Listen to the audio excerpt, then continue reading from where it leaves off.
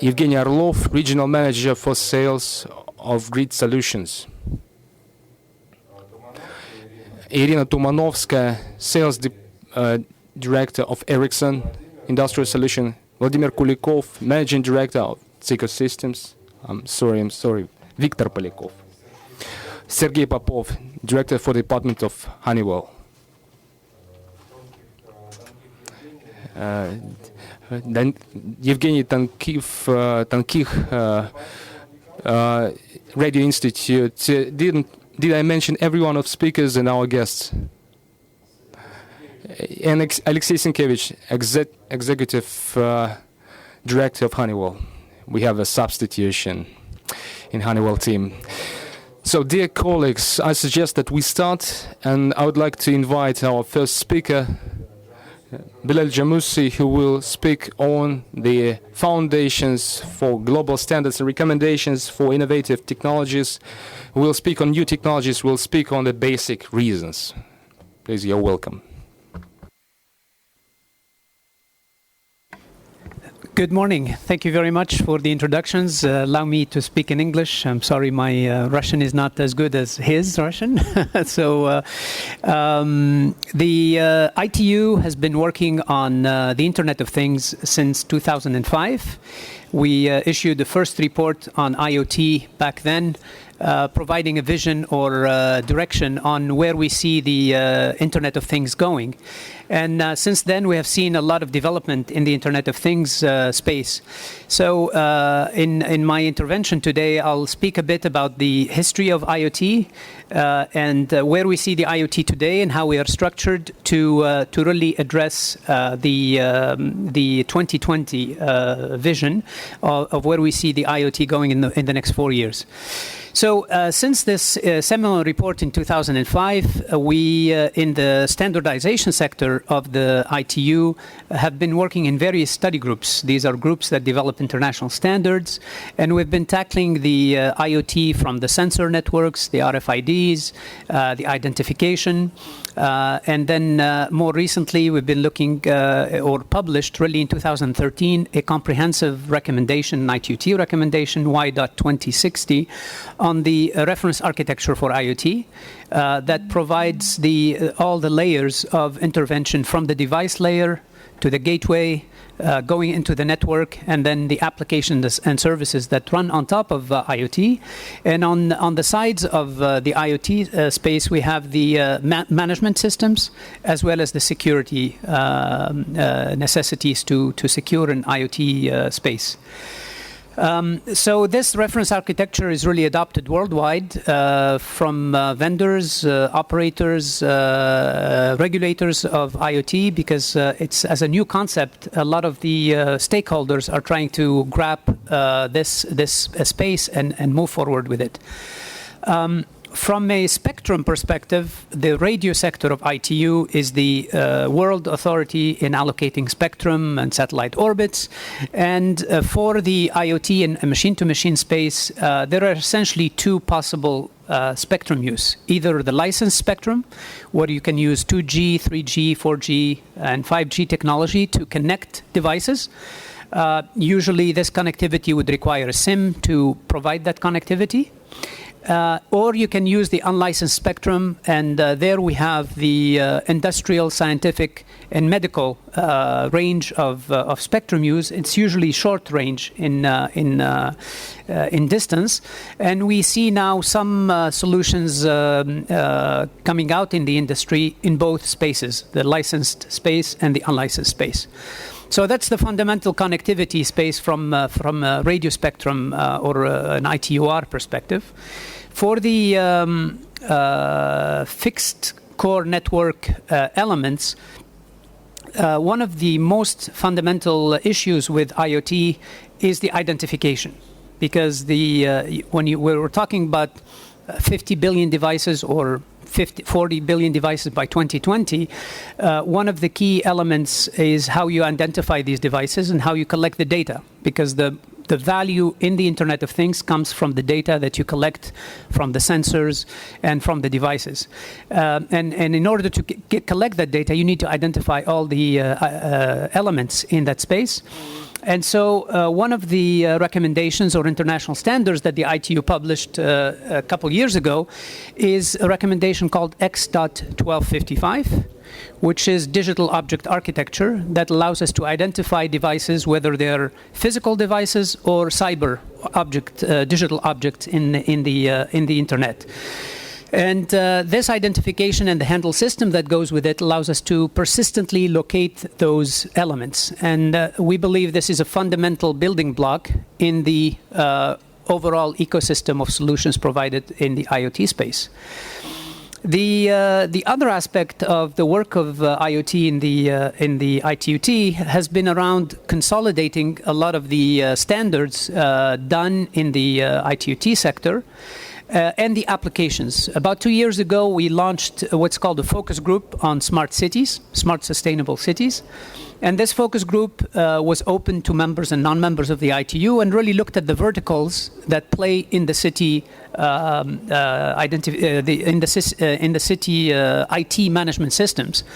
And when we look at the city, you have transportation, you have healthcare, you have waste management, and so on and so forth. So we're addressing all the utilities, water, electricity, and these verticals all benefit tremendously from the Internet of Things because it facilitates the management of the city.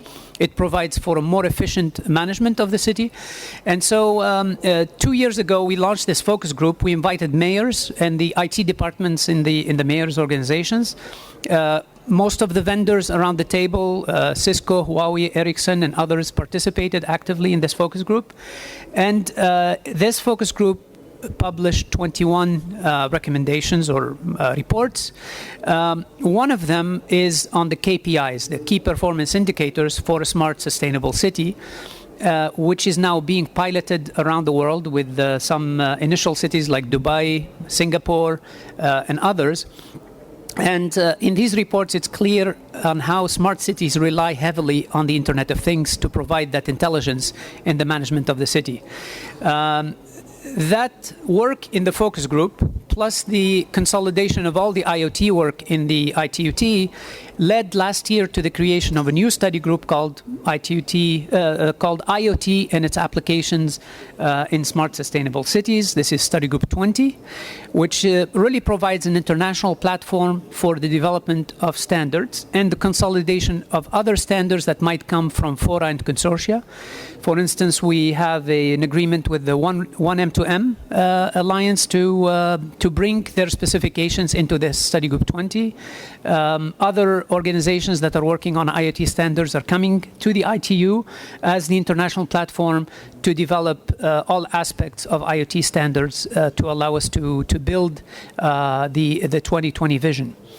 The final element of this development is that for 2020, we're working on 5G. IMT 2020 is the other name for it. And the big distinction between 4G and 5G is not just more bandwidth, it's really connecting 50 billion devices or 100 billion devices.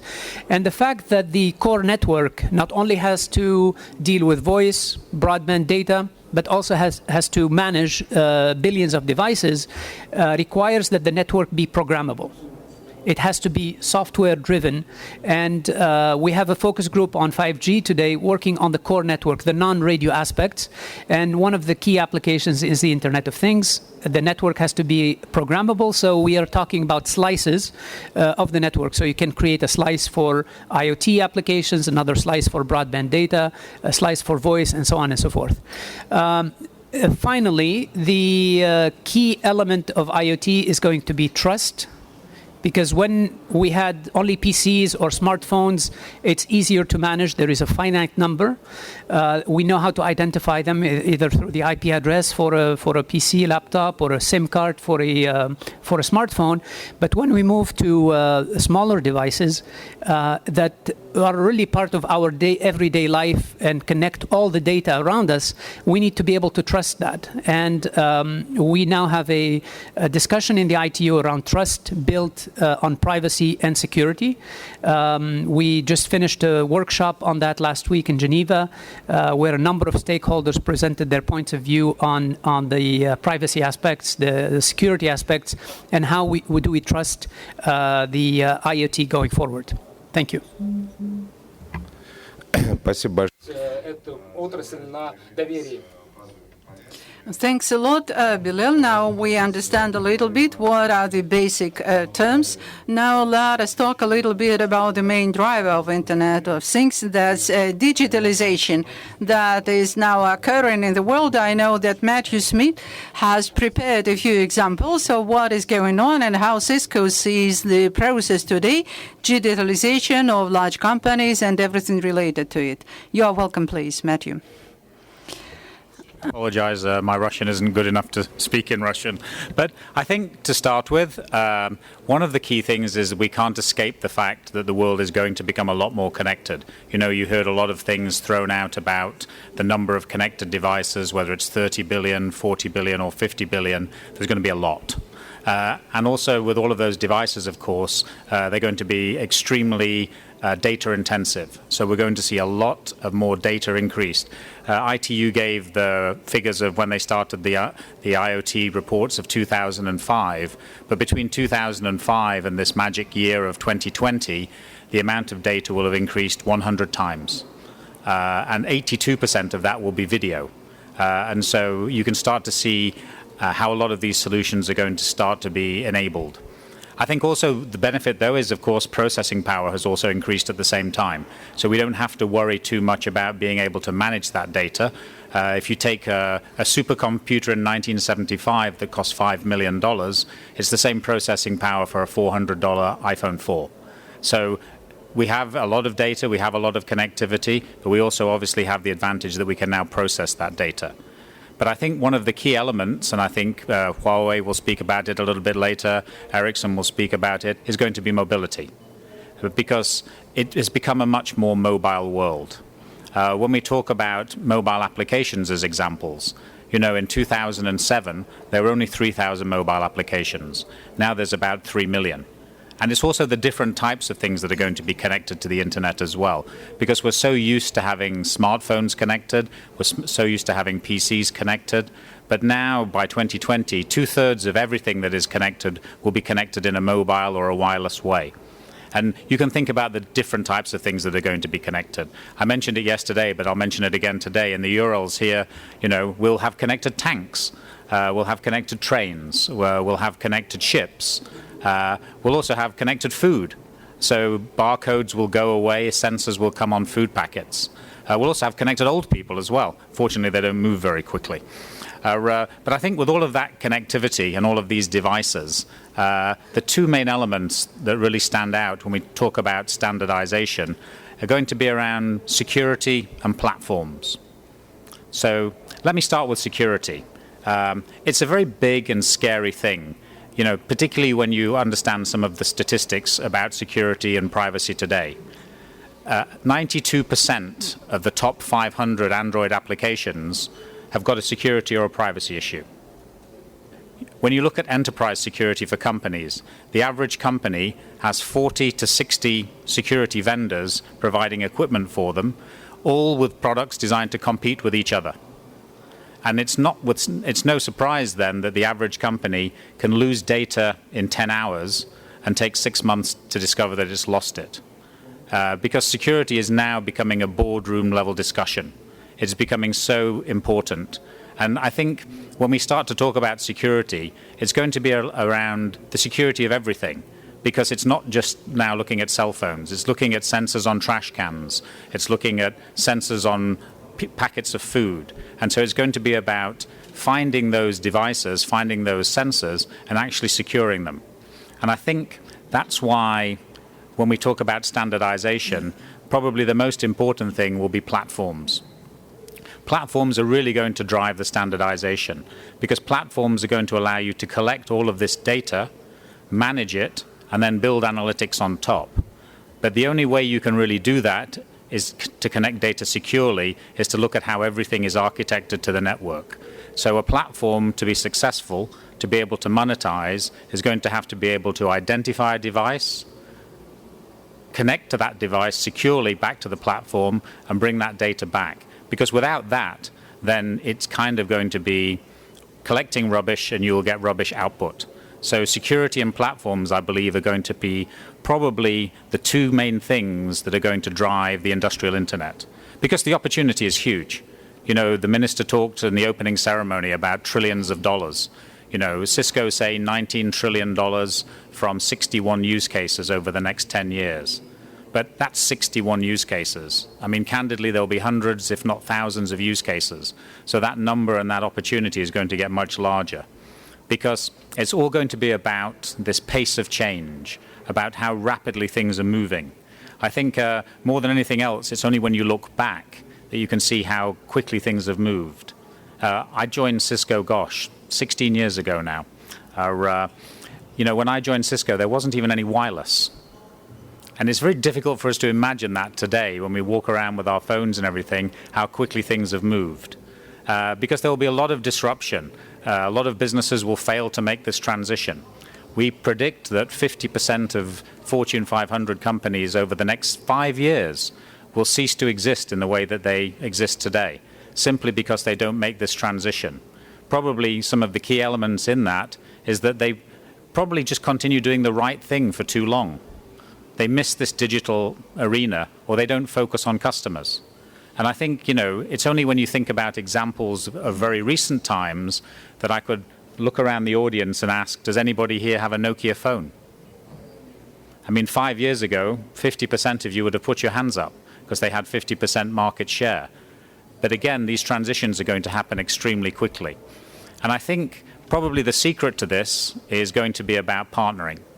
So when we start to think about the partnerships of the future, it's going to be driven in completely different ways. For this industrial internet, for this $19 trillion, this opportunity is too big for any one company. So it's going to be about a collection of companies working smartly together to develop all of these new solutions. But it's going to be tricky as well. So I think the key to success here is going to be about rapid prototyping. It's going to be about trying things out, but realizing that they may fail.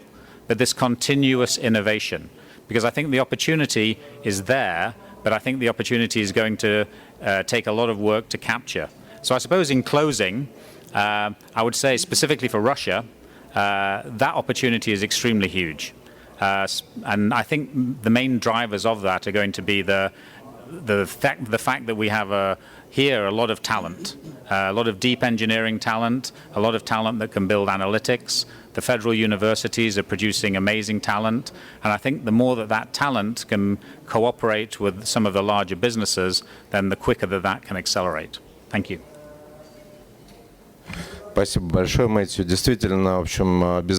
Thank you, Matthew. Indeed, the safety of standard platforms security is what moves the advanced segments of market forward. But as you correctly mentioned, it's also about making applications that solve industrial tasks. And here I would like to give the floor to Alexander Anufrienko to speak on what we on behalf of Skolkovo see about that in Russia, who helps the global vendors reaching customers and removing bottlenecks in Russia, and what has to be done in this direction. Thank you, Igor.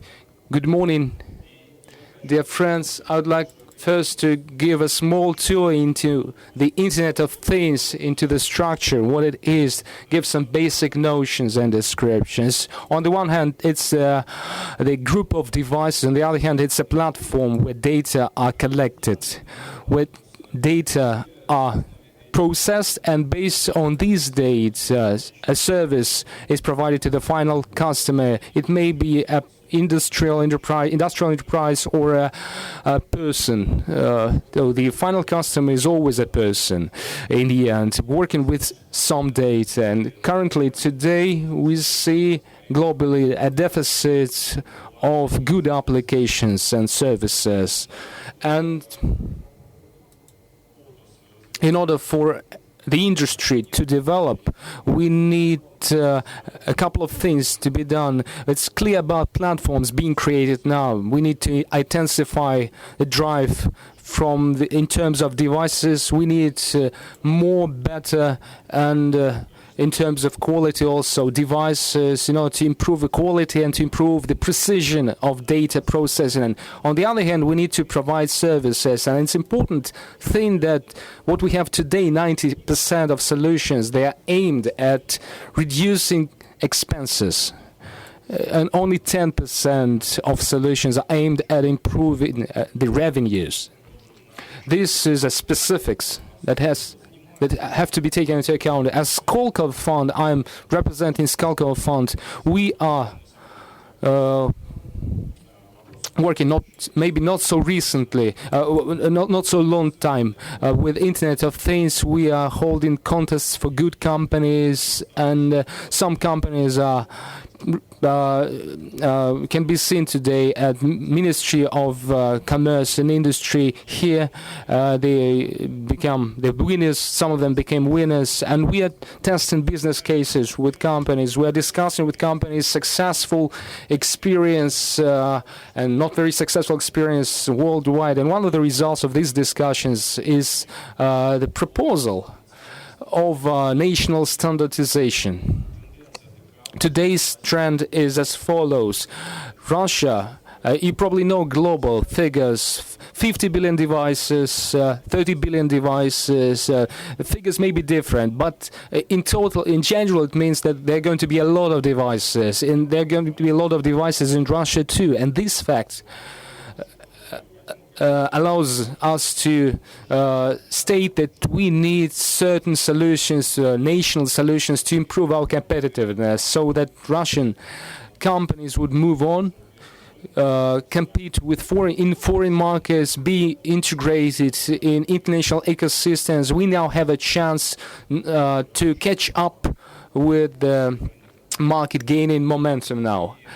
And it's also the matter of national standard and the protocol. Why it matters? Because every device has a stack, an integrated firmware, a small piece that little people pay attention to. Users. But in terms of engineering, this is a very capital. This is a very important part, determining demands for the platform in terms of safety, security, and quality of operations. This is the fact that has to be taken into account.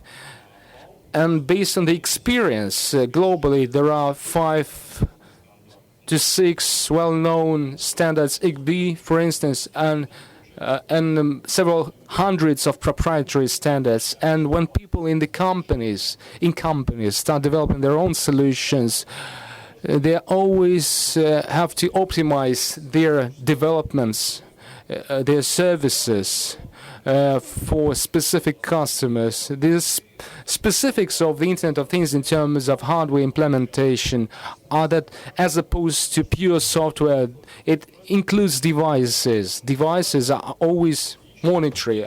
Physical units, and they cost money. One device costs $1. Million devices cost $1 million. It always entails expenses, and the developers have to take that into account and impose certain restrictions. So we need to take the path of price reduction. The stack of software is always costs something. If we multiply the cost of this software, it's usually 10 to 25% of the total chip cost into which it is integrated, this firmware. This hundreds of millions of dollars, which is not little amount if we're talking about integrated solutions. And there are no reasons to keep it in Russia only. And this is one of the initiatives that Skolkovo is pursuing. And we can mention Data Advance, Signum companies of Skolkovo that are very good illumination company, and they are involved in business cases, specific business cases. They have developments, they have products, and they are they're successful in solving some issues. And I'm sure we will do that in the future for Russia, taking into account the foreign experience, the best global practices, taking them into account and implementing them. Thank you very much, Alexander. Марат, вот в самом начале Белель отметил, что connectivity Bilal has mentioned that connectivity is a very important issue in terms of Internet of Things development. What does Huawei do in this respect? How the company can help in the development of this segment? Good morning, dear colleagues. Huawei has a very wide spectrum of solutions, beginning from devices to platforms and infrastructure. Therefore, we are developing, we are starting based on the principle end-to-end. If possible, move to slide 3 right away. Can we do this? Next slide, please. If we are talking about different markets of Internet of Things, and then the existing solutions, LTE, allow us to address video, billboards, smart machines connection, but we have a mass segment which we believe is not represented. These are devices with the low energy consumption, wide radius of action devices. Our mobile operators are not working as yet in this segment. Mostly these are proprietary solutions, are not standards. They are operating in a non-licensed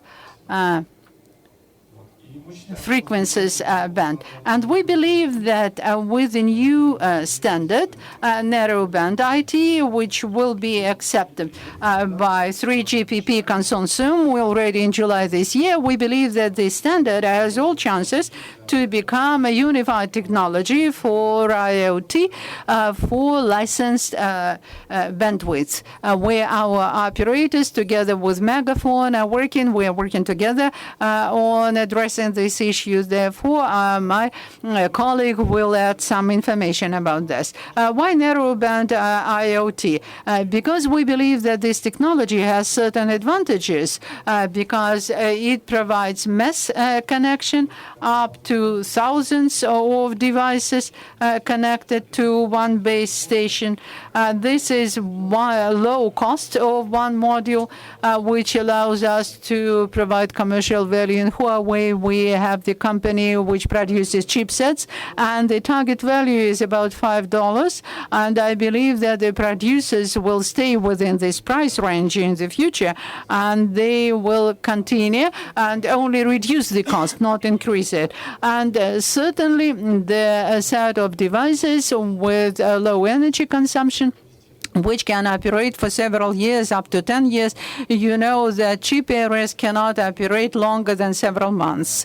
And deep coverage, which can be provided owing to targeted, dedicated solutions. And all this network operators class platform with IOPI will allow us to address security issues. The operators will be responsible. Wide coverage, roaming, and the most important thing which cannot be provided by non-licensed range is the quality of service. Our operator would guarantee that our devices will operate in a licensed bandwidth. I will talk very briefly on 2 cases of application of IoT in smart parking. Together with Megaphone, we are presenting it on our stand. I thank grateful to Megaphone company for that everyone who is interested can go to the stand and see how it operates.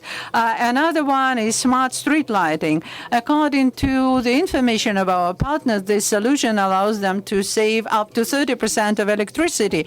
And all cases related to smart city, smart networks will be very highly demanded by the market. Huawei company, what do we do here? We are developing strategy one-to-one.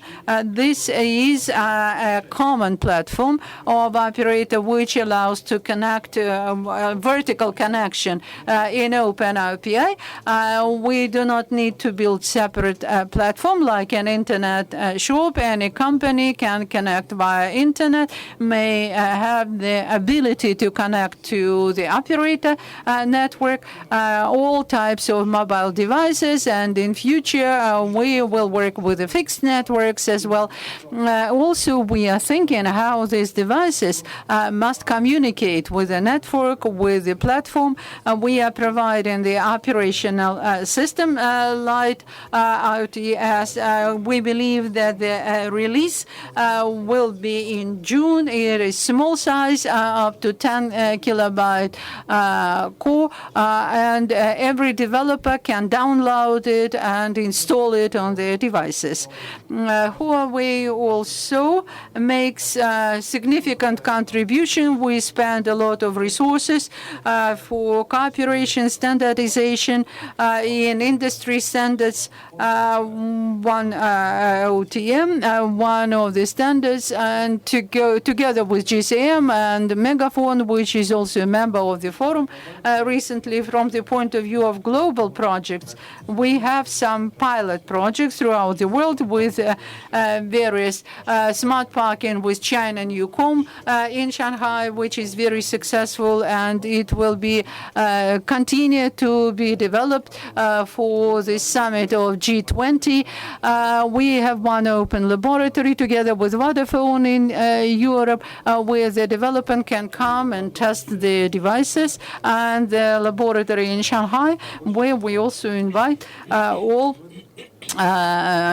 developers to test their devices and their adequacy and connectivity to all operators. We invite all of you for cooperation in the area of end solutions. We're actively looking for producers of local devices to develop the projects together. And in terms of software, we're also looking for integration with platforms to find solutions for the Russian market. Thank you. Thank you, Marat. And Alexander Bashmakov, Infrastructure Director of Megaphone PGSC, joined us. I have a question for you, Alexander. Everyone is doing their best. There is a common opinion in the industry that cell carriers are just waiting for the development of the network to receive revenues. But on the other hand, we also see alternative networks for the Internet of Things. Is Megaphone actually going to fight for this segment or not? Can you tell us? Good morning. I'm sorry I'm late. Can you hear me? Please speak closer to the microphone. I think you have to swallow that as a sensor. Is it the Skolkovo technology? Well, I'm sorry for being late. My hometown welcomed me by traffic jams. Of course, Megaphone and other carriers are waiting for this great moment when we're going to get money for the traffic, and I don't think this is bad. Just the main thing is to have demand for this traffic.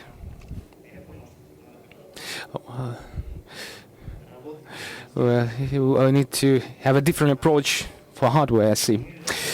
We are looking forward to this moment when our networks are filled with this vital traffic. I want to energize you a little bit. It's not only the future, M2M, it's the present.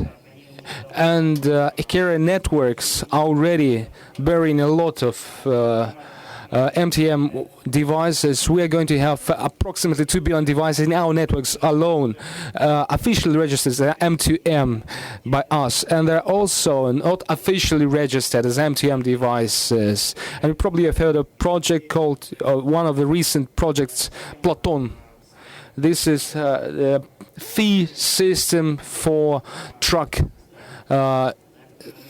on highways that were implemented together with RT Invest, RT's company, and you have heard probably a lot of feedback from people. You can imagine the figures: 2 million of connected trucks that already have now sensors that already inform us of routes of the trucks, the customs crossing points, their tonnage approximate. So we are aware of the capacity, the weight of the cargo they transport. This is already our reality, and we're currently working actively with MTM without waiting for foreign products. And there are already technologies available, basic data technologies used for MTM, a GSM in 900 megahertz range. This is the first part, and the other part is the existing data transfer technology and a lot of connected devices. We are all wear watches. This is one of the technologies it's called LP-LAN, as the vendor call it. It's proximity, short-range devices, but there are also long-range devices. I would like to speak on the efforts of carriers and the direction of mobile industry in Russia. We are promoting this topic, and jointly with Huawei, we are testing another technology, NB-IoT. And I think this is one of the most promising technologies. We've managed to finally create an open industrial standard working in the standardized license frequency ranges. This is extremely important in order to ensure constant coverage throughout this entire range, in order to ensure the stability of signal to our customers. And IoT is interesting for us because it enables us to work with sensors, transmitters, small chip devices that have a very low power consumption, cheap by themselves. The estimations are not $4 or $5, which is quite expensive based on the existing currency exchange rate. We want that to cost 10 cents to be more specific, but as the amount grows, you will see the reduction to this level. And BOT is also promising technology for us in order to provide connectivity for new devices and to look for new applications for Internet of Things technologies in the industry, specifically in the industrial and also state application. The example that we are showing today in Innoprom is a smart park, and just to illustrate how technology can be applied, it's quite simple. A cheap sensor, low power consumption, working for 10 years and more, can be integrated in any paving, in any surface or mechanism, and enables to communicate with this machine, with this transceiver, and send certain commands to perform certain actions. With these mechanics, with these mechanisms, we can apply to a whole range of industries, and I count on our count that we at Innoprom will be able to show to experts and also wide range of customers the possible applications for this technology, how wide it is. Currently, GSM, 3G and LTE. The next step we expected to be LTE, but it wasn't mentioned, but I think it is worth mentioning for your understanding, for your reference. I divide pyramids in the same way as Huawei does in terms of the amount of devices. We have a limited number of devices, connected devices, in terms of amounts, in terms of their number. They require high transfer rates. They transmit large amounts of data. There is a medium rank requiring up to 1 megabit per second rate, LTE-M technology. upgraded LTE, which enables to send at very narrow band, 1.4 hertz, to send information at a good rate. 1 megabit is sufficient to watch average quality video, maybe not HD, but mostly the majority of videos that you see on your smartphones. And the third level is sensors, transmitters that are going to be billions as expected by our technological partners, requiring low data rates and low energy consumption. For these low data rates, I don't know if you know it, talking about physical questions. The smaller the data packages, the less energy is required to transmit this package. Talking about the existing networks, MBOT, they enable to send small data packages at longer ranges thanks to higher power. And MBOT enables to send data at 10 to 20 kilometers range. This is the whole essence and the difference between these technologies. The specifics of the technologies for a lot of devices requiring low power consumption and sending data at large ranges, we use MBOT for devices that require long range and high power consumption. We use LTE Advanced, and what we've demonstrated at the St. Petersburg Technological Forum, 5G with rates up to over 100 megabits per second. That we've demonstrated already. We're using existing radio links. We are not only creating communication networks for these technologies, but what's also important for Russia, we're creating platforms for the Internet of Things, and we already have, and for several years we've been using a platform. My colleague is here who was involved in its creation, Nikolai. How long have we been using this platform? For 2 years in commercial application. We're not waiting for Huawei to reach out for us and sell another product of theirs. We have developed it together with our St. Petersburg programmers. It's already available. We are quite successful in applying vertical applications to it. It uses standard protocols. It can provide connectivity for vertical applications, and all the services that we sell now, the middleware, as I call it, this is the level of applications, integrated industrial solutions.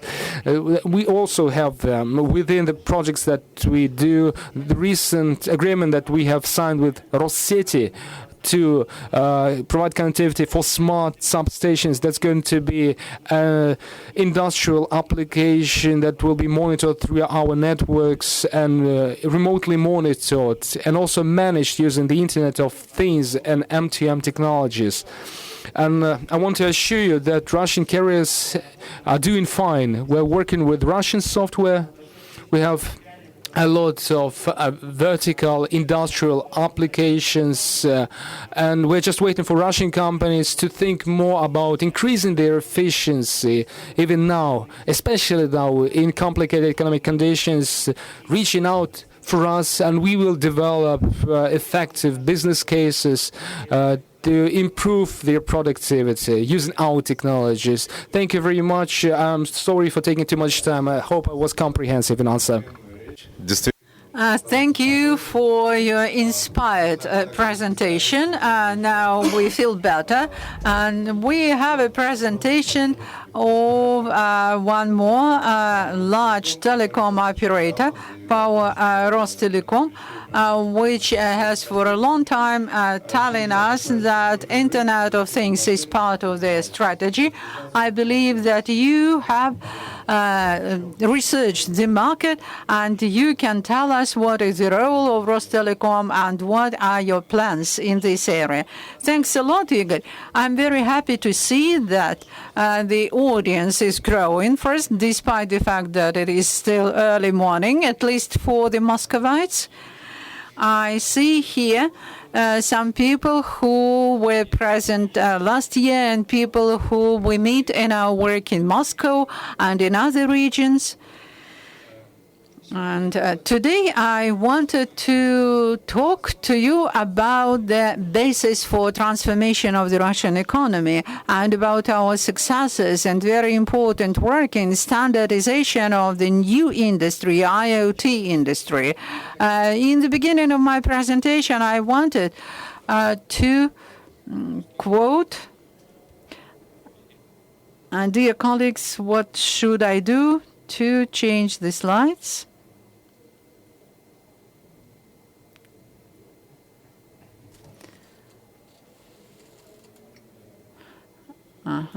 Yeah.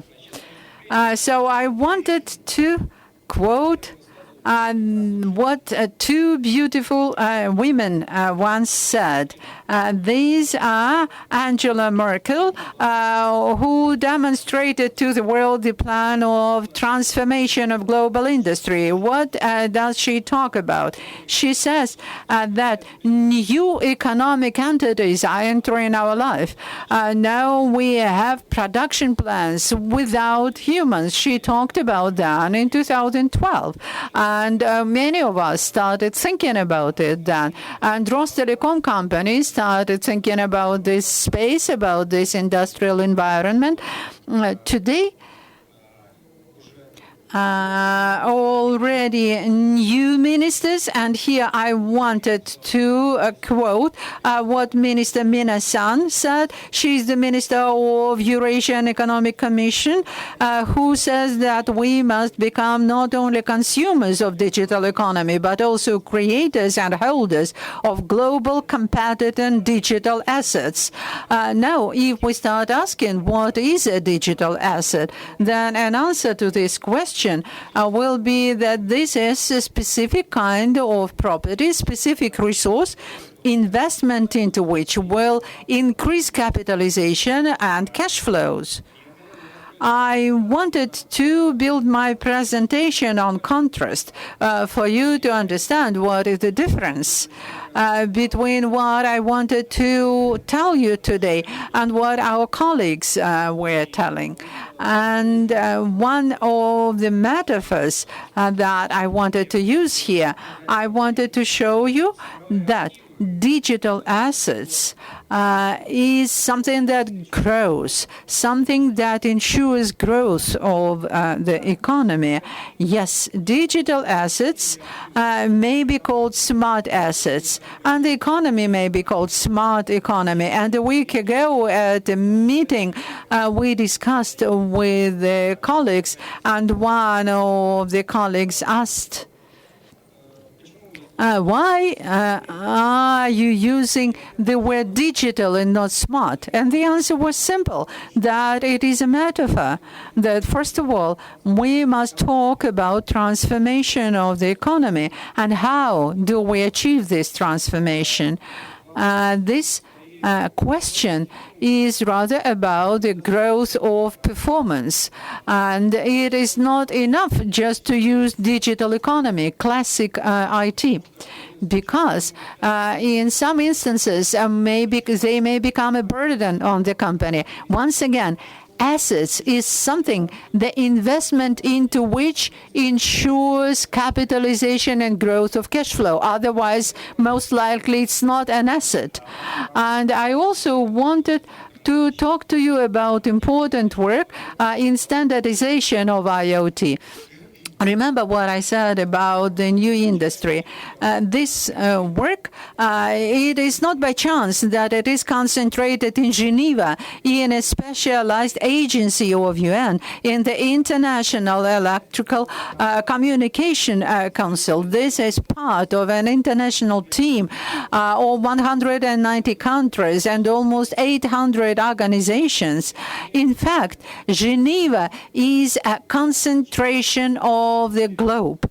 Part of the activities of our international team is the efforts in standardization of the new industry of Internet of Things. So this I wanted to show you to understand how difficult it is to operate there. By the International Electric Communication board, we are ensuring transfer of technology to Russia, and our every trip, every contact returns to Russia standards, technologies, business cases, which we share with our partners, with our friends, and even competitor companies who are in reality are not in fact competitors. I will talk about this a little bit later. We managed to test and discuss the elements of digital transformation of the economy. We are talking about digital assets, which may ensure growth, contribute to the growth. It is very important for us to understand how the changes occurred in our partner countries. And by way of an example, I wanted to talk about two countries, Germany and Japan. And I wanted to draw your attention to the fact that in Germany, for example, they reorganized a number of ministries, and they have given them additional functions. For example, the Ministry of Transport and Urban Development was reorganized into the Ministry of Transport and Digital Infrastructure. Please think how accurate mentally they have identified the agenda of this new ministry. Or Japan, which paid attention to the fact that the Ministry of Education cannot exist without technologies. And now they have the State Minister of Education, Culture, Sports, Science and Technology. At the same time, in the Ministry of Justice, there is a minister who specialized on the issues of growing the birth rates, because in case they do not address demographic issues, in case new children are not born, we will not have new engineers or teachers or researchers. It is not surprising that the Ministry of Economics, Industry and Commerce of Japan, we have now the State Minister of Reviving Japanese Corporations. At first, it sounds strange. Japan is a country which is at the forefront of economic development, and they are talking about reviving their corporations. Possibly this example will give us a chance to better understand our way forward and to move forward more successfully in this direction. Now, there's a question how to use this experience. First of all, we need transformation of our perception. Quite often, already for longer than 10 years of my life, I've been hearing words about the economy of information and communication technologies, but let us imagine for a moment how ICT are perceived by a manager of any industrial company. Gardner, in 2005, at the time of reorganization of the power industry of Russia, mentioned that the industry does not invest sufficiently into ICT. What was insufficient? It was 0.8% of the company's receipt. It was huge amount of money. However, that was not enough to focus the attention of the top management of the company. And Gardner recommended to raise this to 1-2%. Can you imagine how 1-3% of receipts can be perceived by the top management of any company? They do not see it. They do not see those technicians, that technology, and therefore international companies recommended to place ICT manager to the second tier in the management of the company, for that manager to participate in strategy development, to contribute with his recommendations to the development of strategy. On the other hand, when we are talking about IoT as an industry, just imagine for a moment the digital transformation of the economy. is the Internet of Things, which goes through all the horizontally and vertically placed industries in the economy. Then we'll have a different focus. We will understand how our technologies are important, no matter what adjective we are using to describe them. And we must say that digital transformation of the economy is the change of the ways of doing business. This is about management, about economy, and in the lesser degree about ICT. Now, a few words about Internet of Things. I tried to translate it from the technical to the common language, because lots of managers of companies asked me that question. When I asked them, what is Internet for you? They started telling me quite vaguely what it is, and finally I proposed this formulation, that these are related, interrelated economic and social processes. It means that something pays for those processes, and these are the processes without human participation. At the same time, humans ensures the growth of performance, and IoT uses the Internet in production. This is more or less clear, and previous speakers tried to show that technology related to telemetry existed long before we started talking about IoT. Then we ask a question. What is the new element in this? And the answer is new business cases, new ways of doing business. I wanted to show you this branch and the elements of development of this new industry. On using the example of a smart city, I wanted to show that smart city is housing and utilities, it's construction, it's smart transportation. What is transportation?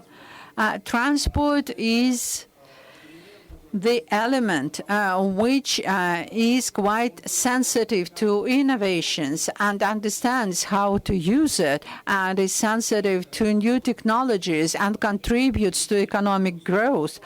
It increases the throughput in tons and kilometers per day. It contributes to the general economic growth. That is quite clear. What could be the elements?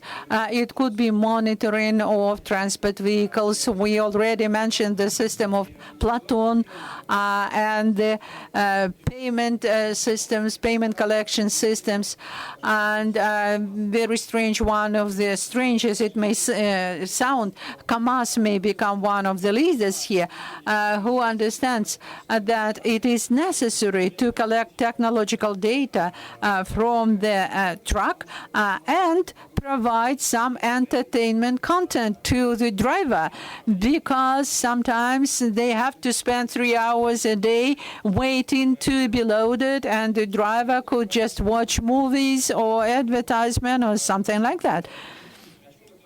So this is vehicle to grid. This is a new business model that allows a transport vehicle to become the carrier of power. In one place, it may charge its batteries and then go to some other location and to spend this power. This power can be transformed into chemical or other power. So the industry of Internet of Things changes the appearance of all related industries. And here we see cities and transport and power engineering. I wanted to show you these two numbers. In 1998, 18 years ago, the first IoT standard was developed. 18 years ago, not yesterday, not the day before. And since then, the book of standards, just standard titles, has become a very, very thick volume. One of the standards, specifically the first one of 1998, was the standard with the help of which the issues of placing radio labels on containers was developed. This is a very clear thing, but we do not remember already from what it all started. I also wanted to talk about digital transformation of the economy and Uberization, for instance. Very few people thought that Uber is not just a taxi. And this is an acquirer. The driver opens an account, the driver gets an insurance, the passenger is also insured, so the point of sale is inside the car. This is the most expensive place. Just imagine that from this space you cannot go anywhere, and you were sold 4 things at a time. That is why the company is $60 billion worth, not because they are a taxi service. And Uber is changing the social landscape. The economy of self-employment is the most difficult element. And this picture was taken from the Uber website, which demonstrates that the people who turn to this service as drivers who could not be employed in the taxi companies, they live in the least wealthy parts of London. We must remember about this, because when we are defending the interests of some taxi companies at the legislative level, the companies which are an unnecessary intermediary between the passenger and logistics provider, it is necessary to fix the potential growth points.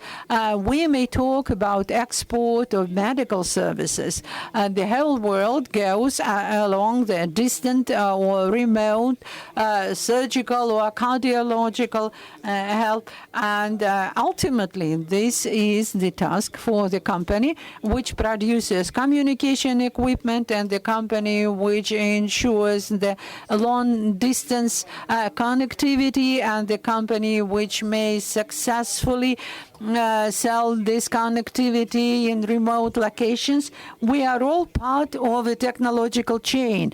People should not die. And now we have a new type of individual transportation systems which ensure 100% radio visibility of a vehicle. What does it mean? It means that we may address both economical tasks and the tasks of anti-terrorism, because a transport vehicle which is visible at every leg of its route may be under control, and lots of various tasks can be addressed. Most of all, we are relying on transit corridor, and we cannot see the transport corridors without drones or the transport vehicles, pilotless transport vehicles, because this task may be addressed with the help of a driver that drives the vehicle. And if we raise it a little bit higher, 1900 tons per kilometer per day, humans will not be allowed to able to cope with it. So we may need electronic assistance. So Skolkovo may be able to help us with this, maybe some other service providers. What is coordinated agriculture? These are also sensors and networks and so on. And I wanted to draw your attention. Yeah, I'm very, very, very close to the end. I wanted to draw your attention to the question when we say, what is smart city? Where is business? This is the vision of San Francisco as a smart city from the point of view that it will not be sold well. And they say that the model of ownership, car ownership, and the model of public transport require changes. And they identified that there are some methodologies with the help of which we can ensure better utilization. And the gray cars in the top part is the personal cars. Long strokes are the buses, and they say that they plan to remove buses from the roads and prohibit people to drive alone in their cars. In addition, they wanted to develop cars of joint ownership. And I already mentioned that transportation is very sensitive to innovations, and innovations can help us to address many issues. They have calculated that a person leaving his house and going to the public transport stop loses a lot of time, which can be saved if his neighbor can share the car with him. They're removing not just public transport, but the taxis as well, based on Uber business model, lifts, and so on. I told already that we have a related element of transportation systems, the new engines, new generators, electric power, and new business models like vehicle to grid. And a big challenge for us as the operators, mobile service operators, is moving networks when you do not need an operator to move traffic from one car to another. This is a challenge for us. Either we participate or we will lose a big chunk of the market. And now very quickly, what are digital assets that I mentioned in the very beginning? We need the special data for modeling, city planning, territorial planning. We need models where we will move away from traffic lights at the crossroads, ensuring in that way the required modes of throughput per day. Just pay attention to the right-hand side of this slide. You see the numbers of expected receipts. If 2016 it was 40 billion euros, in 21 we expect 122 billion. And below you see that in order to implement that traffic light less traffic, we need a navigation device which ensures visibility of transport. We need infrastructure, multi-agent management system, and we need communication of the new type, operator to operator. In addition, we also mentioned how the operators should work. Today, in the left-hand side, we are competitors. Like, for example, we compete with Megaphone. Quite often, we have customers who are outside of our coverage area. At the same time, if we ensure the chain of service supply without competition, without selling traffic, we may cover 100% of the territory and 100% of the market without losses, sharing the receipts, sharing the profit, and everyone will benefit. We have new decentralized payment instrument based on blockchain. Well, so sorry, but your time is out. Let us hope that Rostelecom will implement everything that you have mentioned here today, and we will use the fruits of this infrastructure. I would like to go back to the first slides where Sergei was citing Angela Merkel on Industry 4.0 and unmanned production. I think this is an interesting topic to discuss with companies that are involved in industry. It's a unique moment with this industrial internet, as I see it. IT systems and operating systems turn to a single thing. This is a fundamental point for any industrial enterprise living separately for a long time. Engineers on the one side, engineers on the other side. Alexander Yashkin, I think, is present here, and I think it's worth of giving the floor to Fanuc company. Maybe robotics seem like a distant topic, but nevertheless, it's worth mentioning how they are connected to internet and what follows. We have a lot of experts in the first row. Just a couple of minutes, please.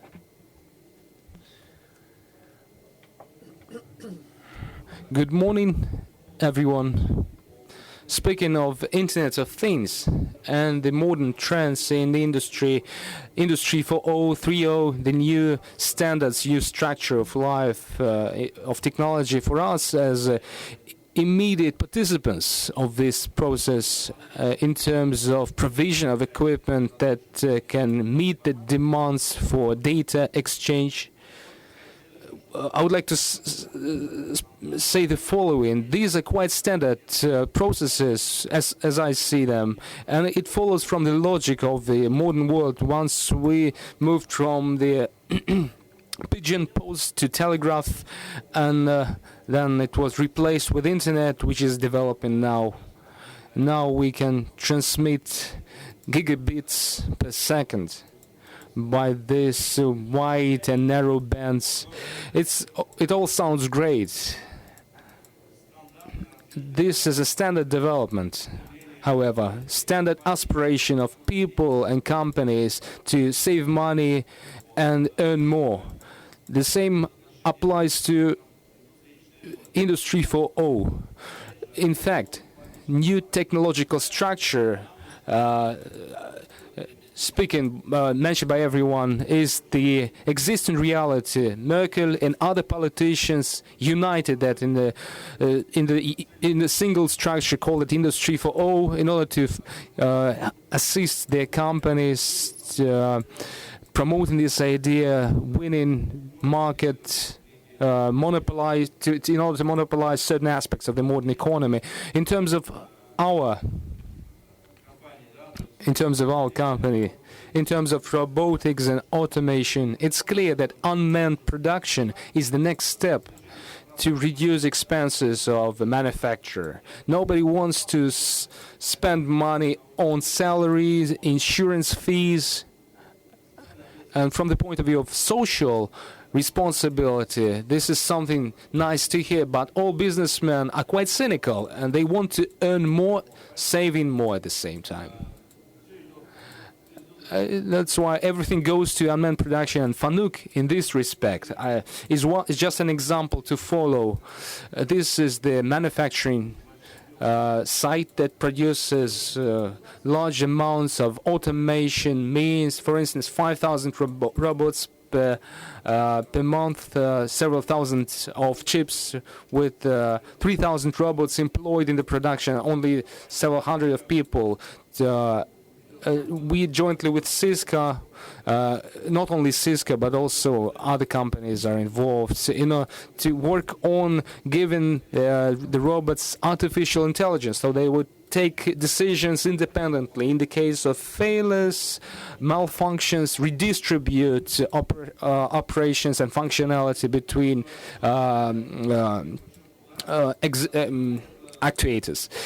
Just to summarize, this is the logical development of the industrial development in the enterprise. What are we going to get as a result? Reduction of expenses, of course, and I can proudly say that this, I think, is the first successful example of using IoT, smart technological platforms like General Motors in the United States, for instance, where they jointly with Cisco, more than 6,000 industrial robots that are employed for automotive production were combined in a single network, and we are gathering information on the technical condition at every specific moment of time. We analyze, we predict what is going on with this specific robot. We boil down simple things to zero, and and we've managed to get the annual award Zero Downtime that was implemented. And it's clear that General Motors is not having any downtime now. Cars are being manufactured, money is being earned. So it all boils down to getting rid of services that previously were checking every unit of produced piece, logging information, some third party was analyzing, planning. Now all this has disappeared into the into the field of cloud technologies, where all is done automatically. For me, this is a method of saving of all those present here. Everyone mentioned, we are all contributing to this process. That's why all together we'll be able to achieve good results.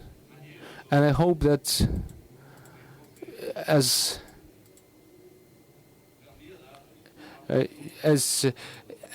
is in Japan, robots are working, people are just observing and enjoying life.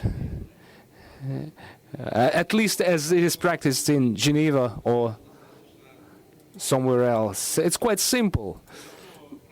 But we've been promoting this topic in Russia for quite a long time, as robots are employed in different areas of our country, and the service tasks that we set are daily and can become urgent at any time, and we are equipping robots with 3G, 4G modems depending on the coverage, the carrier available in the region.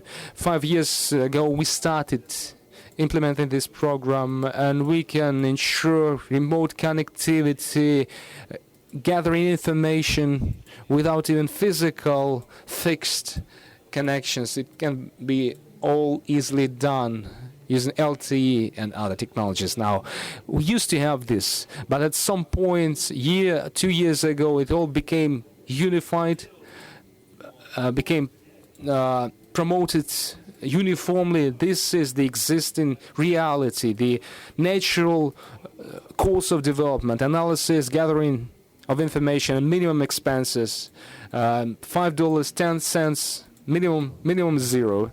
Okay, thank you very much. We'll see a position. Just, I'd like to give a small remark. European Parliament issued a statement that they were going to give the status of entities to robots and to provide them with documents. And I think by 20s in Russia, robotized production could be implemented with 2 shifts. So with one shift would be providing the capital increase function, the other would be performing the social function. European Parliament has almost adopted this statement. We're going to have another session dedicated to robotics. I have a question to Alexei of Honeywell. I think they've been working with industrial internet for quite a long time, as long as Fanuk, connecting facilities, ensuring automation. What interesting have you learned about data while gathering this? What results do you have? Thank you very much. We started with English. I would like to move back to English. Honeywell is a company of hardware. You made a point that we've switched over to a software focus a fairly long time ago, and literally what we're looking to do now is just take the data that we've collected and give it back to the user at a senior management level.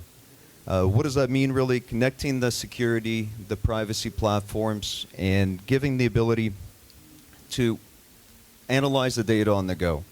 It's programs like our Pulse, which allows the executive level to incorporate the data in a Apple or a mention a Nokia device as well, and really take out the key information needed to operate a refinery, a metallurgy plant, and make the decisions at a rapid glance.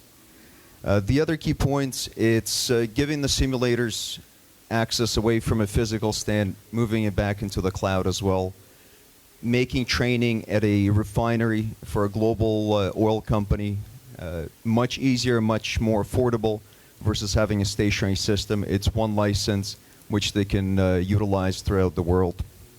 The other key is remote access. It's giving the technicians which are performing work in a remote Arctic environment with access to an iPad and being able to see exactly what they need to change. Make the order on the go versus waiting for the signal and then moving forward. So to join the colleague from Fanuc, it's really about saving cost, optimizing downtime, and making operations much more affordable. So, thank you.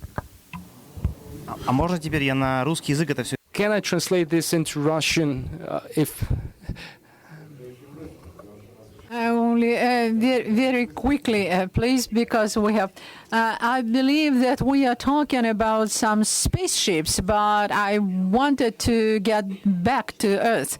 My brother has 4 workshops at the Uralmash of precision casting, mechanical metalworking, and producing springs for different types of equipment. And here in this audience, there are lots of people who are involved in real production because we are at the Innoprom. And talking about robotics, I do not think that in many companies we have industrial robots right now. Well, we have some specific robots. Well, KUKA, not Fanuc, some other robots which are also present here, they would advertise it.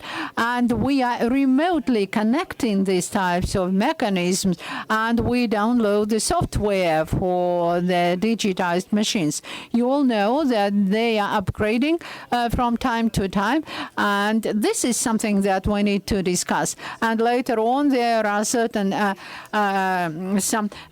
people refer to big data. I hate this word. I just call it analytical services. But I must say that right now a very interesting thing is being developed in Russia.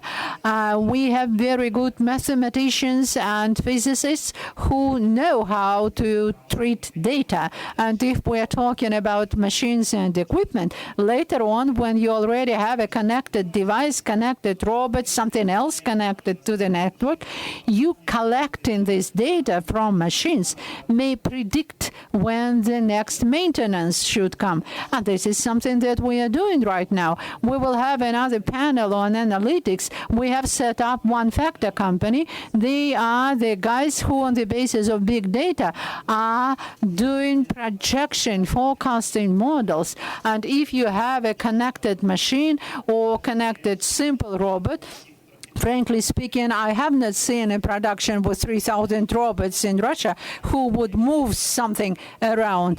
I saw robots who were making springs, or hardened springs, or paint them. But I do believe that this specific application, which can be implemented here and now together with Fanuc or Honeywell or some other companies, well, I just wanted to bring us a little bit closer to Earth, to the Russian reality. Well, I wanted to give a word to Boris from S&P company, and I do hope that you will tell us in a couple of words what is necessary to build those predictive models. What is required is desire. We do have representatives of production companies. I'm working with them on real-life cases. There are 4 main issues when we are talking about IoT. These are not technologies, that's economy. There's quite different business models. First of all, it's additional services, not just cost reduction, but additional revenues, additional services. And you have mentioned Mrs. Merkel here, but this program is the program of improving performance of German industry, not cost reduction in new economy. This is improvement of performance. Of course, this does involve cost reduction, removing extra elements of production. But first of all, it's focused on new services for us to live better and to spend more time on work and have more time for other things. There are 4 important points. If you remember Kipling, first question, why? What is the benefit? How to get this benefit? And most important, who This is also a very important issue. It was mentioned already. Sometimes it is referred to CIO, but if you look CEO, but if you look at the large companies at the level of vice president of strategy, they have a role of a digital office. This is vice president of strategy, responsible for changing business of the company because of the use of digital technologies, which bring a new element. If we are talking about predictive analytics, in order to be able to predict, you must have a look at the data, at least collect the data. And there are two steps: from the data to information, and from information to money or monetization. If you look again at this huge number of articles which are dedicated to how the business companies are changing, many people are adding services, and some people are talking not even about the sales of products, but product as service. Probably you have already heard about life cycle contracts, and this is in fact the change of economic model which influences a lot all our industrial companies.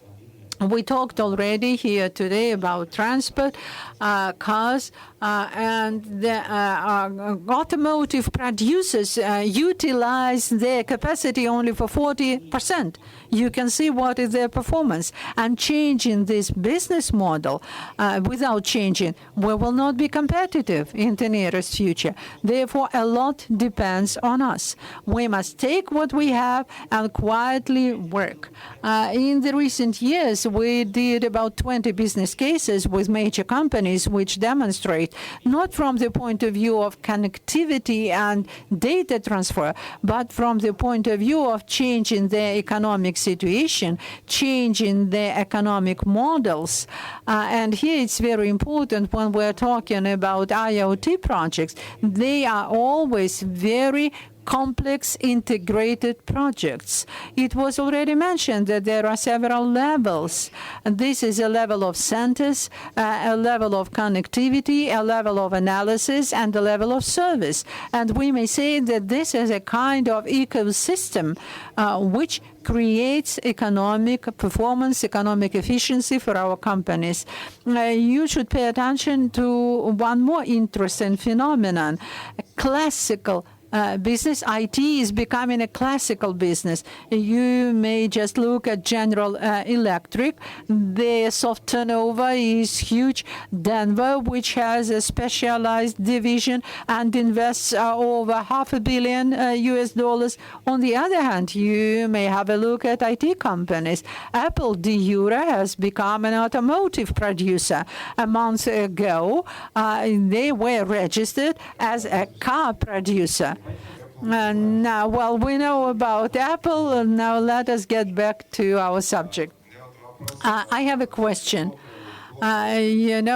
Alexander invited us to talk more about Russia. It will be interesting to listen more to the colleagues who work with the companies. I wanted to ask Alexei from Microsoft, what do you say about internet companies in Russia, and how do you overcome the challenges if you do? Just be brief, because otherwise some of our colleagues will not be able to see. 2 words. Difficulties and challenges. My colleague has already mentioned the trends, that's predictive analysis, and we are operating in this respect. And the difficulties that we have here is the adequacy of the models which are built for projections, which are done on the operations level and longer terms range. We have very strong mathematicians and physicists technologies, but not always the technologists trust those models. This is one of the difficulties. The solution would be to bring together theoreticians, mathematicians, and engineers to find a consensus on which they could operate. Another problem is that we see as a company which operates in automatization and operational management market. We see that there are lots of standards, lots of platforms, different types of equipment, but to our mind, we do not have young specialists who would be able to work well with those technologies. Therefore, one of the areas which was mentioned here and which we suggest is to start training as early as possible and to have this discipline as IoT as a major in universities. Thank you. Thank you for your brevity also. Victor, I have a question to you. TB Systems plays in this market for a long time. Probably you have something to say as well. What goes on in the Russian industry and how you fight against this desire or lack of desire? I represent a software company. We are developing platforms for IoT, and we have many implementations in industry. I wanted to draw your attention to the fact that the topic of classical industrial internet was left out of our discussion altogether today. I believe that classical industrial internet is Ethernet, not just Ethernet, but with synchronization to milliseconds and nanoseconds. I believe that representatives of Honeywell would share that opinion with me. It's interesting for me to note that the key speakers today were our colleagues from telecoms, in the companies who supply equipment for them. And this is one of the main problems why industrial internet does not develop at a rate which it could have. We talk about big words, LoRa, low power consumption, network, predictive maintenance, but the problem is, I do hope that in the audience we have lots of people who represent classical automatization and industrial software development. When people talk about remote access, they do not understand. And conventionally speaking, the main problem today is that IT and automatization services in a company exist separately. They do not talk to each other. And the IT people, when they listen about new technology, and our colleagues from Huawei and Cisco, what wonderful technologies they have to move wonderful terabytes through the internet, they have their closed circuit without any specific technologies, and it seems to me that it would be worthwhile not just discuss trendy technologies, but how modern telecommunication equipment may, at the logical level, combine those two works, automatization and IT, connect them into one physical network, give them security tools, and in this way allow them to build classical multi-level solutions for a specific company, because it's a ridiculous situation today. We have a major customer who has an automatic power metering power gauges, and we have data from industrial network, and the data to commercial accounting sent by email. So they collect data and then send emails to the accounting department, and that occurs every day until someone comes to them and connects those two networks. In order to make my presentation brief, the second problem, purely Russian, is standards. We always invent our own standards.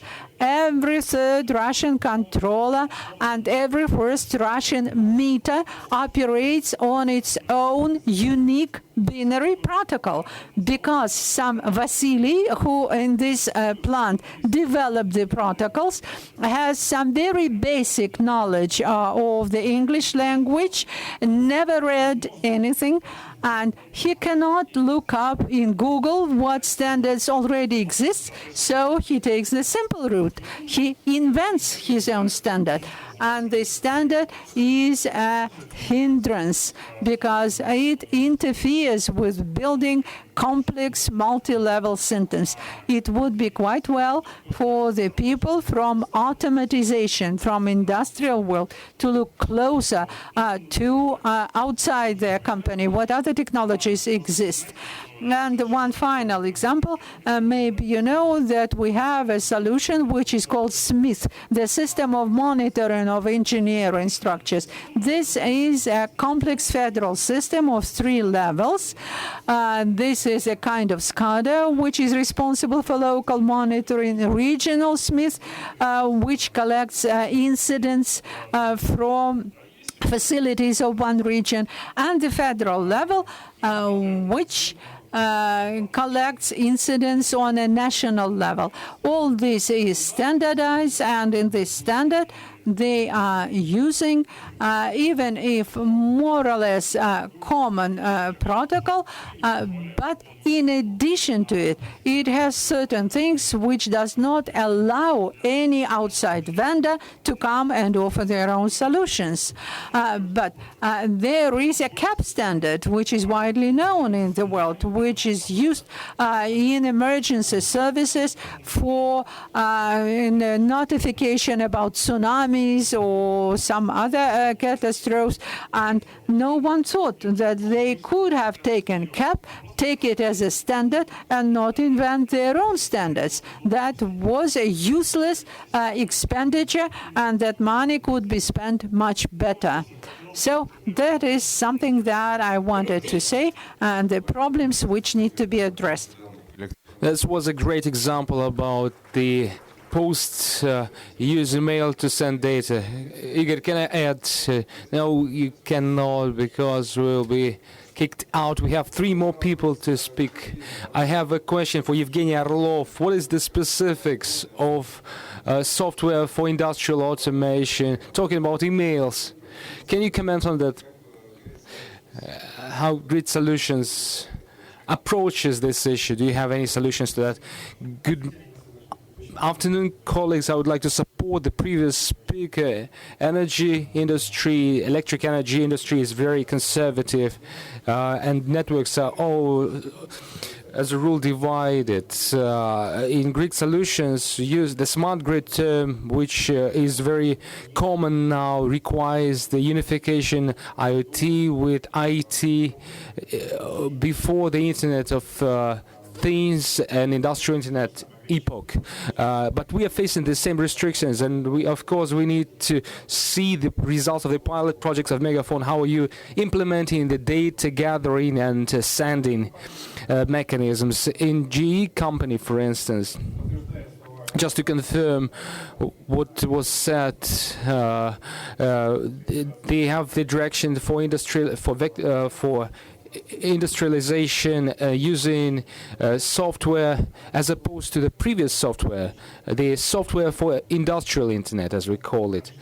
Industrial internet is a subdivision of the Internet of Things, and I would like to emphasize just one thing. It was not mentioned today. The Internet of Things technology is a driver for classical sectors. For instance, GE or other company, Honeywell, for instance, were involved in classical automation. There were always some solutions using the Internet of Things technologies. They become evolutional in their developments.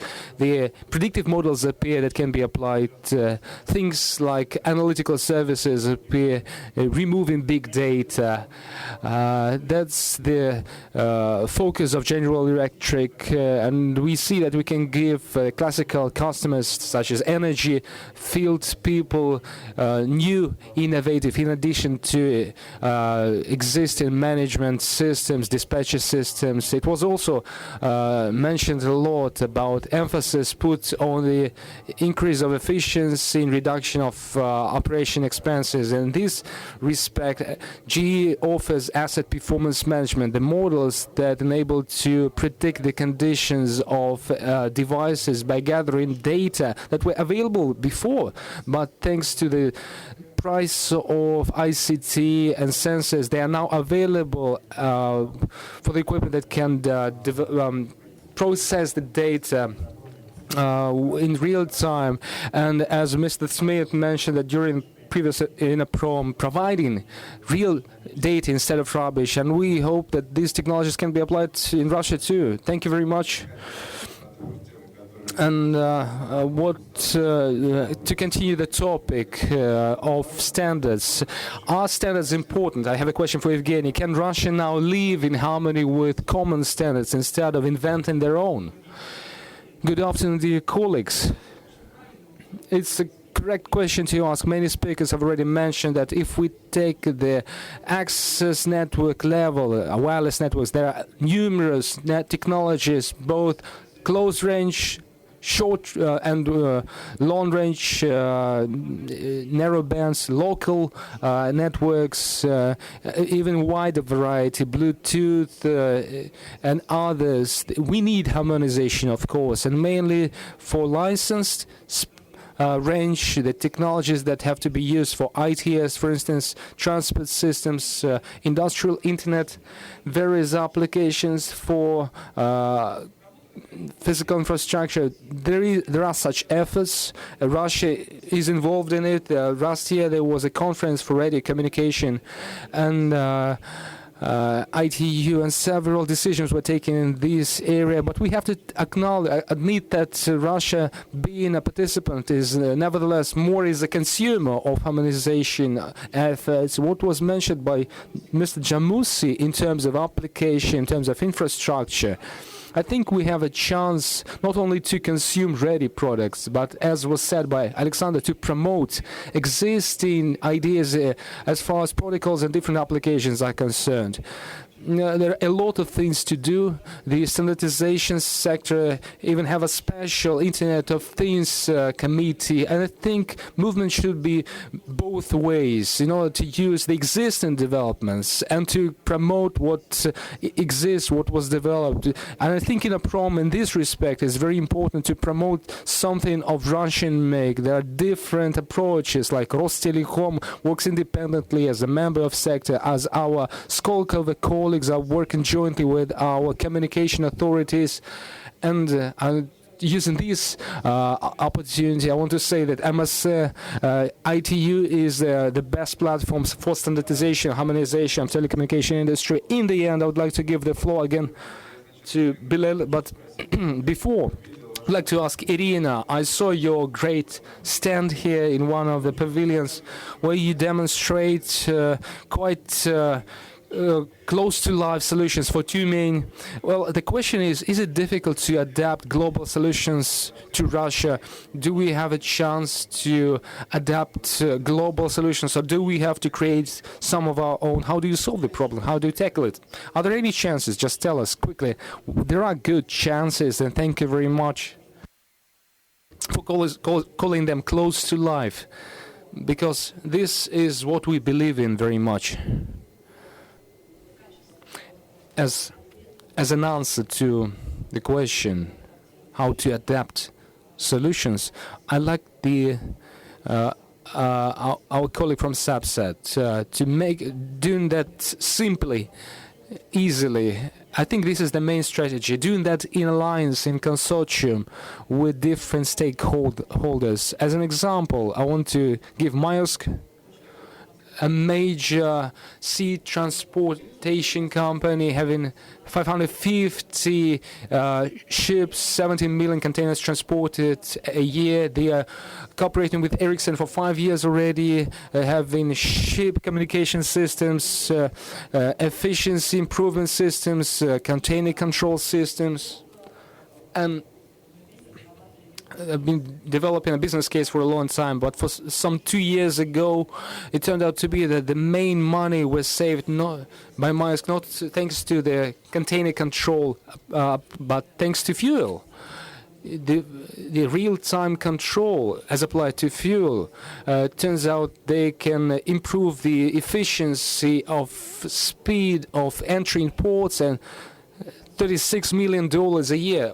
Quite an unexpected result both for them and us. And talking about Russia, doing easily and simply, I think we need to be decisive in our enterprise, start some local project, and for us, market participants, to be more modest in our ambitions, to be more practical, close to life, taking this project and working with carriers together with vendors, device vendors, system integrators. This is a very complicated task, and many of us are competitors. We are working jointly with Cisco for the last year in major projects. It's not a simple thing to do, but the result is worth it. We here working with Center 2M, a company, the system provider for end-to-end Internet of Things solution. Jointly with them and vendors, equipment vendors and carriers, we build such cases. This is a complicated thing to achieve, but the global experience can be used in some parts, some elements can be applied, and then the whole chain will be built unambitiously built together. So your recipe is building a local company you have to work with and involving something of international experience. Yes, building alliances for every specific case from international global companies. Dear colleagues, I think we will be kicked out, but nevertheless I'd like to give the final floor to Bilal so he would support us, motivate us in some way. Very much, Igor. In 30 seconds, what does it mean for Russia? I think, first of all, you mentioned that some of the engineers may not speak other than Russian. The good news in the ITU, all of our recommendations that are relevant to the Internet of Things, whether it's in the radio spectrum or the other standards in the physical, are translated in Russian. They are available in PDF in open form on the ITU website. Google IoT, ITU, and you'll be able to access all of them in Russian. So that's good for you Russian engineers and the ecosystem. Second message is that you mentioned something that's critical for IoT, which gives Russia a great opportunity. The IoT opportunity is about conversions. You have the IT or IoT space and telecom space, and you have the other verticals. And the success story is when you put those two together. The people that know the workflow, they know the process, and know how it works and how it can be optimized. When you bring experts from the IT sector, ICT sector, you have critical solutions. And that's coming back to the gentleman from Cisco. He said it's all about partnership, and that's where the partnership comes from. The two ecosystems, you can develop really innovative solutions. Final point, you can bring those solutions to standardize them in the ITU in Study Group 20, where Sergey is a vice chairman. Thank you. Спасибо большое. Я думаю, что на этом мы... Thank you very much. I think this is our good end.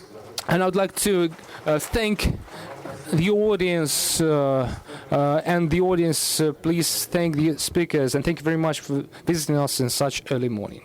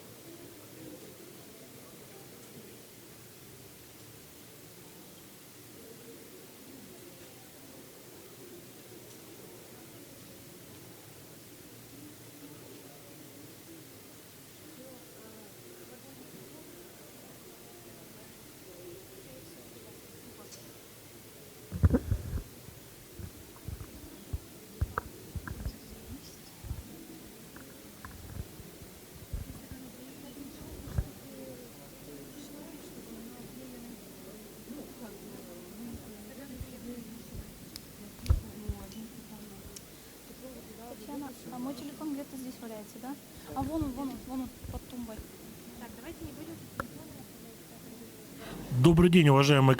Good afternoon, dear colleagues. We will start. Unfortunately, we're still waiting for another speaker. I am the moderator of this session. My name is Dmitry Ivanov. I'm head of innovative development of Saturn Scientific Production Association. Итак, It just happened that our company, for some half a year, is trying to work with industrial internet. We have accumulated a number of questions, we have some experience, and today, with the help of the IIDF, have gathered the colleagues, and we want to discuss the questions that we have accumulated in our company. I think you also have some questions that need answers, and I think we'll make it into a live discussion to hear your questions. Please, speakers, be as brief as possible in your statements, in your speeches, and if you're out of the time schedule, I will have to interrupt you, unfortunately.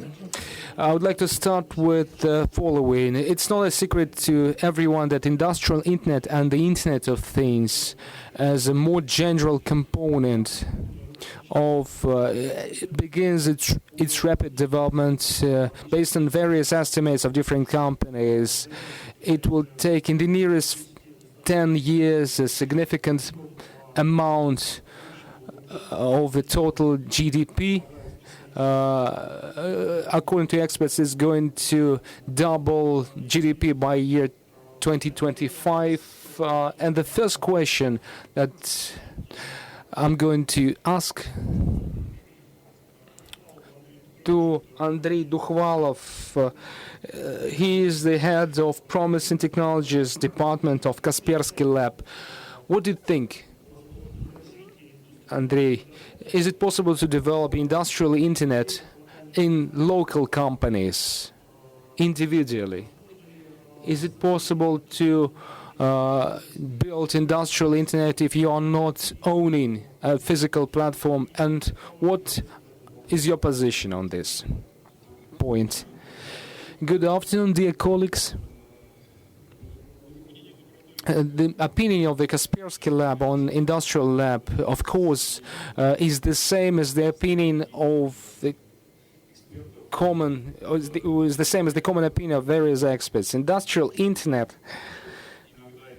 is our today and the nearest future too, and we see huge potential in it, in this area.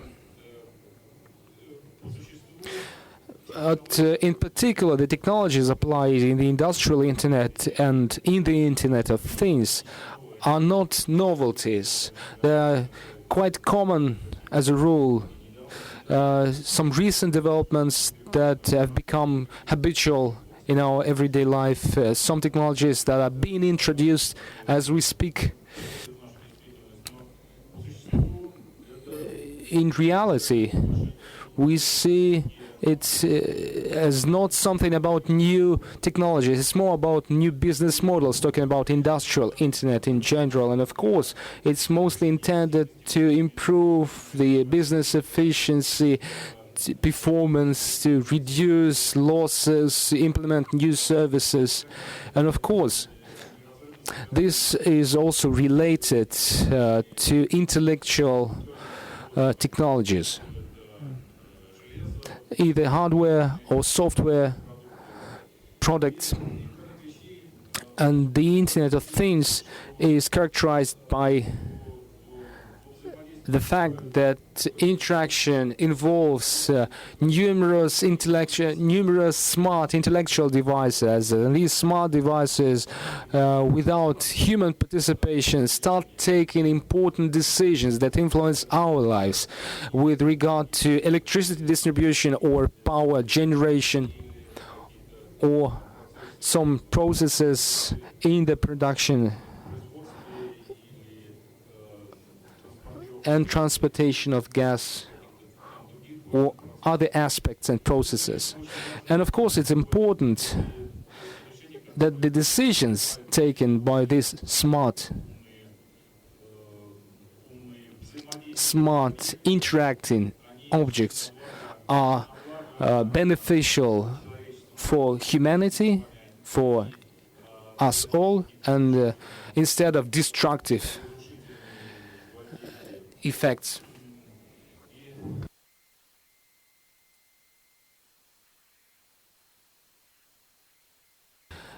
The thing is that before such technologies are implemented, we need to understand that they are working in accordance with the requirements for which they were developed. And it's important and it's necessary to be able to implement pilot testing grounds, sites to experiment on the new technologies that did not exist before and now are coming into existence. These are not just new technologies, but also new business processes. It's quite difficult to imagine some individual company that has managed to concentrate such a pilot site where interactions of all interacting pieces could be tested.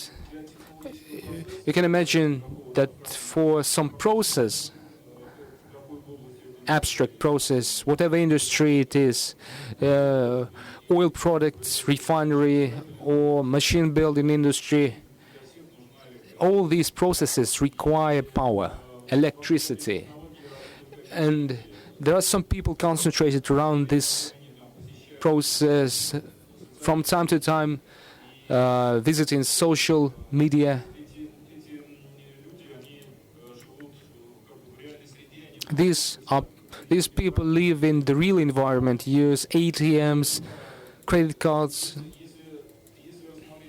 If we consider some areas of threats, these threats might be coming from any of the aspects that I have mentioned or that were not mentioned, transport sourced threats. And in order to understand the entire system, the entire complexity of interacting technologies and processes, industrial sectors maybe, we need comprehensive, maybe not including everything, but as wide as possible, pilot sites taking into account different interactions in the Internet of Things. We may use this term now. And based on our experience, Kaspersky Lab developed products related to informational security in different areas. As I have mentioned, social media security, bank transaction security, various areas. And we also do, for instance, security of automated process control systems. And our competent opinion is that in order to provide good security and good protection against different threats, we need to see them as a system. And that's why we need pilot sites and grounds. It's difficult to imagine an individual organization interested in creating such a versatile testing ground. My idea is that it has to be cooperative.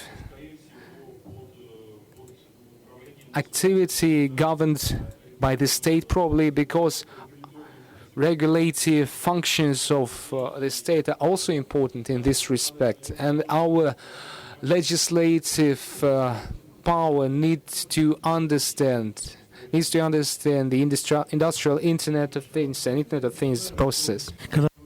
Do I understand correctly that when you are talking about industry platform, you are talking about cross-industry, including some analytical elements and production elements and a combination of those elements, and you would like to view the security of data transfer between industries that involve Internet of Things? Yes, you are quite right. This is an ideal which we need to achieve, but I do understand that in real-life conditions it's difficult to attain, but we must formulate this goal.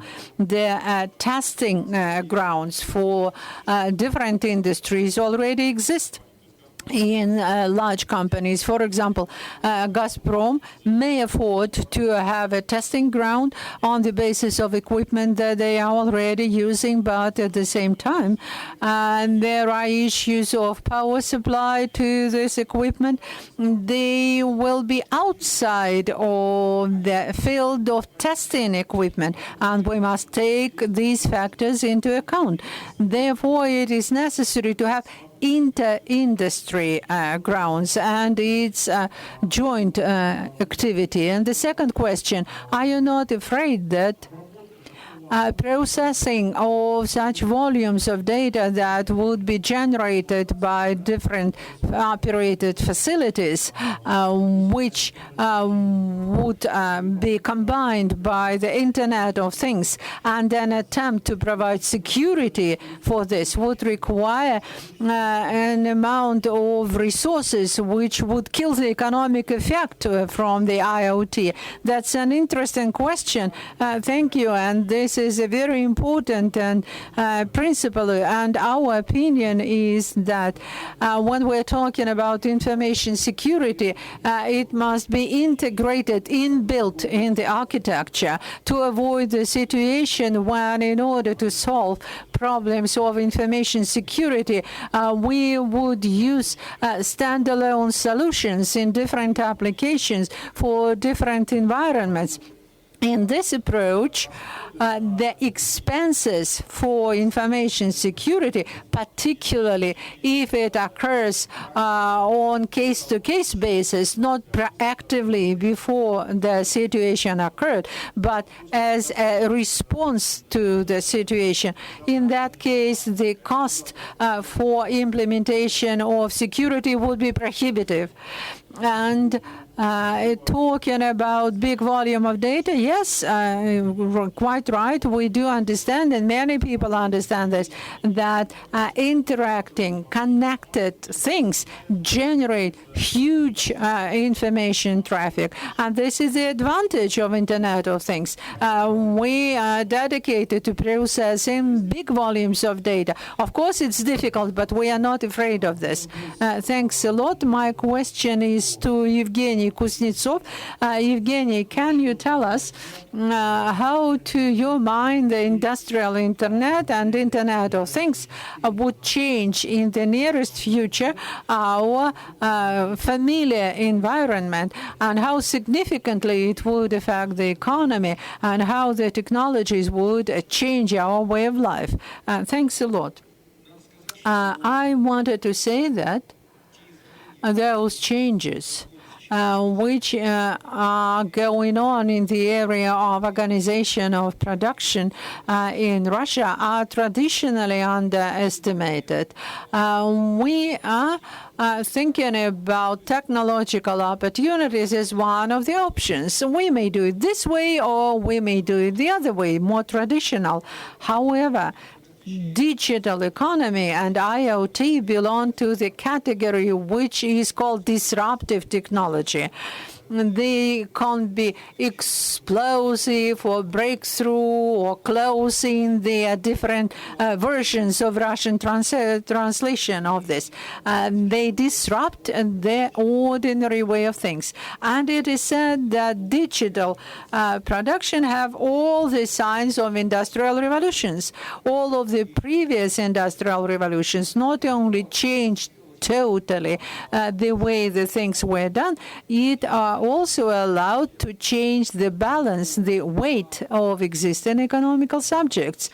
For instance, at the technological border where the microelectronic production or allocated, distributed systems of the new type allowed for the breakthrough of the Japanese economy, which competed with the American economy for a long time. And over a short period of time, they became a leader. That occurred because they used a different method of organization of their production, of their business operations. Therefore, when we are talking about digital economy, about production, we are talking again about significant change of leaders, change of paradigm, change of centers of power and influence. And only from this category we must view it.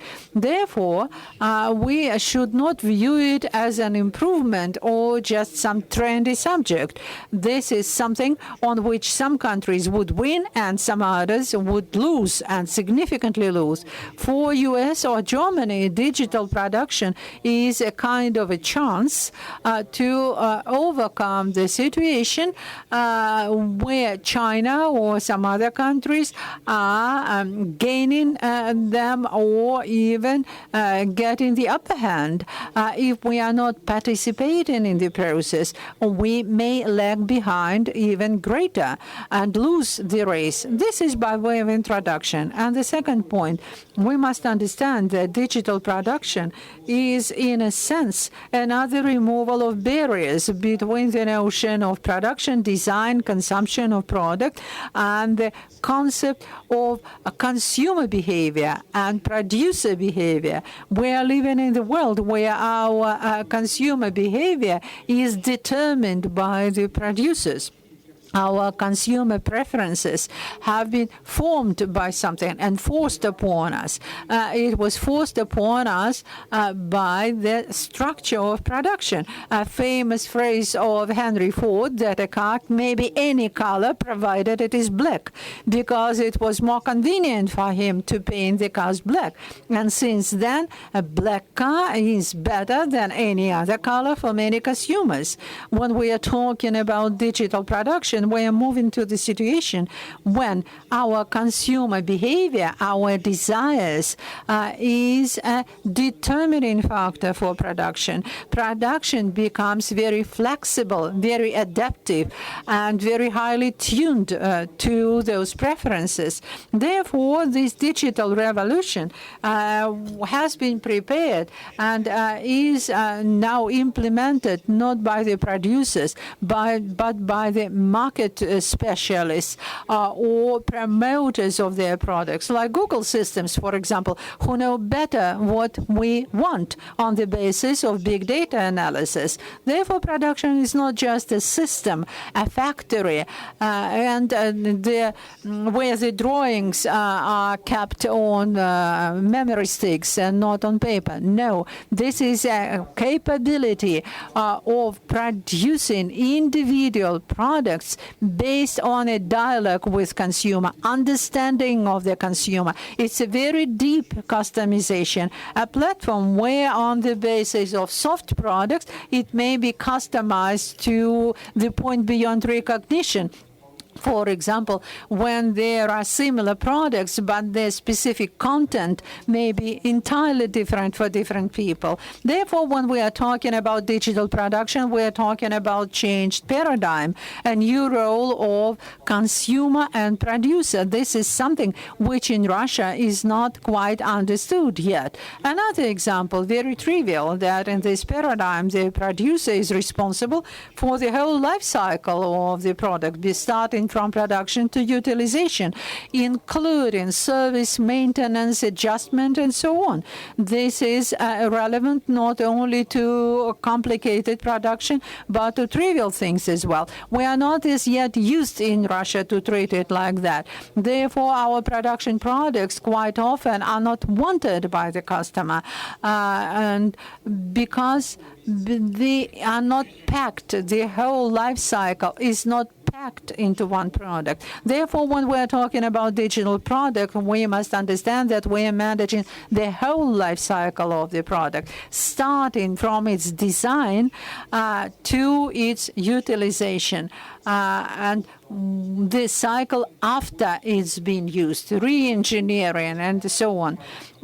Digital paradigm allows us to do that. Non-digital is not capable of this. Therefore, in our economy, that acceptance of a digital model, this is constant feedback and flexible customization. This is an important precondition why we may do that. If we do not do it, in 10 years, we'll be using ordinary products produced by other companies, other countries in our territory. 15 years ago, no one could think seriously that a Chinese production of everything would be an ordinary practice. 15 years ago, Chinese meant low quality. Now Chinese means practically everything.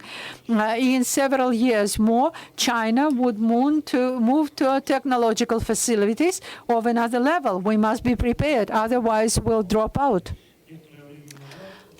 Evgeny, I have a question. Some time ago, there was an opinion that in automotive industry, that Tesla is going to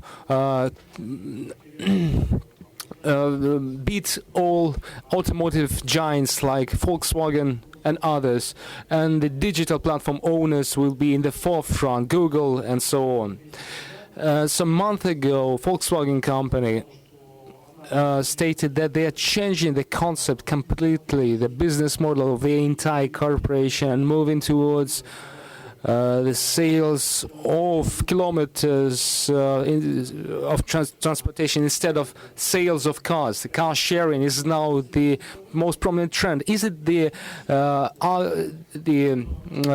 conversation between the owners of automotive platforms and the digital platforms, and who has the priority in this discussion? And my question is, what would be the position of Russia in this situation in terms of physical platforms? Russia, I think it's not a secret to anyone, has lost. In terms of digital platforms, I think we still have a hope left. Thank you very much for the question.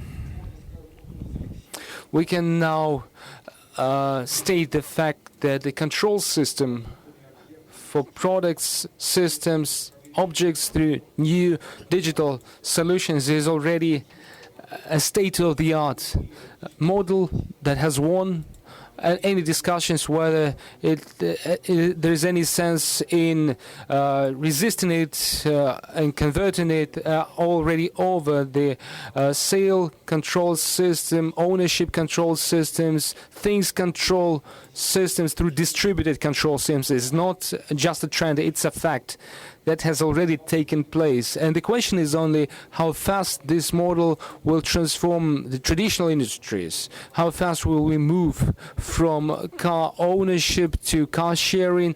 How quickly we'll move from ownership to sharing? It's just a matter of time and convenience, because some inert consumption cycles will come into effect.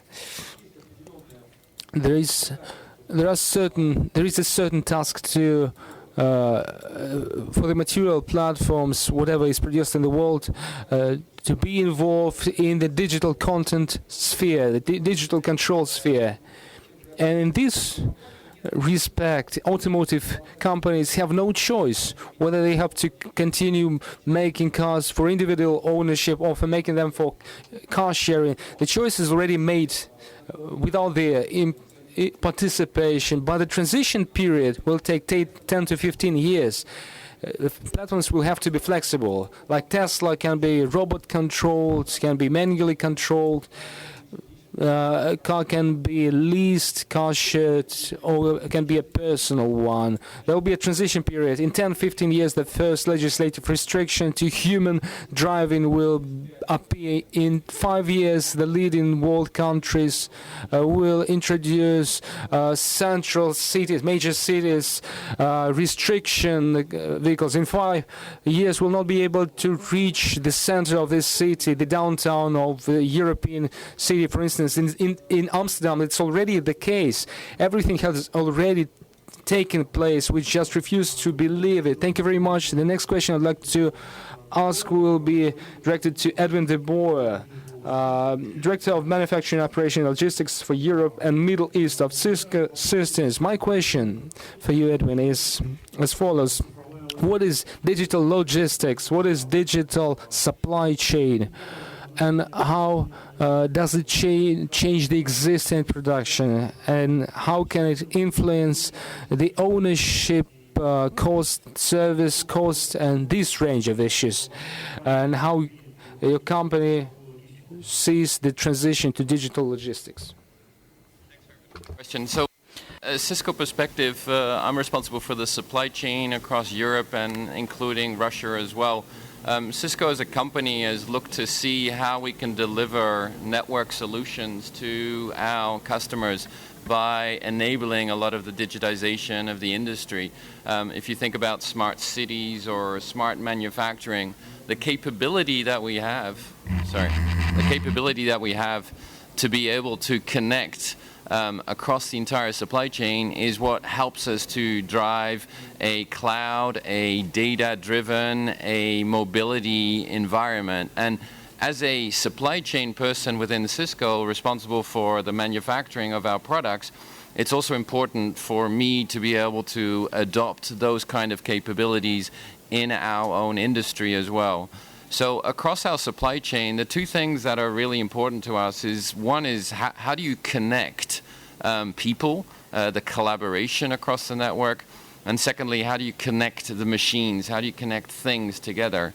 As we heard yesterday already, there is a trend in the industry as well where we are going to see probably about 50 billion connected devices across the entire kind of planet. And the ability for us to be able to actually retrieve data from those connected devices and be able to make the right decisions based on that is going to be very complex from a systems and from a network architecture. Security, of course, is very important to be able to actually be able to drive the right information, the accurate information to be able to make decisions.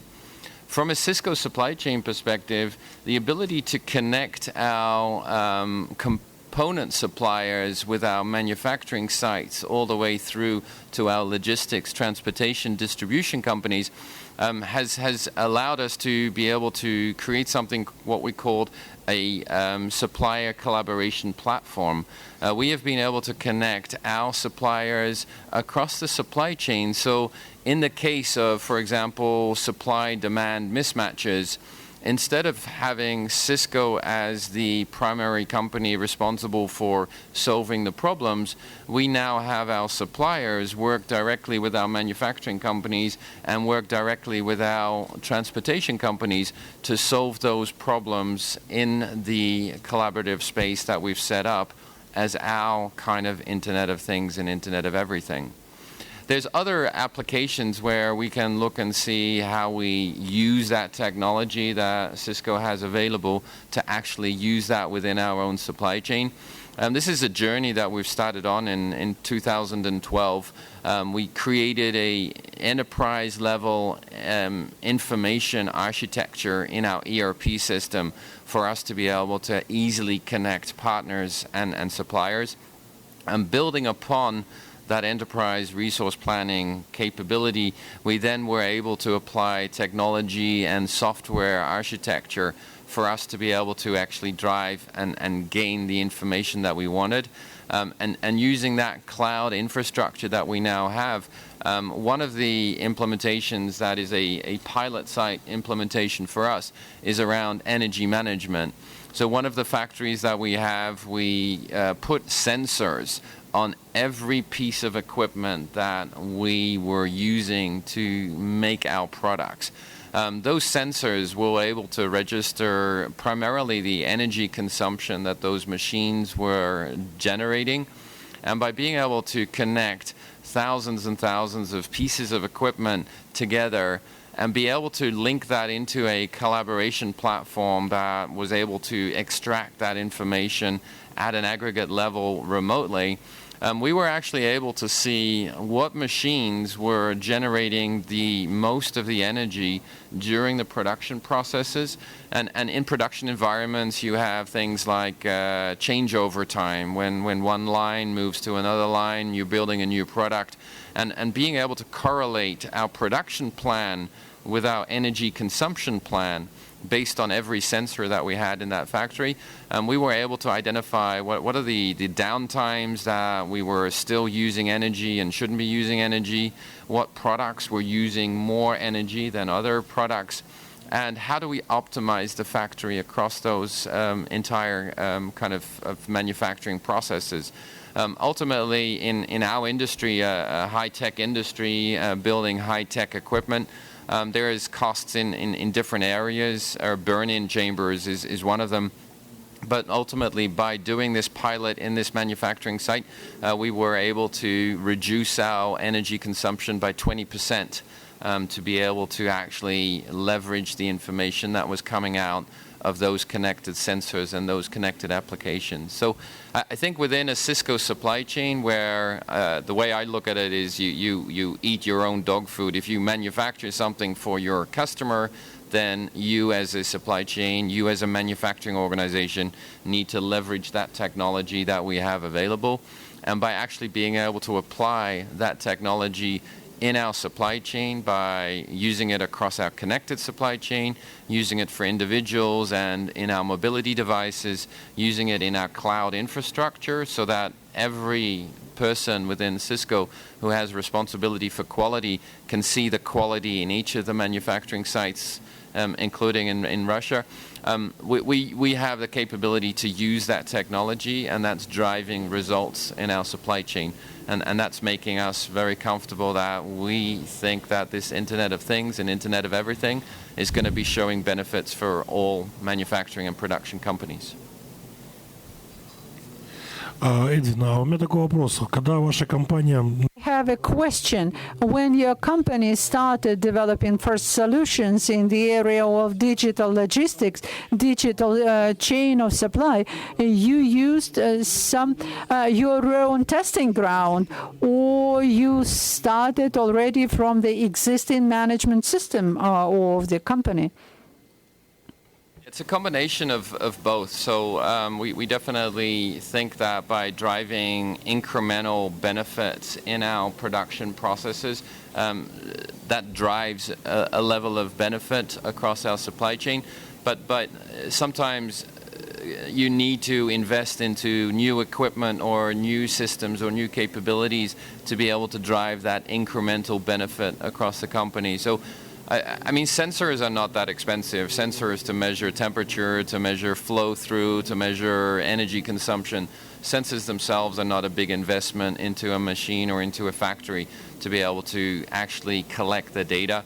It's the software application, the cloud infrastructure, the security that you apply across that infrastructure. And I think within Cisco, we're definitely happy that we have that infrastructure available within our own company. We were able to actually gain incremental benefits based on what we already had.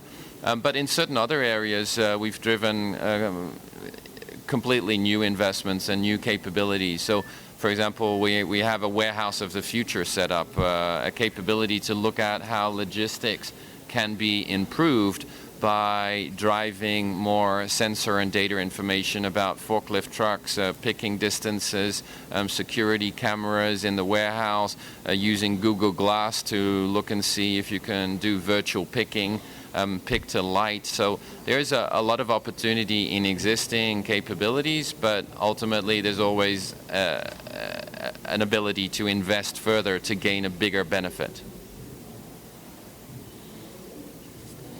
Спасибо. Thank you. I have next question to Director of Infrastructure of Megaphone Company, Alexander Bashmakov.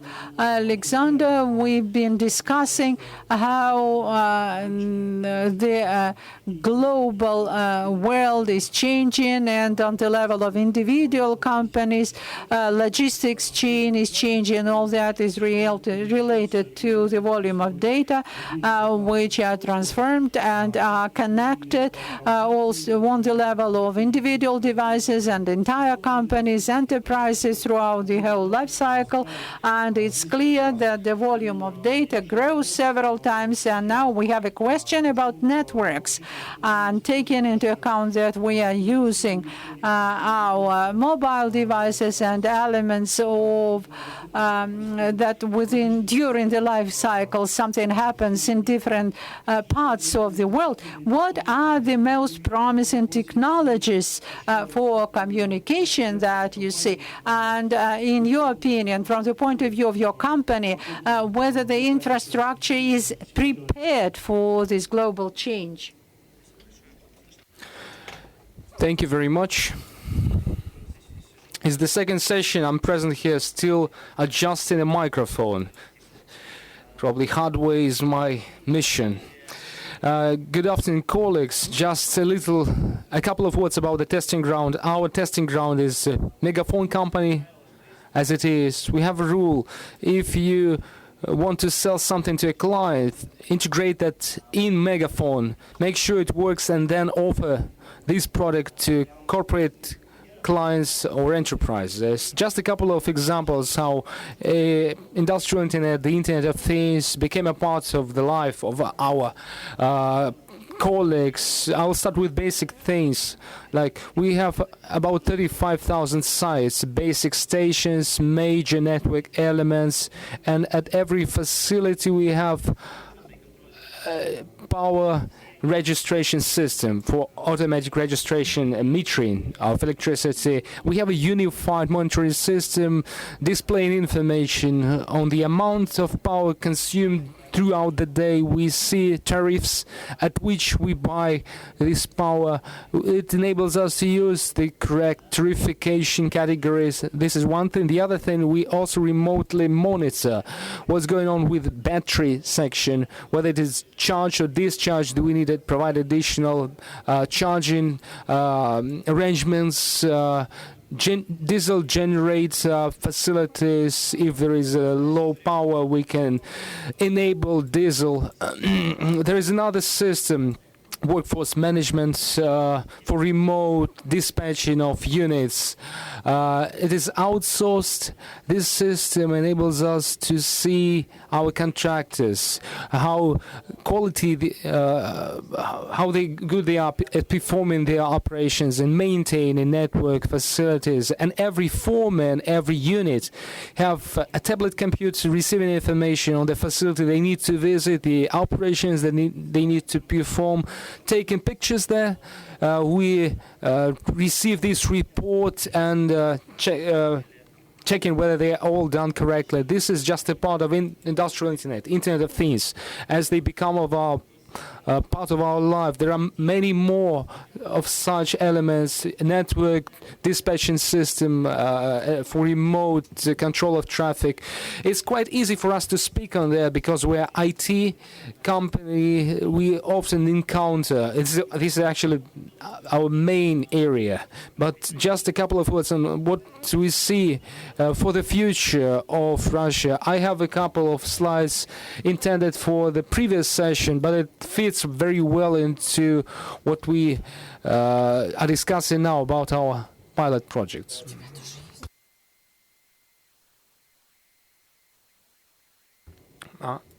I think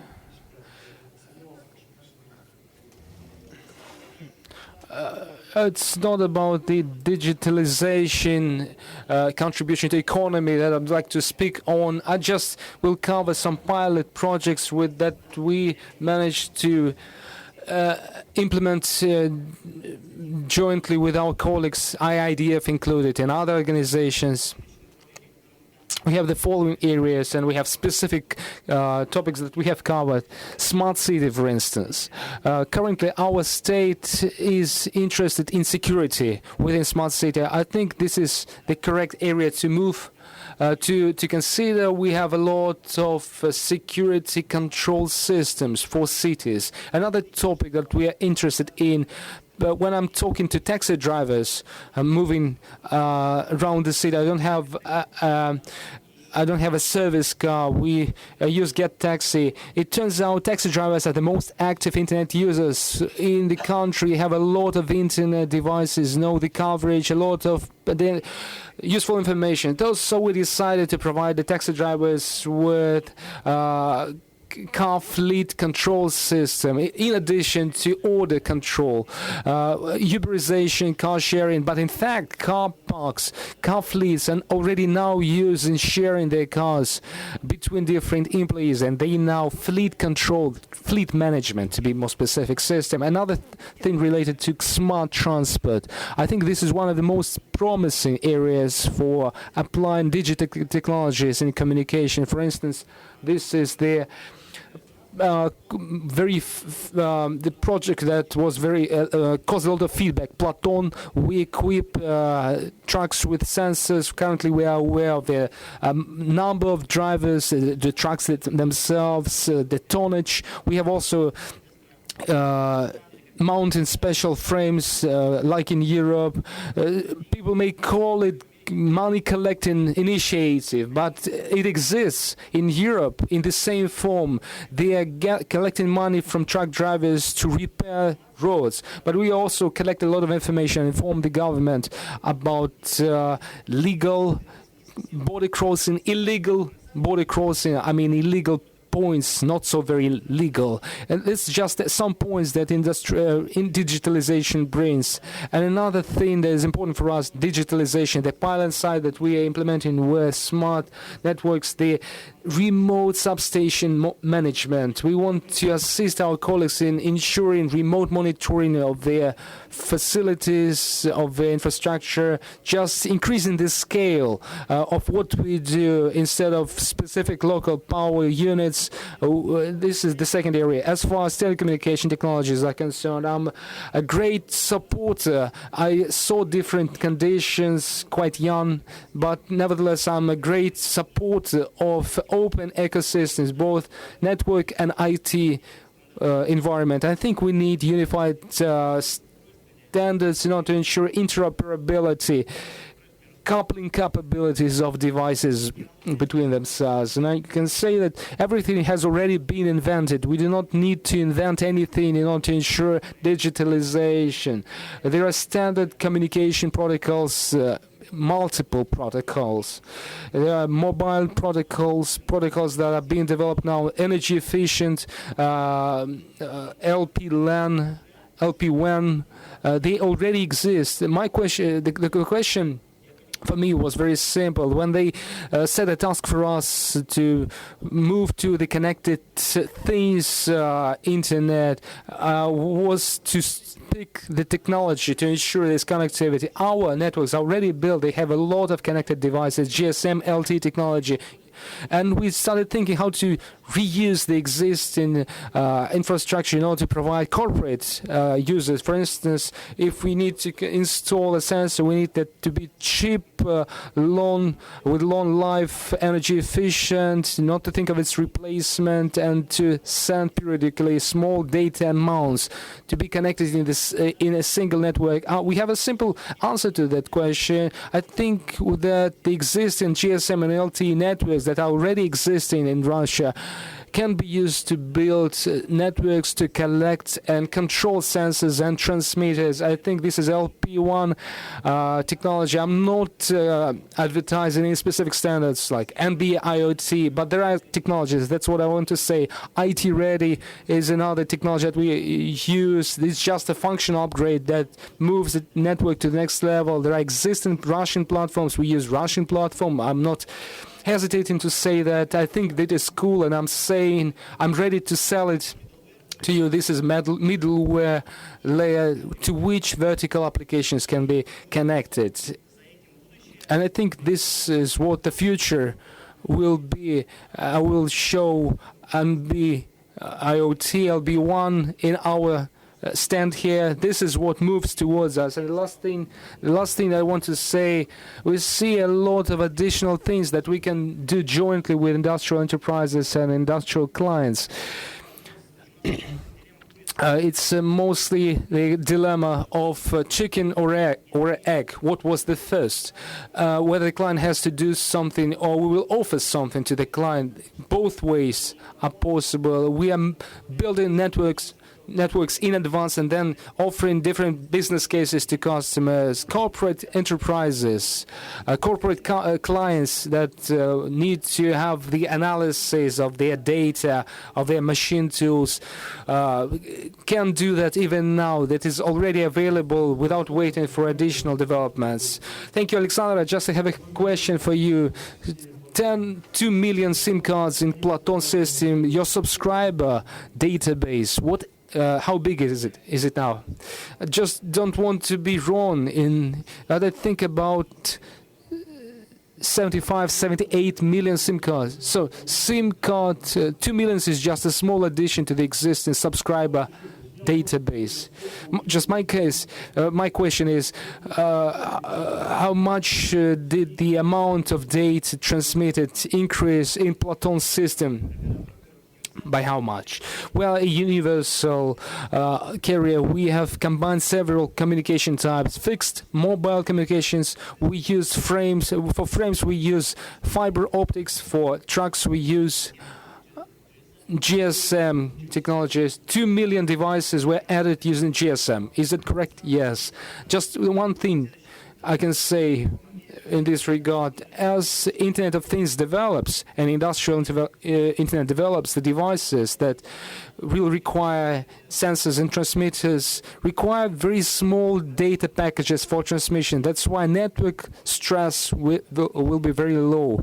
What the carrier needs to provide, just to ensure communication is available everywhere, coverage, the quality, it's just the availability of service on wide territory, and that's why we use both GLONASS and GPRS in this project. As you understand, mobile network is not always present on the territory of the country, and we also need to make sure that this transmitter works and transmits information to the point where the data is processed. That's why we need to ensure the frames for processing are available and the transmitter itself is working. Thank you very much. That's a very valuable remark, and thank you very much for your report. And now I'd like not to move very far from the topic of networks, data transmission topic. I'd like to give the floor now to Deputy General Director Konstantin Markin.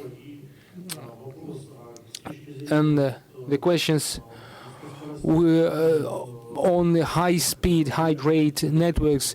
What is your perception of development of the Internet of Things? What challenges do you have to tackle in order to enter this economy? You can approach the microphone at the tribune.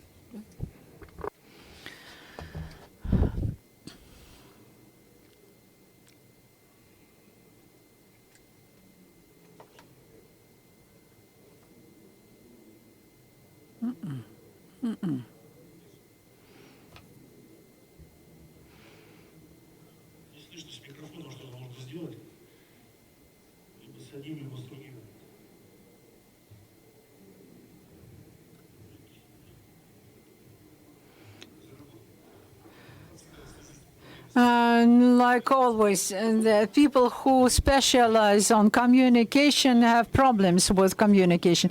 It is impossible to analyze distorted information. My name is Marchenko, the first correction. I apologize, but so the organizers have given me wrong information. What it tells us it tells us that the representative of Megaphone was quite right. Our main task today is to ensure uniform in quality field of information coverage, communication channels, because everything that we are talking about, no matter what we say, we are trying to speculate a little bit and we are engaged in self-deception. Let me read some things to you today, what I have put down. Again, problems with devices. So the devices, not only channels, but devices are not also perfect. Well, it's all much simpler. My eyesight is good, but my hands are short. So again, channels. We are getting back to channels, Internet of Things. Everyone is already used to these terms. Industrial Internet, smart home, safe city, power saving systems, energy efficiency, global medical platform system. And in fact, everything that we were talking about, these are all just different variants of communication channels huge. We should not deceive ourselves. Industrial Internet is no different from all other systems. We are just adding another task to communication channels. And dependent on the type of the task, different requirements to traffic will be applied. It is obvious that IoT, even given the global growth of devices, it will not give you mainstream traffic in the amount that you should rely upon, because Internet of Things traffic would always be localized. This will be transfer of data for short distance and in small batches. Industrial Internet, again, will be most often localized. Therefore, main task is to build secure channels of communication, and what is even more important, mobile operators understand this problem the best. We must have significant throughput reserve, because we may make money only provided we are providing the service quickly and we are not making our subscribers wait. When we ensure that the traffic is fast and reliable, and for this you need a communication channel with a significant throughput reserve. And here we come across another interesting point. We are used that the channel must be utilized at least 70% and then everything will be fine. But new concept poses new requirements. We must have a channel with 80% reserve to be able to cope with any peak load. And taking into account that the cost of telecommunication equipment is going down, and this trend will continue, and the building of high-speed channels or channels with increased throughput will not be too expensive for the operators. And we must admit it.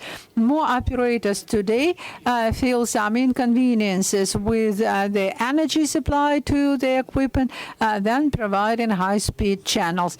This could be the key points. May I ask you a short question? Maybe it's a question to the audience in general. Modern aircraft, for example, during the tide generates about 1 terabyte of data. Is it a lot? No. If we have about 80,000 aircrafts global, according to statistics that operate, and they move around the world, would that traffic be insignificant? No, it's insignificant and it's quite easy to digest it. And if we add to this volume about 10 billion people who move around the world with those aircraft, and they have at least 2 or 3 mobile devices, an iPhone, iPad, and watches, and so on. And all those devices are interconnected.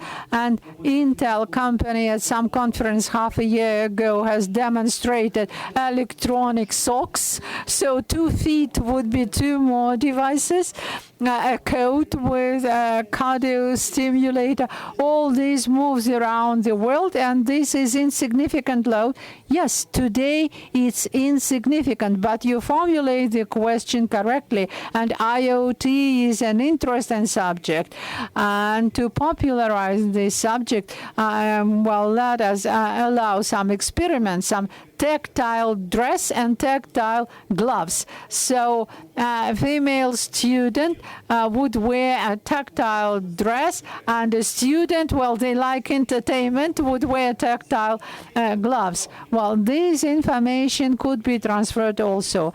The potential of telecommunication equipment, and Cisco specialists will confirm it, it's so huge that we are quite capable of processing all this. Our company can organize 8 terabyte in one optical cable. In another, we have 27 terabyte, but it's just one cable. The system over 5 years, the system of high-speed communication, the price of it dropped 12 times, and it will go down. Therefore, it's quite easy to organize a significant number of high-speed channels. Well, it's clear. Can you comment a little bit this comment about the fact that the volume throughput of channels is not a bottleneck for IoT?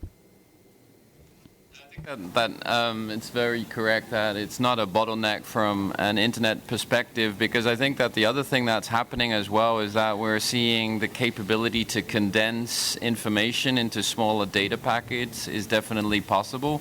But I think the ability, if you look at the amount of video that is being transmitted through the internet, whether it be through security, whether it be through YouTube videos, or whether it be through online watching TV, it's the combination of the increase of users and the way in which the internet is being used that is definitely putting pressure on the ability for us to be able to move that through the existing infrastructure. But I think the technology today exists for us to be able to move that level. And I like the point about the regional channels as well. There's definitely not the fact that if here in Ekaterinburg there is an increase in internet users, doesn't mean the entire internet is going to be increased to the same extent as well. So you do need those regional, local kind of capabilities that we have here. Спасибо, Константин. Thank you, Konstantin. In that case, I thank you. Probably I have expressed my ideas, and if someone wants to discuss it with me, we may do it one-on-one. Well, Edwin confirmed it, so we are all in agreement. And I want now to give the floor to Sergei Lomov, the Department of Industry, from the Foundation of Industry Development. Your comments, please, on the potential of geoinformation system and how it is interrelated with IoT. When I saw your name in this panel, I had more questions than answers. How GIS can be interrelated with IoT. So probably it will be interesting to many people in the audience. Good afternoon. Thank you very much for the question. You're quite right that our profile of industrialization of the for industry system, it's mostly for the digitalization of existing processes instead of building the Internet of Things. It just happened that we're working in one paradigm with you where Internet of Things is used. And please, can you use microphone? What I wanted to mention now, there are two comprehensive issues that that are bringing disruption to the harmony that exists here. Considering the problematics, the automation of industry control systems, the electronic service of cooperation, which is the purpose of our activity and which represents some logical prehistory of the Internet of Things and the industrial internet, we have faced two very complex issues that are not in the communication link zones, but more in the methodology. The first question was, in order to build information environment for the industry, a certain horizon, we need to provide the reference information, reference basis of industrial scale. And now that the decision was taken to integrate industrial groups, though not every company have the unified system, there is an existing experience of introducing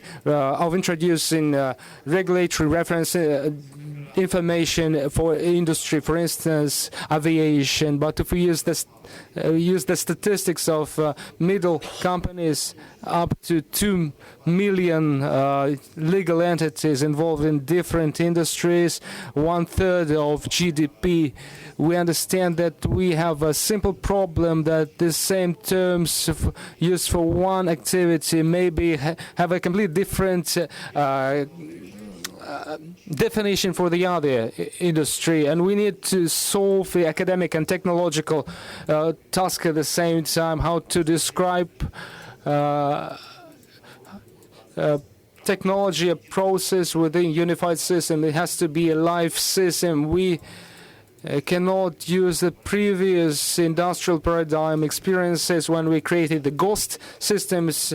It means dozens of thousands of documents will not be able to process this all information, will not have enough time, simple as that. And the second natural issue is the natural course of development, that the automation system and the organization of economy formed an industrial paradigm. And result, we have several dozens of integration systems that follow the same logic, which is logical, in order for everyone to understand what is responsible for what in terms of information security and data organization. But when we start building cooperation between industries, it becomes an issue, because the departmental rules means departmental responsibility and restriction for data exchange. It's a huge legal issue. If we want to build the industrial internet and especially economy of the Internet of Things, we need first to build the system of economy-wide and to allow free data exchange between different departmental and different departments and industry and agencies. It requires dozens of legals, of course, to establish and to develop, of course. Thank you very much. My question, since we started talking again about regulatory component of industrial internet, what do you think? How Russians take response to challenges that occur in this regard, and how what responses are possible in terms of regulatory feedback, if considering no data transmission standards and platforms are not owned by you. Just to correct your question, our function does not enable us to answer the question how to regulate, but we at least can see a way to ensure interdepartmental cooperation. There is a strong discussion between different parties on how to build cooperation in the physical world and between the existing corporate systems. The same discussion is held on the level of on level of Eurasian Economic Union, they have the same task, the same aspiration to move towards digitalization of the industry. To summarize the discussions that we take part in and that we have initiated, I think the question should be posed as follows. Stakeholders, this may be authorities or corporate entities, have to form some community without waiting for regulatory incentives on how to build this. Again, as I have mentioned, there's a methodological, academical issue on how to solve that, but the issues suggest an approach that will be documented in the future as the best practice and applied afterwards. But in general, what is your opinion? Do you think that we are a little bit late with these decisions? Regardless of the format, we need to take them already, but we are still discussing them. We are late for sure, but that's just an important thing I would like to notice. And thank you very much. Now let us move to the next question. It mostly deals with how,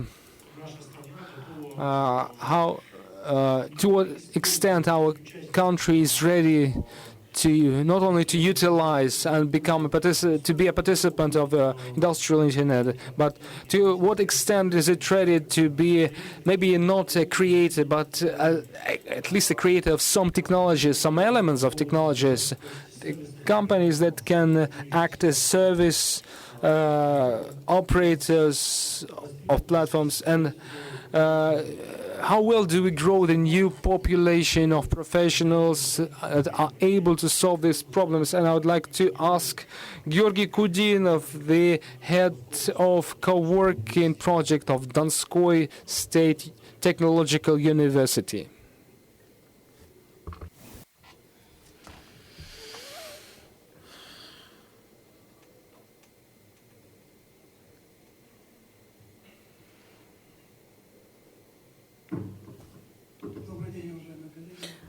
Good afternoon, dear colleagues. We've been working in the industry for 25 years as a media company. And we came to the university and have created a media park. And on the basis of our media park, an industrial co-working has been opened.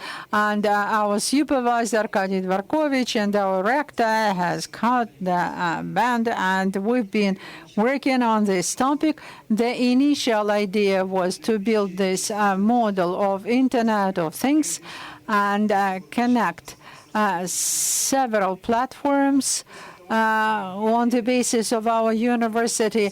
In parallel with the opening of co-working, we have opened the Internet of Initiatives because they have widened the scope of our ambitions a little bit, and we have started working with the companies in the region, the agricultural holdings and industrial companies, and we see that it is quite interesting and in high demand. And on our part, where we could be useful to you, for many years we've been working on radio frequencies from the point of view of television. And today, when we are talking about use of part of the spectrum for wireless devices, we have some ideas that our project of Television Village, we worked with Roskomnadzor about simplification of procedure of obtaining access to this band, and we worked with Rostelecom. You know about wideband internet, and we connected a number of devices to our system. So on the other hand, I do understand, as a vice president of National Television and Radio Broadcasting Association, that for many years we defended the media interests, and now we have compromised the solutions in terms of digitization. That's where we could be useful successful in developing a roadmap for this transition. We have agreed about this with Internet development to make a pilot project on our basis. And the second issue, we have suggested to use our capabilities to create a multimedia platform and a multimedia showroom. And this topic for IoT, it's a possibility to use satellite channels and other platforms. And most important, there is a possibility to aggregate the content which may be interesting for popularization and professional community. Well, still I have a question to you. This is a co-working which is based on a state university platform. How much students and specialists are involved in this work? Well, first of all, undergraduate students who are working in lots of interesting platforms. This is robotics, nanotechnologies, prototyping, metalworking, casting, and so on. Practically the whole spectrum. And the undergraduates today with their projects have access to our co-working space as a single window where they can get advisory services and visualization of their projects and their further development. And we are providing network connectivity, data storage, and a number of projects that we have today, some professionals already who did not have a space where they could produce something tangible. Now, today we already have about 15 projects like this, and there's a growing interest towards this. So it's not just for the undergraduates. Thanks a lot. I have the next question. To Sergey, I'm sorry, I do not know how to pronounce the last name correctly. The CEO of 2M Center, but I'll be able to formulate the question. How e-commerce platforms can be used as a mechanism for scaling pilot practices in IoT. Thanks a lot for your question. We are getting closer to the end, and we do not have a lot of time. Therefore, be very brief.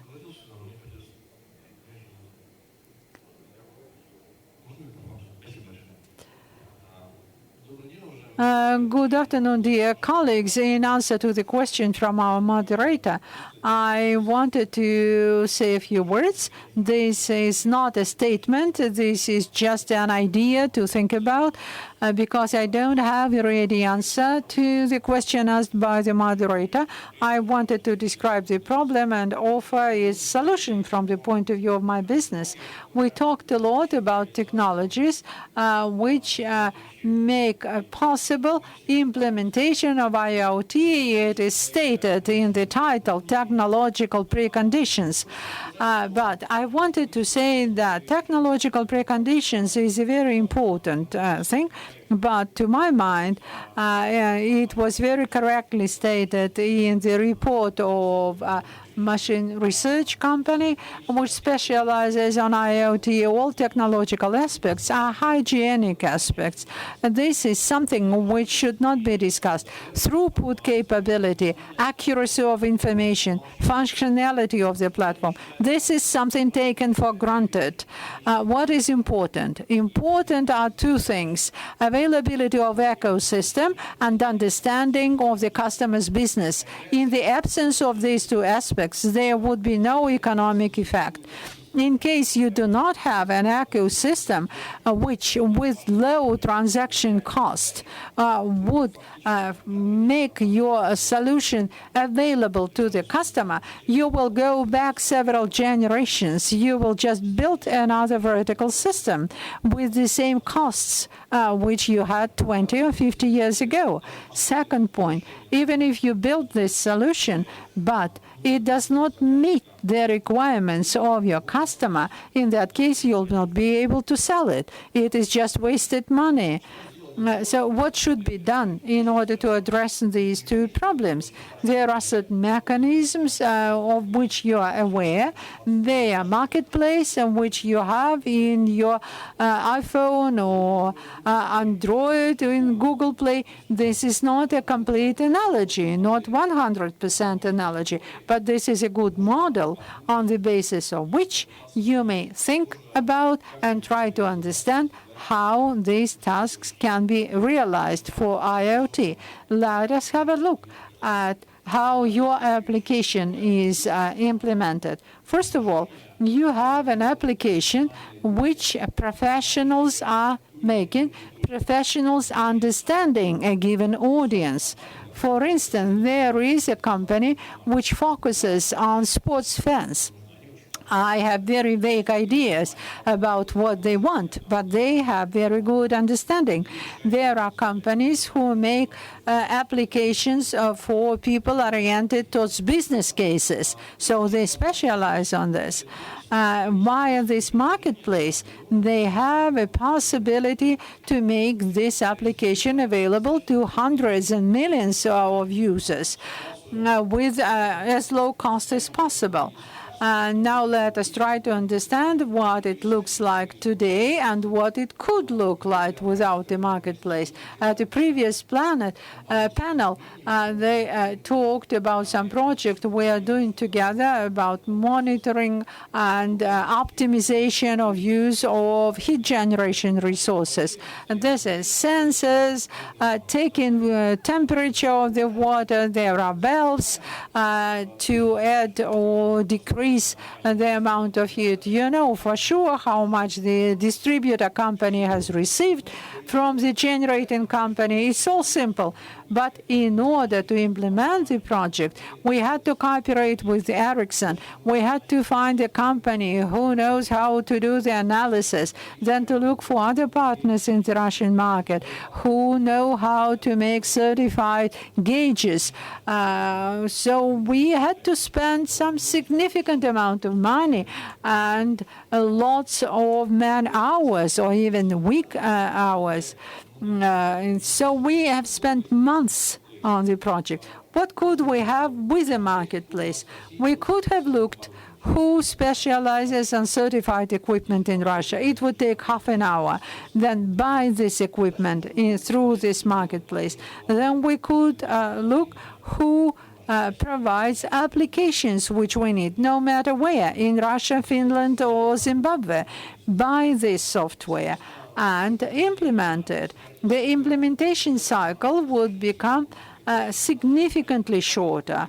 So until we have situation like this, IoT will be the same industrial automatization. And it would be wrong to talk about Internet of Things. It would be just telemechanics. So I believe it's very important to implement marketplace mechanism in some form. I do not know in which form, because there are lots of open issues, because it would depend how the products should be adapted from one customer to another.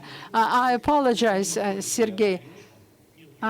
So your time is out. Well, just 15 seconds, 30 seconds. Okay.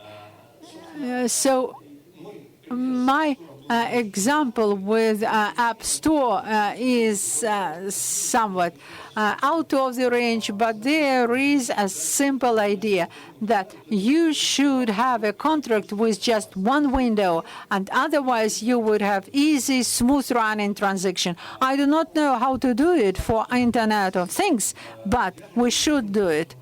Within the remaining 15 seconds, I wanted to say that until we have implemented the mechanism of scaling the practices of pilot testing grounds, for example, in the format of marketplace or some other format, I'm afraid we will not get a significant economic effect of IoT. Thanks a lot. We have 3 speakers left and 9 minutes. That's why we are reducing their time very quickly. I would like to introduce one of the working projects with Victoria Zlobina of Abyss Systems and the project of services for aviation. Victoria, just 3 minutes. Focus on key projects, key issues. 1 minute for each issue. Good afternoon.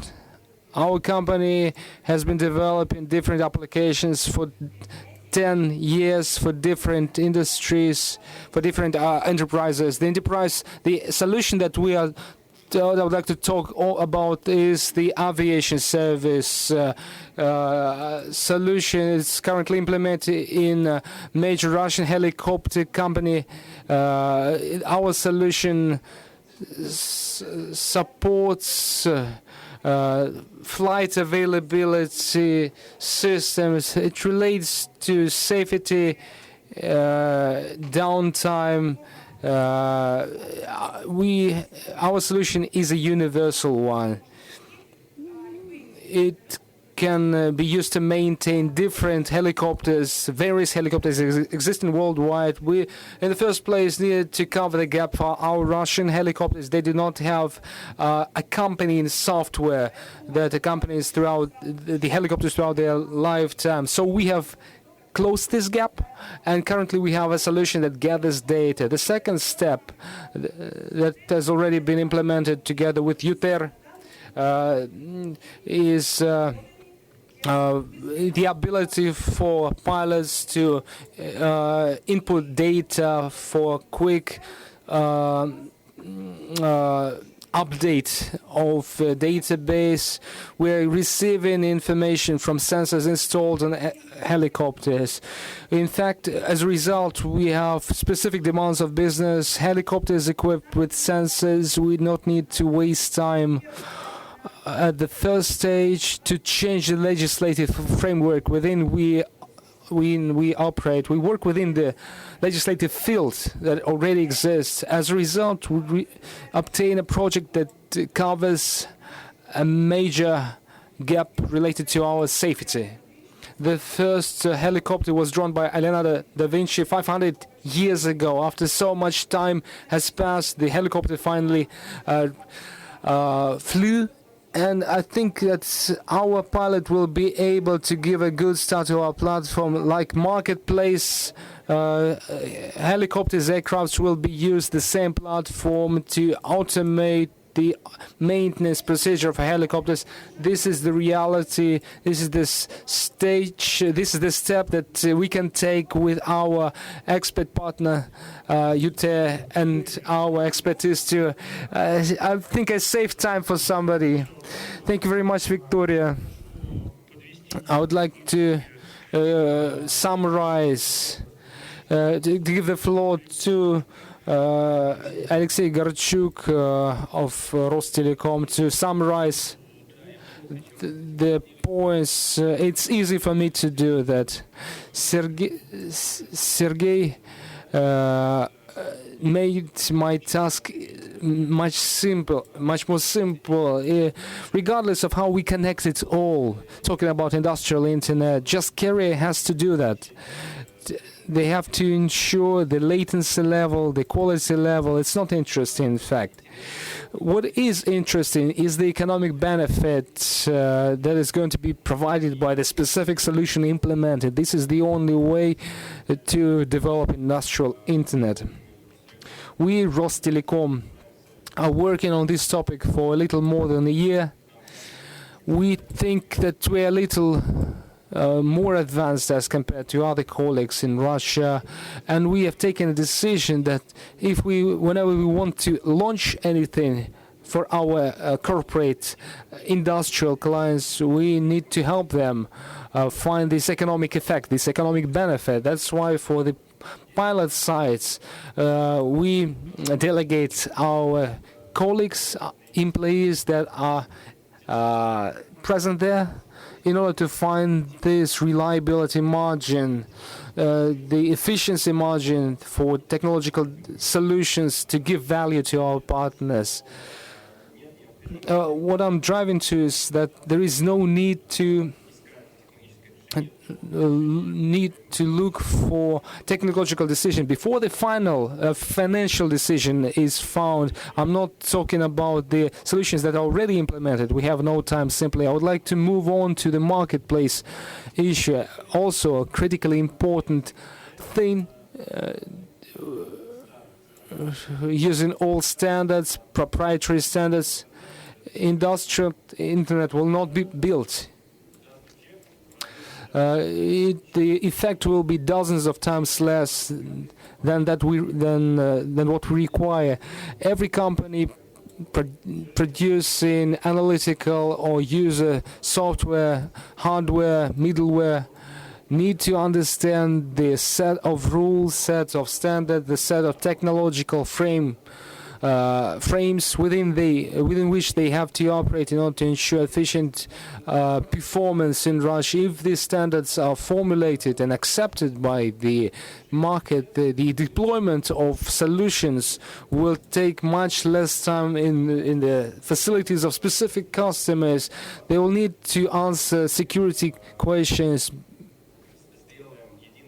If we make a single security stack, we test them, then we'll be able to use that uniformly in fuel and energy complex, energy structures in general. We'll never need to again address Federal Security Service, any other agencies, and never need to prove that it works and it is safe. Just the main statement that I'm driving to, we're going to have a unified site for that. We'll agree on that. And this should be a consortium that already exists. It's called the National Association of Industrial Internet Stakeholders. The meeting took place last month. Some colleagues that are present here have already confirmed their readiness to work within this consortium, and we think that this is the only way to promote and to make the industrial internet integration process more efficient. This is not just a unique process for Russia. We are also a part of two other associations that are promoting the same paradigm organizations. It's the ITU and other association. And the final floor is given to Evgeny Borisov, General Director of IIDF. Thank you very much, dear colleagues. It was discussed, and I would like to congratulate everyone here. Just 2 years ago, we started discussing the Internet of Things exactly at this forum within a strategic council arranged by the Ministry of Trade and Commerce. They assigned us to develop this area. We have made a roadmap, developed the expert community, and now we've opened a track where we gather all Russian software and software hardware systems that we then apply to pilot sites and pilot regions, as was suggested by colleagues from, for instance, Novosibirsk. We are going to test the same hardware and software complexes for medical applications in Novosibirsk. And based on what I have heard today, we need to be more specific about standardization for Russian devices, and we really support the establishment of certain association that could facilitate this process. Of course, there has to be an industrial, interdepartmental association where industrial standards and carrier standards could be developed, but and also communications relations between departments and branches could be established. We have platforms, we have solutions, we just need to issue a certain standard to the market based on which final terminal devices can be connected. Due to the lack of time, I would like to thank everyone who took part in today's discussion. We have quite a long way ahead of us. We need to test the pilot projects to see economic benefits, what was mentioned by our colleagues, and within the association mentioned to work on implementation of these solutions in real enterprises. And I encourage everyone to take part in this association and expert communication. Thank you very much, colleagues. Despite my attempts to encourage the audience to ask questions, we do not have time, unfortunately, for that. I'm sorry for not being able to give the floor to the audience. Thank you very much. I want to thank speakers and the listeners, and please exchange your opinions behind the scenes. Thank you very much.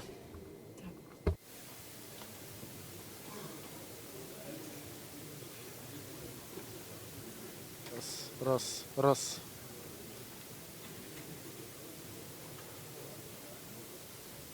Раз, раз, раз, раз, раз, раз. Раз, два, три, четыре.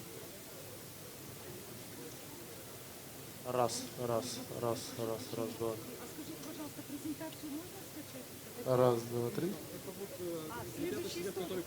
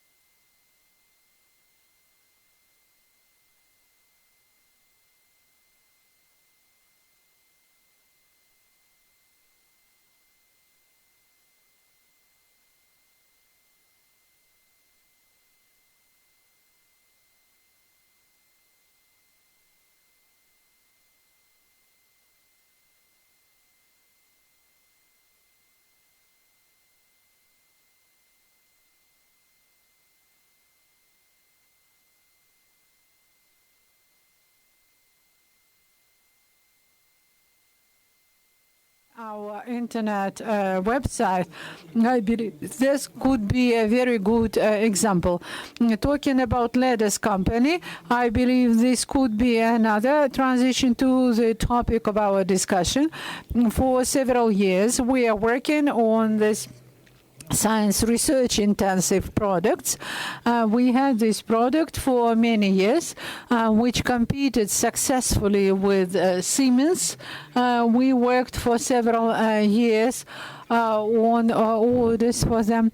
I am not saying this to boast, but I wanted to say that while we had 100 orders formally, 95 of which were from foreign companies. And when we talked to domestic customers, we heard comments from them that we are simple, we do not want very complicated intellectual products. So I do not want something like this happen with the Internet of Things.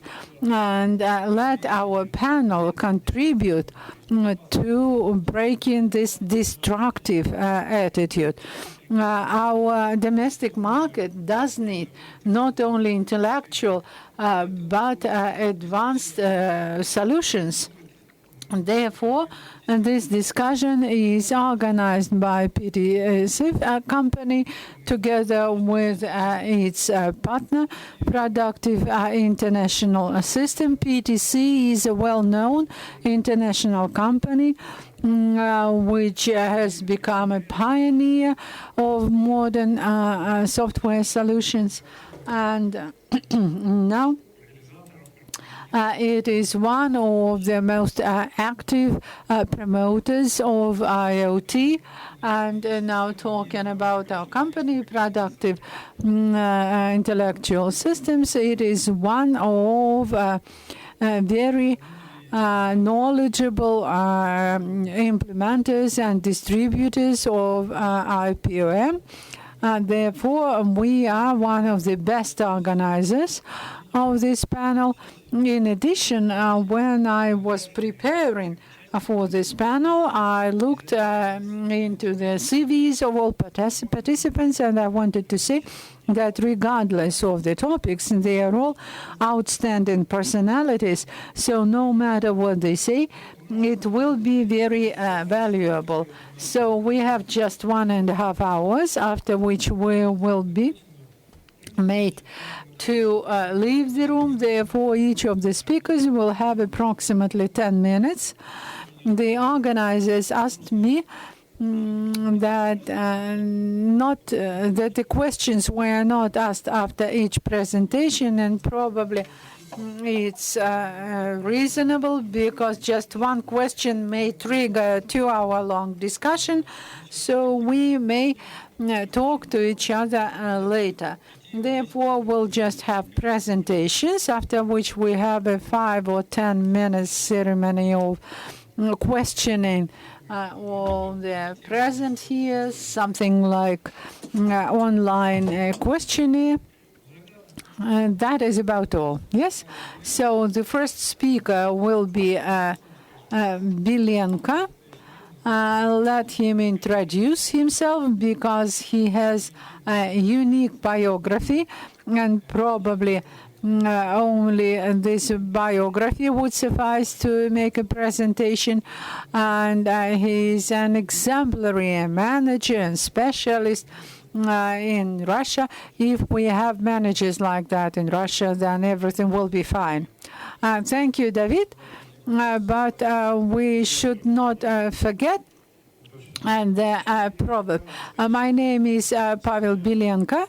At present, I represent an engineering center in Kaluga. In my specialty, I am a design engineer, specializing in hydropneumatic machines.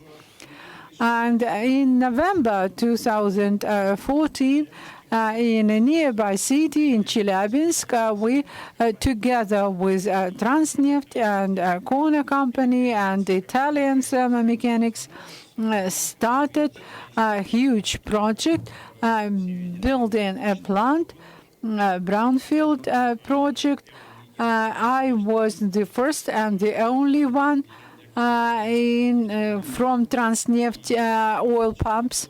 And during the year, we built the team, and we were involved in technologies transfer. That is what Mr. Medvedev, when we opened the factory, called refined example of modernization of import. So our customers are engineering companies with 100 years of experience, and it was very interesting for us to work with them to share the experience. We've been working actively also with engineering companies throughout the world, with the German and Japanese. And we are collecting the experience grain by grain from the best engineering companies of the world and bring it to Russia. And we form the companies here. What occurred throughout the year? This is a picture of 2016. In less than a year in Russia, modern, large, over the area of 20,000 square meters company. At the same time, together with the building, with the development of people, training people in the areas of quality and technologies and development of design documentation, it was very important for us to transfer intellectual assets, know-how, intellectual property. Today we understand that big data that everyone is talking about is the blood of a company. Something what we are witnessing today, and from which we get efficiency. And this is an assembly line. My dream, beginning from the 2000s, when I saw in various companies of Kaluga and Russia, blueprints, and I understood that it was not correct. And those cases and the best experience of German producers, which we saw in Munich, we understood that we must have it. We must have computerized workplaces. We worked with PTC company together and PTS as an implementer and system integrator.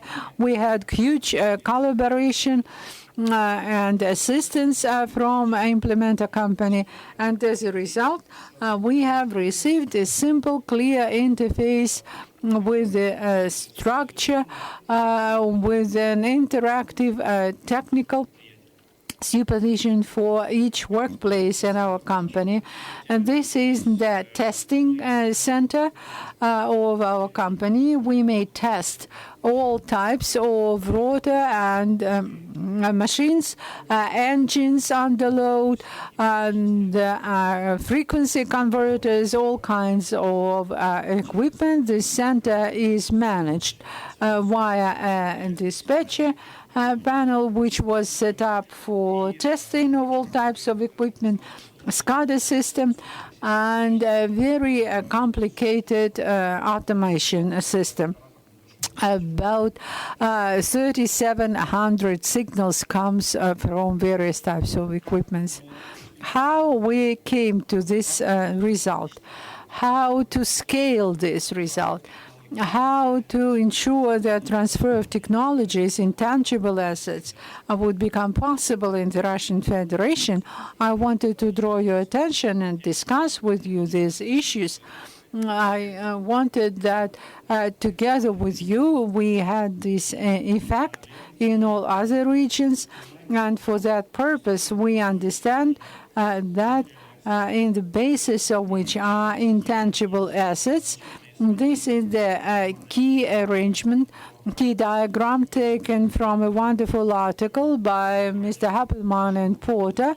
I ask you to have a look at those two orange booklets and the PTC stand plan for the next 5 years. What we need to do today to become the best company, what they already achieved, what helps them to develop their production. Last month, I participated at an international conference in Boston where several hundred companies discussed their understanding of IoT, and this meta diagram is applicable and works well in a majority of companies. The company collects information from data sources. The companies manage big data in a data pool, and they form big volumes of analytical solutions for final user, for final customer, for managers, for operators of production lines, and for further uses of devices by the end users. Very important is the fact that to begin using and integrating what we call Internet of Things today, we should start it at a design stage. And this is a pump which we designed in 2012. What was the design process in 2012? Yes, this is a 3D model, and it is supervised by a designer until it is commissioned, until it is supplied to the customer, and the beginning of running the machine. After which the designer, as a rule, lost any connection with the production. So they did not have any feedback. He could not improve the machine. He could not do anything to scale it and to start production line.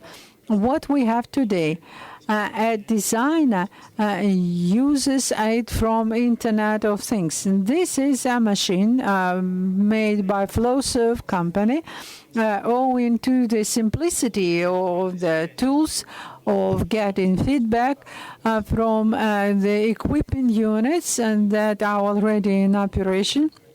A designer can see in real time what are the performance indicators of the components, because we understand that for any rotor, this is first of all ball bearing unit, and what in all audiences they call predictive analysis. It's all very simple.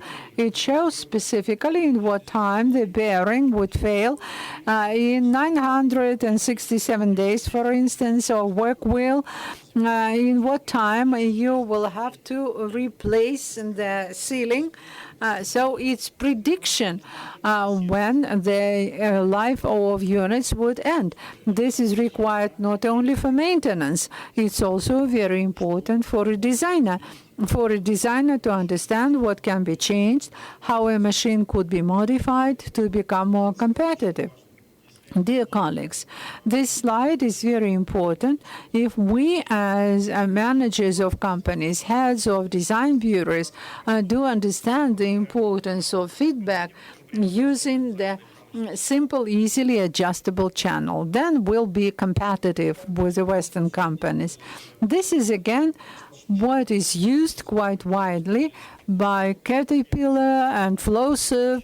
This is the work in added reality, complemented reality at the stage of design. We may understand how this or that component, this or that unit would look, how we can change the components, and in these ways to optimize it via engineering analysis, SKY modules, integration, convergence of digital machines, virtual machines with real-life machines. In this case, we will not have a need in iPad or telephone, and then we may complement it with the design solutions which are offered by your designers. And one more confirmation, one more very bright image of the fact that digital reality, as Dmitry Anatolievich mentioned yesterday, digital reality is already an integral part of the physical world. Those machines that operate in the fields, in the companies. This is a model of fuel pump for Caterpillar, and it indicates the risks of failure. You may just look once at it to understand what of the units could fail. Everything works quite quickly and easily. A few words why it becomes possible today. We all know about active development of Bluetooth Low Energy Protocol.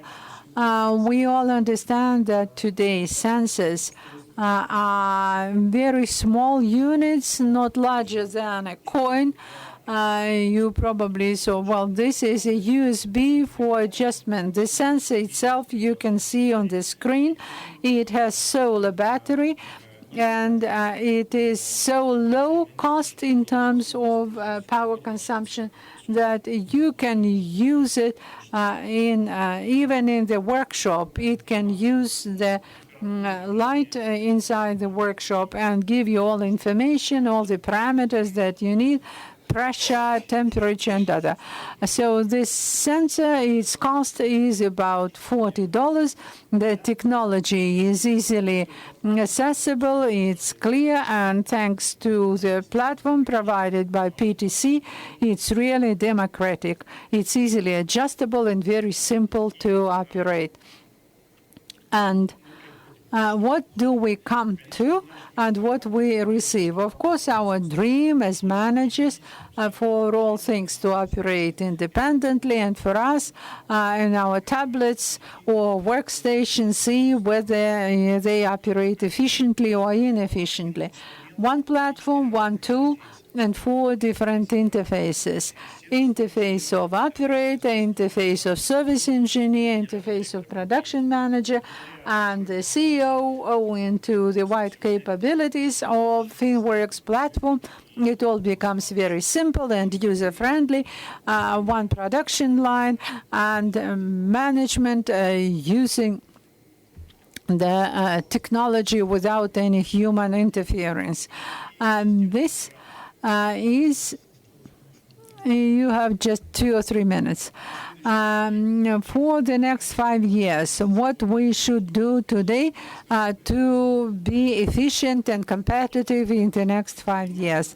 It is necessary to be very attentive towards our place, to understand capabilities of Internet of Things and different stages of life cycle. You see here different scenarios for the development of these technologies. We must get together with the production people, representatives of IT, together with those who are probably responsible for a digital company, and understand the strategy for the next 5 years on the basis of the new capabilities of IoT in Western companies. Here you can see the possible scenarios which are represented here. If you are involved in production, you can take efficient technologies for monitoring and diagnostics. So it's endless capability. And I wanted, most important, some node concentration for discussion and development of the companies which are present today here. We can already today use at the stage of design the tools for convergence of digital and physical world. In the last 15 years, we have accumulated sufficient information in 3D collections, in our information about companies to capitalize it, not only via the use of CAM modules or making the managing program. We can already use those developments that we have in 3D in parameterized digital models. We may use them for marketing, for organizing information, or banks of technology transfer to developing economies. This is also part of the company strategy. Do not stop at already accumulated intellectual assets for your production. Today, we may provide digital counterparties, and we may already think about organizational changes in companies. We must educate directors in digital companies, directors who operate with big data. This is the basis today, and we may follow and work closely with vendors and implementers. We understand today that this is an exponential growth in many areas, big data and Internet of Things, and unfortunately very few people can make up with this exponential growth. So we cannot afford to sacrifice our competitive advantages working with yesterday's products. Unfortunately today, and I wanted to discuss it today as well, what is shown here, this is also big data in the Russian companies, not all companies, but so this is signal for you. Just one last slide. Critical factors of performance here towards Industry 4.0 digital company are the following 6 key areas. We may and can rely on advanced technologies thanks to vendors and implementers who have the bank of best practices. It becomes available for the Russian companies. We may use the general and well-integrated and quite flexible system from an experienced vendor or integrator, and we may ensure interaction and cooperation with the customer and the final user, bearing in mind the standards for digital company. We must be based on preparedness, readiness of the company. Of course, it will not be efficient without close cooperation with digital information, digital interface. And thanks to the activity of academic programs of implementers and vendors, we may develop the future of the Russian engineering by universities, soft laboratories, and smithies. For us to be competitive, we must build more companies like we did this over the past 2 years. Let us move forward together. Thank you. Thank you, Pavel. As far as I understood, the audience cannot ask questions now, but I can.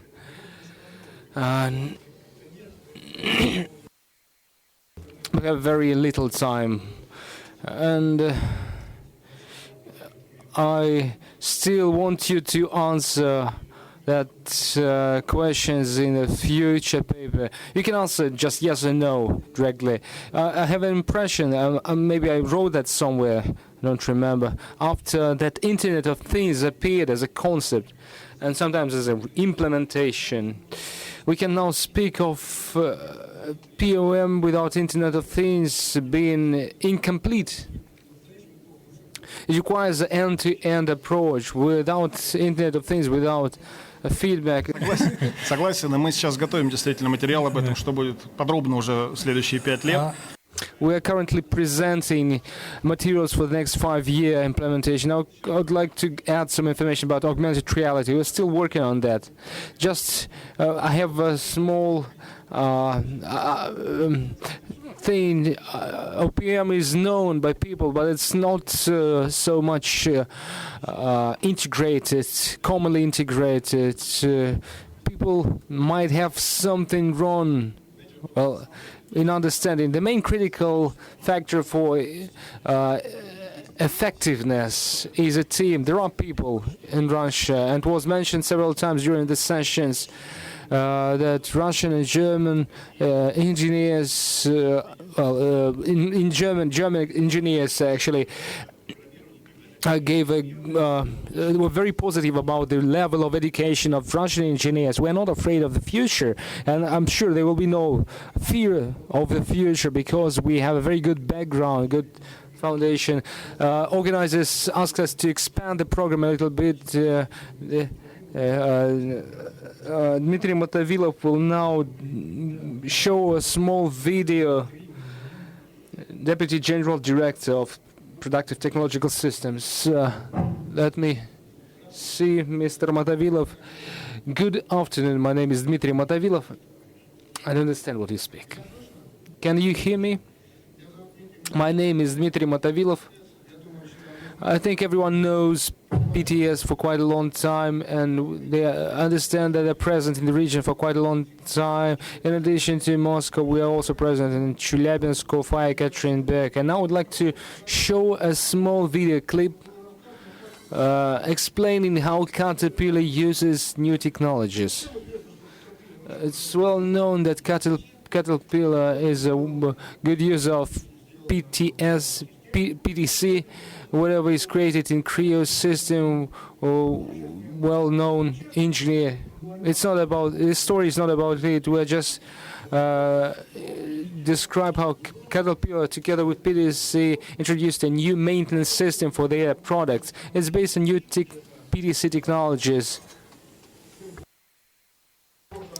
Same board, data gathering, interactive data gathering from an operating product in the online mode, and also augmented reality.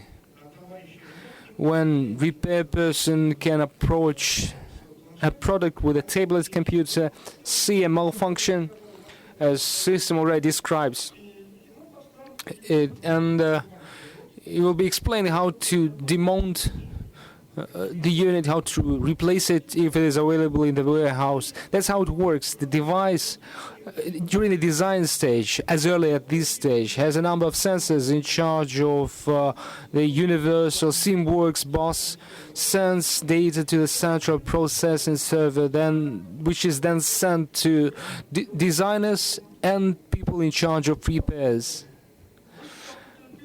Be like Caterpillar. Be with us. I think we can do things together. I was within time, I hope. Brilliant. If there are any questions, I'm ready to answer. Well, unfortunately, we don't have time for that. You did that in a minute and a half.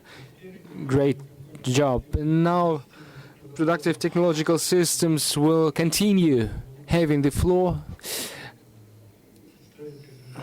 Vladimir Krayushkin will give a presentation on the same topic, technology of Internet of Things for smart production. Good afternoon. My name is Dmitry Krayushkin. I'm in charge of issues related to the informatization of production for some 20 years. I'm the oldest probably here, having the floor, except for gurus. During all this time, I've been periodically working with different companies. With PTC, I've been working for some 15 years, and I worked as an employee of the company. In PTS, I'm working for 8 years, approximately. I was involved in different tasks, and during all this period, I was reading EasyCut website, and I encourage you all. It's a pleasure to hear that encouragement, but looking through your presentation, I think it should be, it should take approximately an hour. And I encourage you, on my part, to be fast. There are 4 points I'd like to dwell upon during my presentation, in addition to questions related to technical application of the technology that are suggested for industrial internet and of smart things. I would like to speak on, I would like to cover conceptual issues without which we cannot move on now. The first issue, at this innovation forum, we often hear Internet of Things, Industrial Internet of Things terms. There's foreign codes, abbreviations, IoT, IIoT. What is understood by them? Simple expansion of this usual Internet concept. Things are communicating within the Internet without human interaction, agreeing on their protocols, data formats as far as industrial Internet of Things is concerned. It's probably that part of Internet of Things that are interconnected based on different wireless technologies, at the same time related to some processes, production process. It's okay for the beginning, but this definition was applicable some 6 years ago, but it's not now. What we see in this definition, this concept, the first definition of extensive development of Internet of Things for production, I show that small picture. Probably you know where I took this picture from. It's the complexity of a smart device that can be an object of Internet of Things. The most complex objects are objects involved specifically in production, immediately in production, robotized lines, smart devices, and revolutionary intensive development. When we have a lot of links, a lot of data sources, some of them already a part of IoT, and some data link is added with some devices shown in the bottom, being converted to Internet of Things technologies becomes the Internet of Things. We may refer to them as IIoT. Two concepts based on the classical IoT concept belong to one company, to the other company. Well-known companies, very respectable, both involved in the Industrial Internet Consortium, and Dell is also involved in the movement for Industry 4.0. There's some pictures, regardless of the logotypes.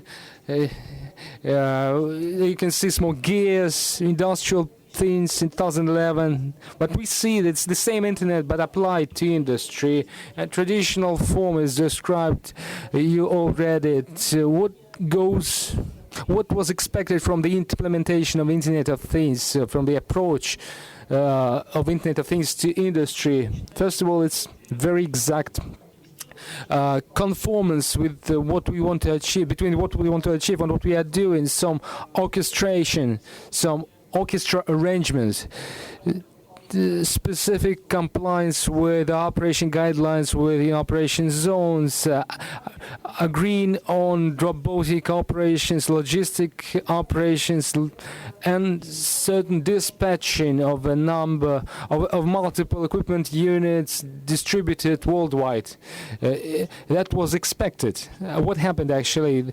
Revolutionary burst was expected. Explosion. Dividends, bringing dividends, but it turns out that the software systematic development using the old approach is time consuming and be comparable with the results obtained. Based on the experience of major projects and Industry 4.0 and Industrial Internet Consortium, the results are not so positive. There is no revolution. It's still an extensive development. What we want to mention, maybe we need to change the milestones, change goals. What is the goal for IIoT? I think that the goal for IIoT are products, articles, and making an article, making better articles, maybe smart articles, better articles, is the point of introducing IIoT. We understand that best products, smart products, they include everything, all benefits that we want to achieve. Compliance with the requirements of specifications agreed upon between customer and manufacturer, the characteristics that we need to monitor, and their compliance with the design characteristics. The feedback that we mentioned, all these should be present. In order for these things to be all available, We need to find a different approach to the Internet of Things concept. As we see, the characteristics are significantly different from the ordinary approach of use of smart things, devices, refrigerators, traffic lights. Here, production is a more sophisticated process, some sophisticated thing, and requires a different approach. We have enumerated 7 approaches. They are all well-known: connectivity, use of unified data and process, integration bus, real-time operation mode, the big data, what was mentioned by Pavel before me, the presence of availability of some service. It's called cloud or lake, data like lake, at least not a swamp. And of course the analysis facilities. Regarding the connectivity, we see that there should be a fixed and mobile connectivity involving all sections of enterprise where articles are produced. And here continuous access to the network is a must. Data models have to be unified. Anyone involved in IT industry know that there are approaches, standards, data models, and process models. We can refer to SysML of IBM. There is a foundation. We just need to continue developing it. Integration bus, what was mentioned by Pavel, this bus that brings the benefits even during the deployment of industrial internet, even now. By data bus, we see not only the capability of exchanging different data types, but also the ability to enter different network types, PD, PLM, and others. So this technology allows seamless integration within existing industrial environments. The real-time mode is also a must. We need to consider it always when working with neat data, big data. I'm not going to mention that. It's clear. Availability of a cloud service, availability of a facility to accumulate data. Probably sometimes the clouds are a little remote from the manufacturing plant, and it is clear because the operators and marketing departments will also use this data. They are not always subordinate to the manufacturer, but they will be integral parts to the community data, big data processing. I'm almost done. And as for applications that we see, very classical, the first thing that comes to my mind, industrial logistics, all transport systems that unite production sections can be easily transferred to the new IoT principle. The data flow analysis, maintenance that was mentioned, shown in the video clip, availability of smart sensors in the article itself enables efficient operation for the service. The expertise bank, service bank is going to be more and more expanded as the data are accumulated, and also unified information space for corporate level systems. What do we need for that? First of all, we need the unified developer platform. We have already passed the times when for every sensor individual software had to be developed, and it involved everyone, starting from pioneers and school children. We need to stop this improvisational approach and start working with the real software development. This is, of course, a software environment. And introduction of digital advisor technology. It always gives a prompt to the people working with a device during the design, operation stages, and so on. Then the digital twin technology. What what is in demand by IoT, and that should really be obtained as real transfer from the product sales to end-to-end contracts when not the articles are sold, but the efficient use time of its efficient use are sold, and also change of role and place of CEO information departments. You can all read that in the orange books available at the entrance. Yeah, in English, of course, they are all translated. Business Harvard is also published in Russian. Another thing I just wanted to mention about how these approaches are applied in reality, these correct approaches. You probably will learn from the speeches of my colleagues of Schneider Electric, General Electric, and Airbus. I think the questions will be asked afterwards. Thank you. I just wanted to ask a question. When you talk to your customers right now, are you using this term, IoT, or this would harm your relationship? Again, terminologically, there's a confusion. There is some vagueness, ambiguity. There is no Russian encyclopedia of IoT. I have understood it. If we have good definition, not folklore definition, not grassroots definition, based on attempts of translating foreign materials into Russian, then in that case we'll be using it. Right now, we just mentioned that there is a notion IoT or IIoT, and there is a notion of industrial internet as a Russian term. So, well,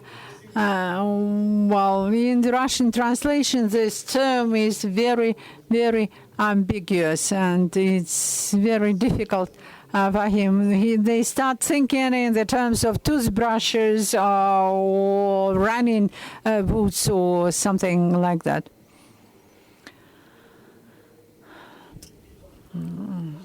Yeah, we will have the proposal. In that case, let us move on. If I understood correctly, we do not have Maxim Turin. He will not participate. Therefore, the next presenter will be Andrei Kondratiev. I suggest that each of you will introduce yourself. I believe it will be optimal. Thanks a lot. If possible, my slides. My name is Andrei Kondratiev. I represent General Electric. Probably many of you have heard about it. Probably very few of you have heard that we have G Digital subdivision. This is a separate business, the task of which is the development of software solutions for industry, also for industrial internet.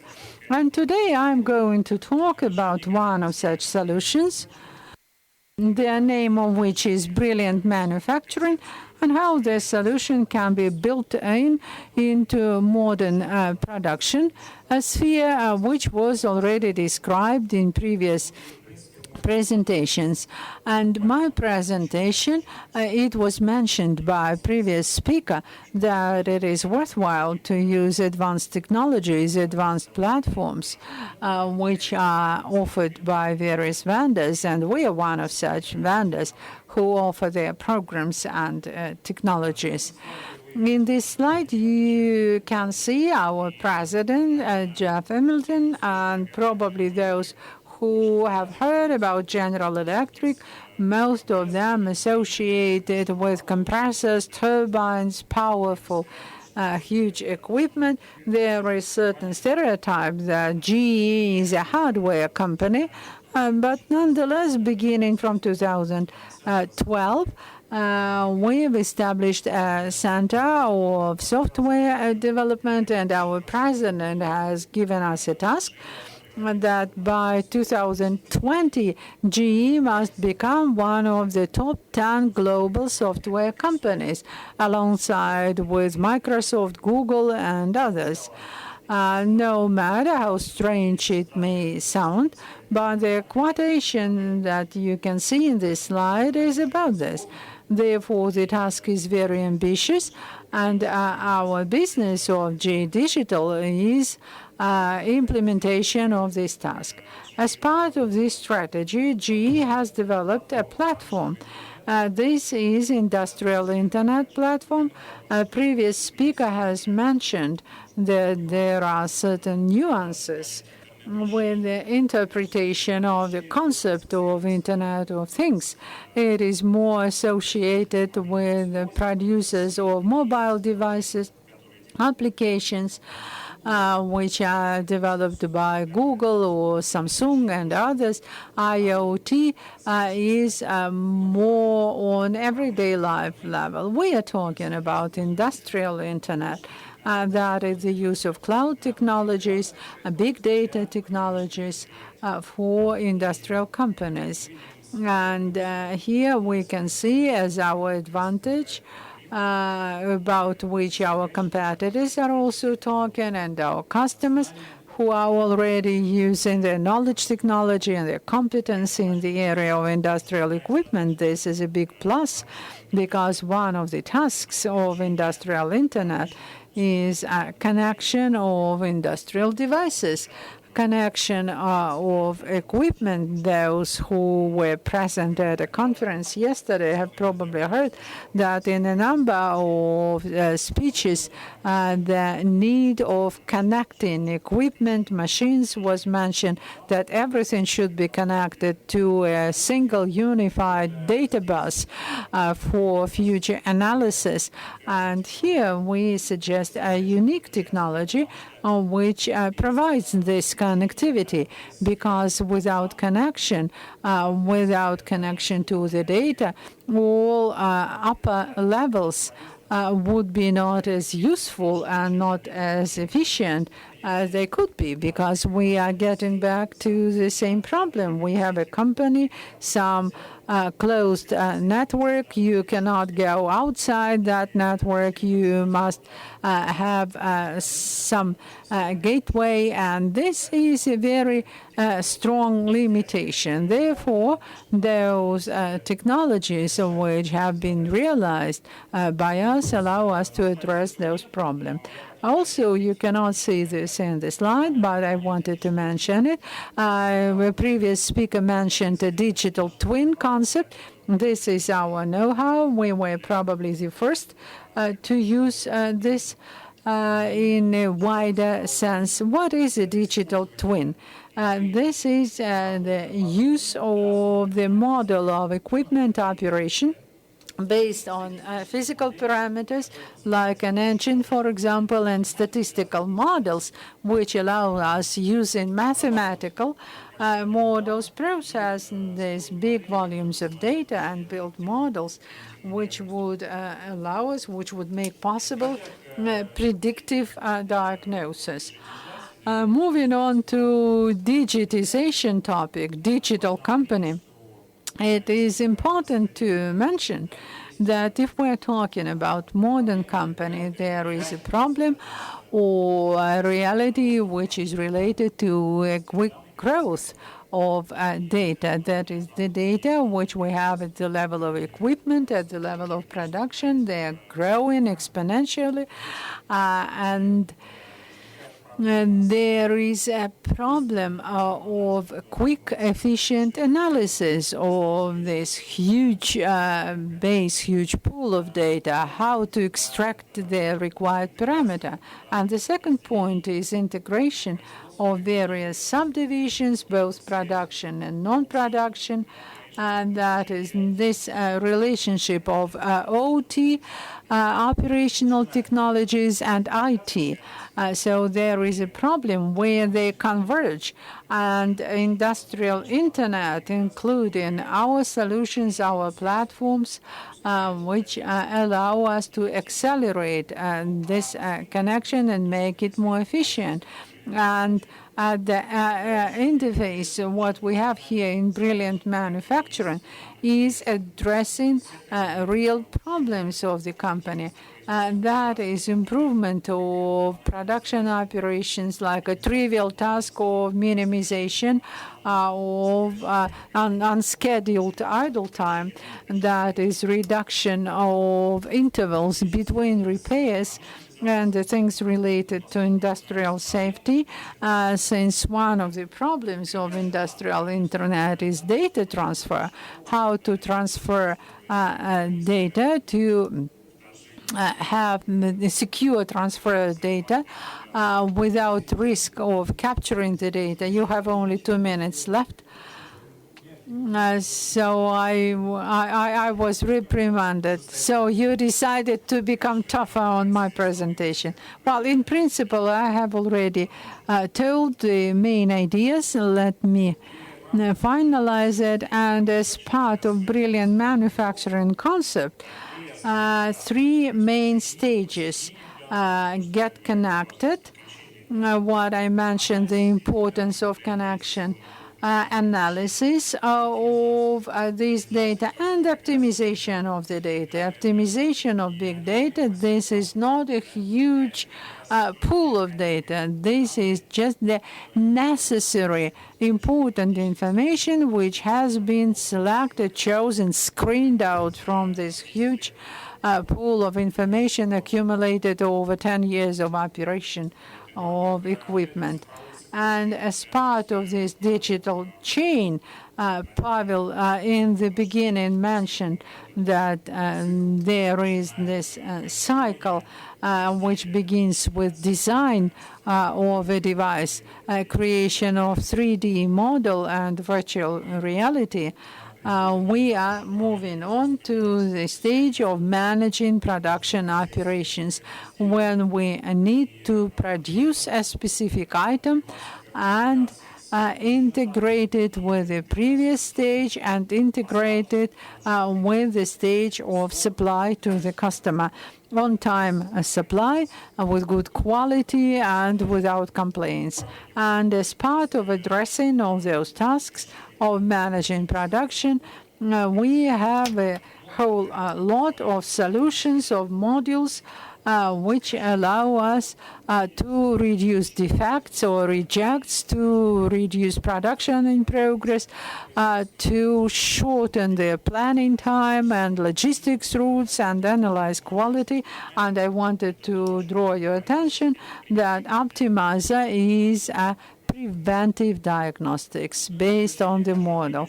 And in conclusion, I wanted to say that we are working in close cooperation with PTC. PTC develops for us the visualization tools, some configurable applications, and also our Russian partners with whom we are working on localization of our solutions, which is a must in today's world. And here in the second pavilion, we have a RATEC stand, and you can visit it, where you could see examples of preventive diagnostics for power generation. And they demonstrate specific systems. Thank you. You're almost within time. As a bonus, I suggest that you make 2 publications on EasyCard. I cannot even ask any questions now. The next speaker will be Pavel Yerefeev of Airbus Group. Good afternoon, colleagues. My name is Pavel Yerefeev. I represent Airbus Group. Can you please put on my presentation? I'm involved in analytics. I think will be more applicable. I will be speaking on the intellectual maintenance based on IoT analytics. A couple of words about Airbus company. It's not only aircraft production, which is the most well-known area, but also helicopter production, defense and space, military products, satellite development and production. It's a huge company, one of the two monopolists in long-range aircrafts on this market with huge performance. But still the company moves on to be able to compete with other companies to newly appearing technologies. That's why we have to carry on. The first question, Internet of Things and aircraft, how are they related? The modern aircraft is the Internet of Things by itself. Every aircraft has thousands of sensors that in real-time mode accumulate information from engine, electric subsystems, mechanical subsystems, whatever is generated inside the aircraft itself. Of course, Airbus is not producing engines themselves, but I will use the example of engines as this example is the simplest one, relatively simple. That's why I'm using the General Electric picture. They are the producers of engines for our aircraft. So if we can see the amount of data generated by aircrafts, the next generation will be producing up to 20 terabyte of data per hour. If we simply calculate the annual amount of data generated by one company, it will be 35 million terabytes per year. It's a huge amount of data. It's impossible to analyze all that. It's only engines. It's not even the entire aircraft. If you compare that with unmanned Google aircrafts, they are making 60 gigabytes per hour. So our performance, our requirements are significantly higher. Talking about figures, the new aircraft is about $200 million to $300 million of average fleet. If it's not flying, it stands for 18 hours. It's the average downtime, with the one downtime hour of about $10,000 US. Of course, there is a need to predict such downtimes, which is called prognostics and predictive maintenance, forecasting of anomalies, improvement of component logistics, optimization of resources management, and also optimization of the management of the entire fleet flying for a specific company or a number of companies. Just a couple of words about what is meant by prognostics, the predictive maintenance. We have a device that is working, and our task is to identify future components that might fail as soon as possible. For some malfunctions, such predictions can be done a week or even a month before the actual malfunction to see the signs, inevitable events, the prediction of inevitable events. And if we manage to see that beforehand, then we are able to predict the malfunction and perform the maintenance before it causes critical consequences. And that's how we save huge money for maintenance of the aircraft itself and the entire fleet. The maintenance system incorporates a number of components. I will not speak in detail because it was covered by my colleagues. It includes analytics, maintenance, so on and so forth.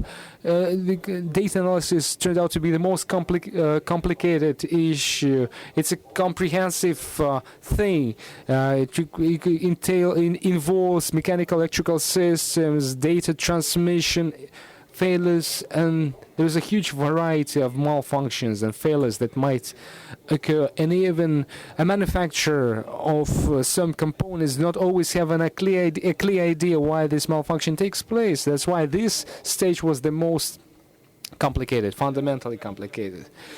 What this approach gives us, in the pre-digital era, we had engines and regulative routine scheduled maintenance. After some flying hours, it was inspected, replacing some expendables, inspected for some failures. Now we have a product that can assess the condition of the engine in real-time mode. Several companies are doing that, including GE, and we are also doing that. And we're able to see the components that require the nearest, the soonest maintenance. So we have the real-time information about the fleet conditions, and then the next step will be optimization of the air fleet. If we see there is a forthcoming malfunction, imminent malfunction of an aircraft, we are preparing the next aircraft. So we are moving to the level when we can optimize the fleet of aircrafts or other products, the huge array of data. A couple of words about the tasks that we face. There is a huge amount of such tasks in terms of engineering. It's aging, leakage occur at any production, or external effects like lightning strike or non-typical behavior of the system that we did not witness before, like system is behaving not how it is supposed, and we did not see such behavior. From the mathematical point of view, there is also a number of issues that to address, but we have covered a lot of ground here too, and it was quite successful. Thanks to the number of variety of different tasks addressed, we can see this amount of analytics in different areas of economy, including the power generation, heavy industry, aviation, or space industry, and we have pilot projects implemented with some of these branches. This is just it that I wanted to cover. Thank you very much. You have saved 2 minutes 40 seconds. I do have one question. But maybe I will formulate it, and if we have time later, then you will answer. I am a little bit worried with this term, prediction of failures. Well, I do understand that predictive maintenance is a very important task, but I try to imagine some other level of planning of behavior of systems and product, when we can minimize failures and optimize some systematic behavior. So it could be some kind of proactive behavior. So probably I just misunderstand what is the term predictive maintenance, but nonetheless, this is my term. So one last presentation. Good morning. My name is Andrei Sholokhov. I am CEO of PTC in Russia and CIS. And I wanted to build my story on the basis of O. Henry story. If you remember that the heroes of the story received monopoly for selling alcohol in one of the cities because one of the personages, Andy Tucker, propaganded the harm of alcohol very well. Therefore, I will start with the description, with the story about available technologies, and then probably I will add a little bit of bad things, telling how these technologies could become available for the Russian industry. What am I going to talk about? First, I will say a few words about digital twin, about how IoT can be used for creating new products.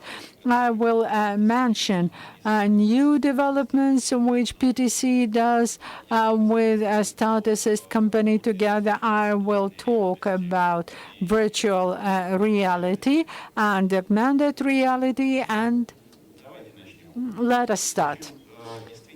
It is true that at present the designers do have a digital prototype of a device, and they have a product or a device in their real form. And now we have a technology where certain sensors would transfer information to the digital twin.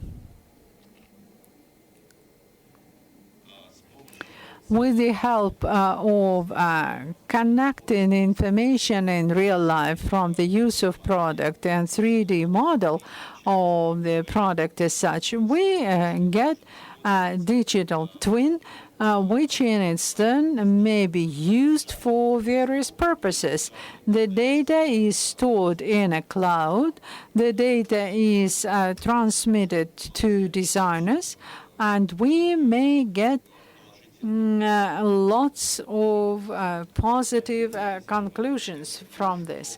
One of the conclusions is that the designers may use the data of real-life machines to understand whether they can use it in their new product or not.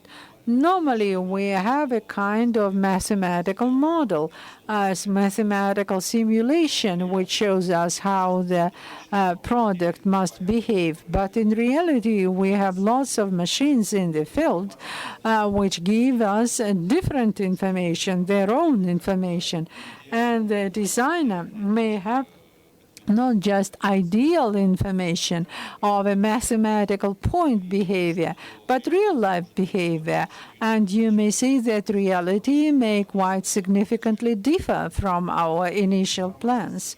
And the information from a digital twin, and that was already mentioned by our colleagues, can be used by different services, different functions. You may see how the information can be used by sellers, market specialists, specialists in maintenance, and so on and so forth. But I wanted to mention just one more thing for the future.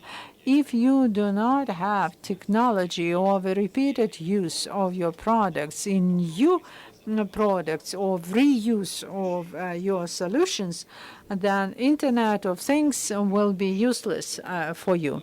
And this is just short note for the future. Look here, one of the things where GE company is very successful and where Airbus is also very successful and Transneft oil pumps is that they do not start new products from scratch. They already have a bank of knowledge where they can refer and use some components for the new products. In case they do not have this system, then the Internet of Things is useless for a designer if they start drawing from scratch. 3D print. In fact, it was all available a long time ago, but we had some problems because it was not sufficient to work with automated systems. You had to create a simulation, then transfer it to 3D printer, and then get another model. Take this bar model, and that this bar model should be placed into a simulation, obtain some results, and get a second model, a second simulation, which could be printed.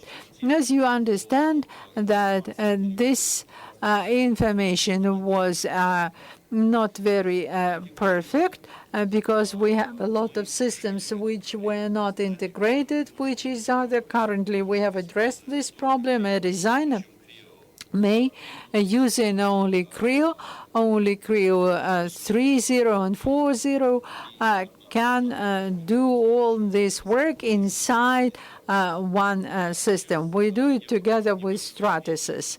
Now I'll show you a short video presentation. Can you start a video? Unfortunately, the video cannot be demonstrated. In that case, I will add just one thing, everything that you will see in the next slide.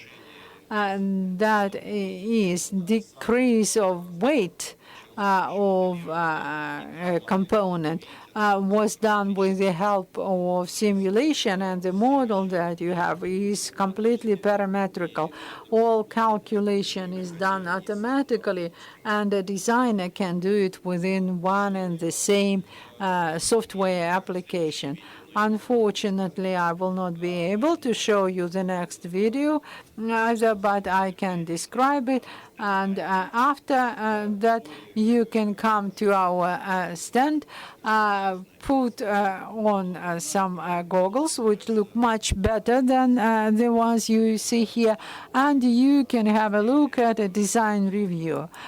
Before the product was made, all people even in different continents may wearing those goggles and just see what the product looks like, and then see the details, the components. This video does operate, so let us have a look. Let us see. The system has recognized the view mark, the label, where it could download the model of a motorbike. At some point, well, you now see it's broken down into components. If you focus on every one of those components, then you could see some additional information about this. This is all available here at Innопроm. You can have a look here. It's wonderful that I have 2 more minutes. I'm not going to spend a lot of time on this slide. Again, you can see it yourself with the use of a tablet. What you saw in Caterpillar video, you can see how with the help of augmented reality, you may provide maintenance for now a teaspoonful of honey. I keep repeating that all industry has been developed. The purpose of all industry is to produce and sell products. If you have ideal, efficient production with robots, with IoT, where you have implemented lean production principles, but if you have very bad, uncompetitive product, it means that you will be broken. Because very many people do not understand it. This is so. The level of investment in the product must match the level of product that we are working on. And probably my main goal is for you to understand that if you invest in production, you must have a balance between the efficiency of production itself and efficiency of creating a competitive product. This is probably what we lack in Russia, significantly lack in Russia. And if we are talking about practical things, then I believe that there are certain markers which allow us to say clearly whether the company is ready for IoT, as we may say easily, the Transneft oil pumps or GE or Airbus are ready for that. First of all, the sole source of information about the product must be, I am talking here in a narrow field, a parametrical 3D model. You remember the drawing when there was a designer with huge heaps of paper. A designer must not run around with paper trying to get information about the product. They must have a single source of data and be quite sure that this is updated information. There must be a through process of technological preparation. This is not fantasy. This is available in Russia and in other countries. This is dictated by competitiveness. If you have a poor quality product, you will not survive in the market. The very practice of product development must be a project.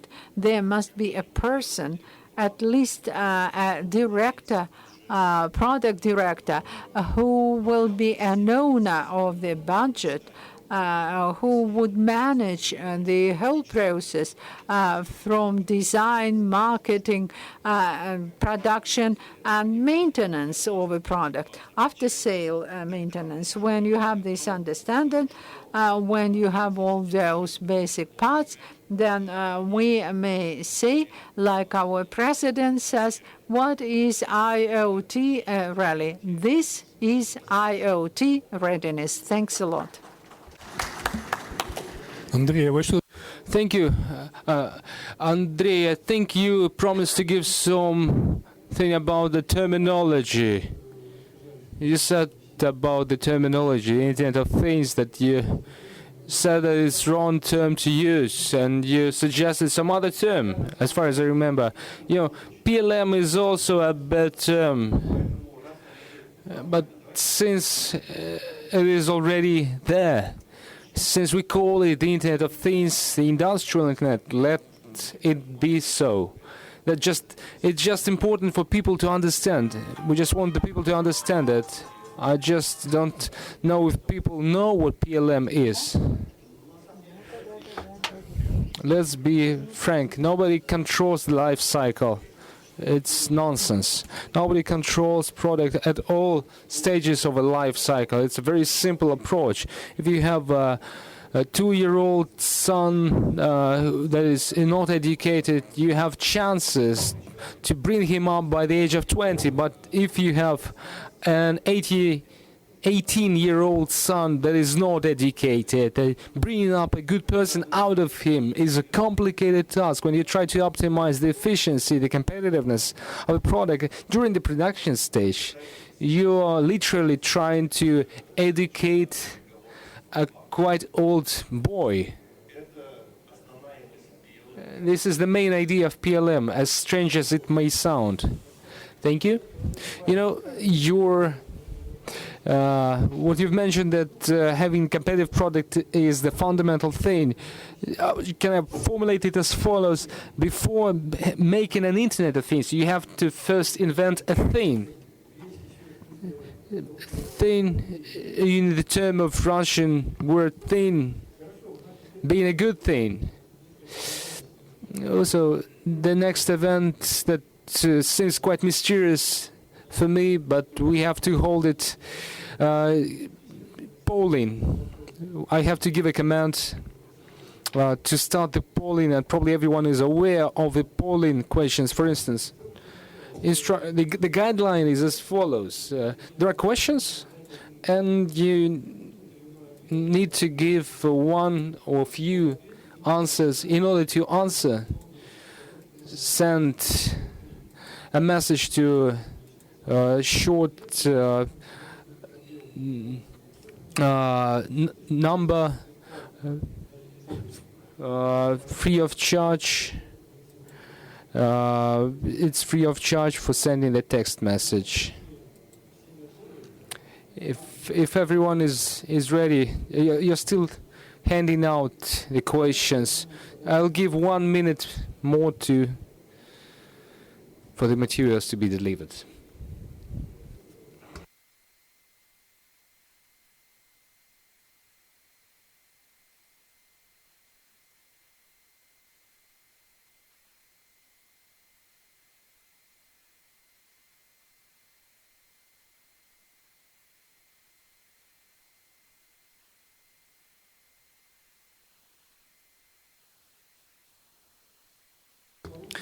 Well, let's hope everyone received the questions. Those who start polling, are they ready? I don't know who starts it, but I'm giving command. Let's start the polling.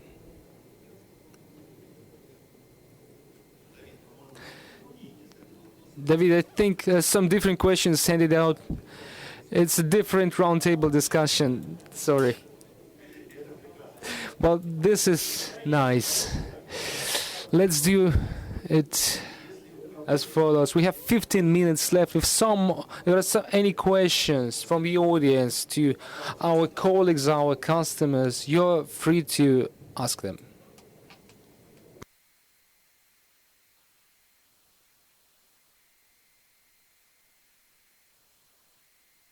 So we're not having any voting or polling. Okay, my suggestion is then to move to the to move to these questions.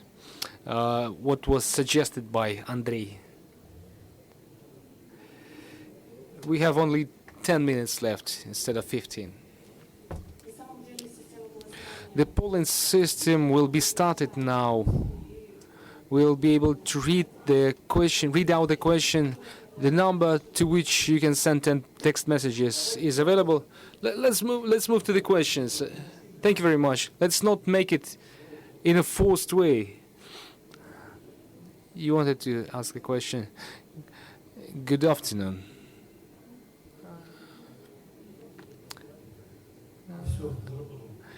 I see it works. My name is Maxim of Sisor company.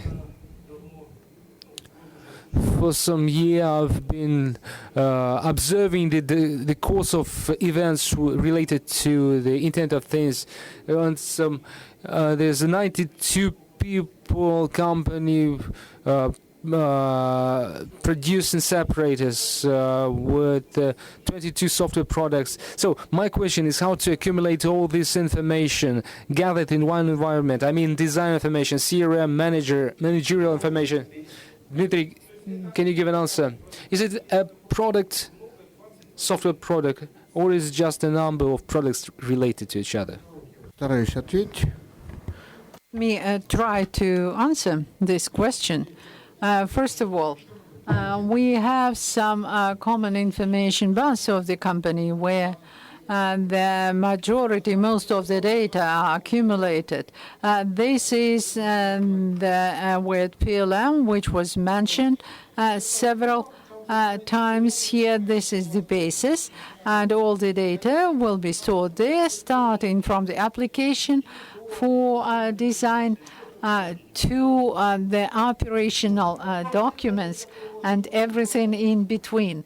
And the data that you have in that electronic system, which you need to calculate, will be in your R&P system. So you will have just two systems, that's PLM and the related systems, which you have in the system of Office document flow exists separately. Quite often it happens. Then you'll have about from 20, just 3 systems. That's it. I believe something like that.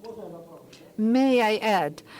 You remember when we said that there is a notion model, data model, and process model. In PLM, in most of PLM, initially you had different types of data from different systems, not necessarily from SAPRA. And people haven't thought of anything better than XML system. And if you have some of those systems, they already have this structure of data model. Wonderful. I'm just trying to answer a specific question. When a company would have 20 different types of system, where in every segment different sections are operating to get the relationship of different information systems, just to study your company in order to understand how the structure of different types of data is organized, whether you have certain gaps between ERP and SAPRA. If you are missing some link, then you need to install it. In any case, it's a standard task of building this unified information system. So if you need a solution, just come to us, to the companies present here, and we will see what can be done for you. There are no situations without a way out. without a solution. I believe that we have a wonderful result. We have 7 minutes more. Your question, please.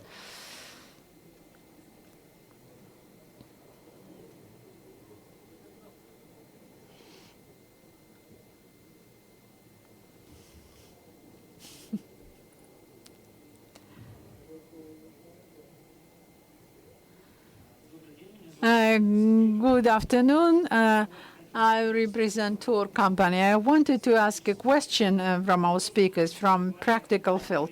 We talked a lot about Internet of Things. I wanted to talk about virtual and augmented reality, how you see the advantages of those technologies for a manufacturer. We wanted to have some more real-life things. For example, less number of the operational failures. How you see a solution?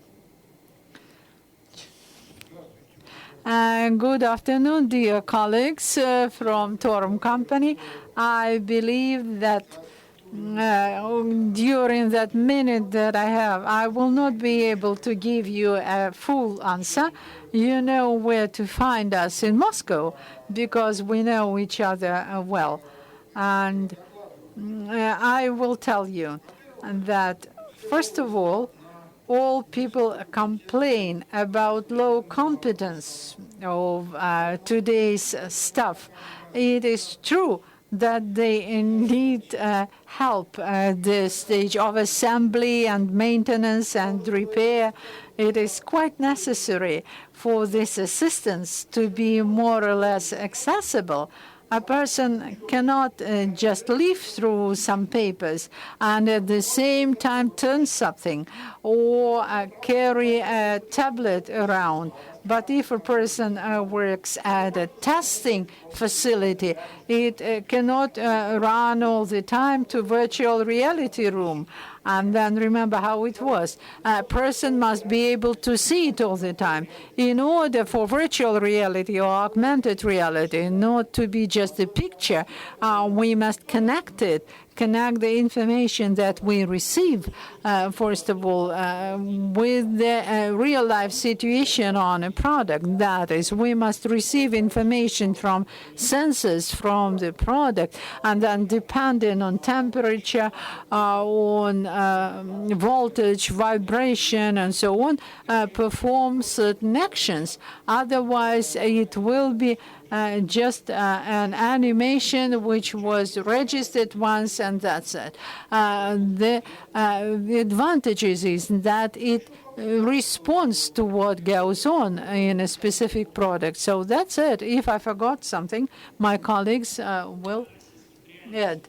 Well, for Russian reality, what does it mean for us? I understand that it all looks beautiful, but how can I, as a developer of a solution on the basis of virtual reality, how can I present it to a company manager? How you see it? I see it as, for example, reduction of operational failures number.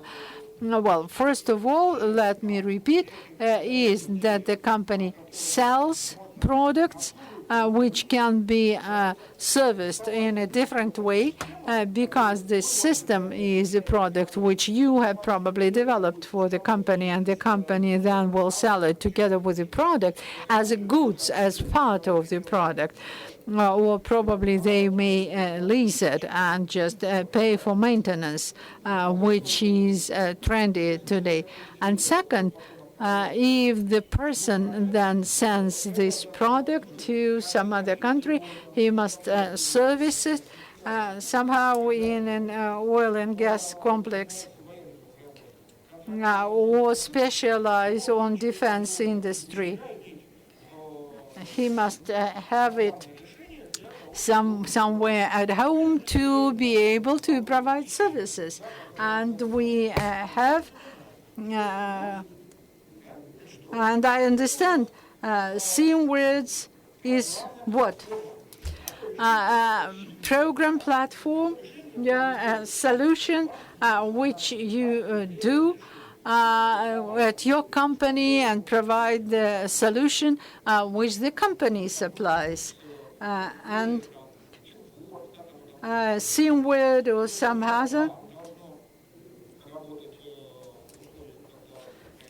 Well, it must operate under the conditions when it is unrelated to the services or supplier. So this is programming. You have developed it and they're using it. It's important. Second thing which I am expecting, this is going away from COSM. This is very important. Unfortunately, in a number of companies I came across, when the Apple platforms, people are trying to go away from it. If we move over to Android, then it will be ideal. So advantage is this. So let us wind it over. I suggest that we wind over the panel not when the next group will be rushing in, but to wind it quietly. And let us thank the organizers, the PTC company, and productive technological systems, and separately Tatiana Golubova, who is very modestly standing aside, but she made a great contribution to organizing our panel. That is, thank you all. Я в первую очередь хочу поблагодарить нас. First of all, I wanted to thank our customers, company Ravast and GE and Transneft oil pumps, for visiting this panel and sharing their experience. Thank you.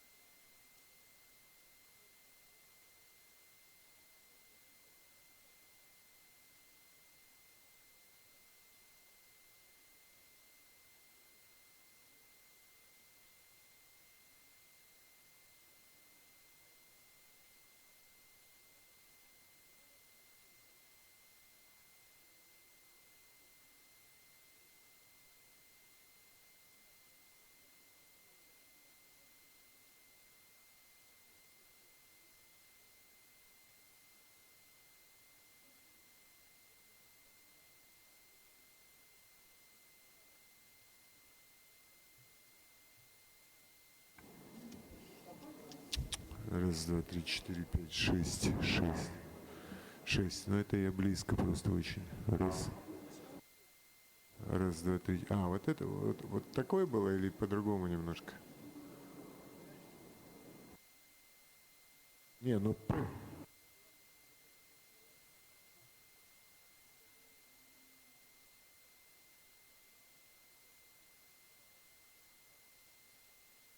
Ну, пропадает. Ну, вот он сейчас же не пропадает. Ну, как тебе сказать?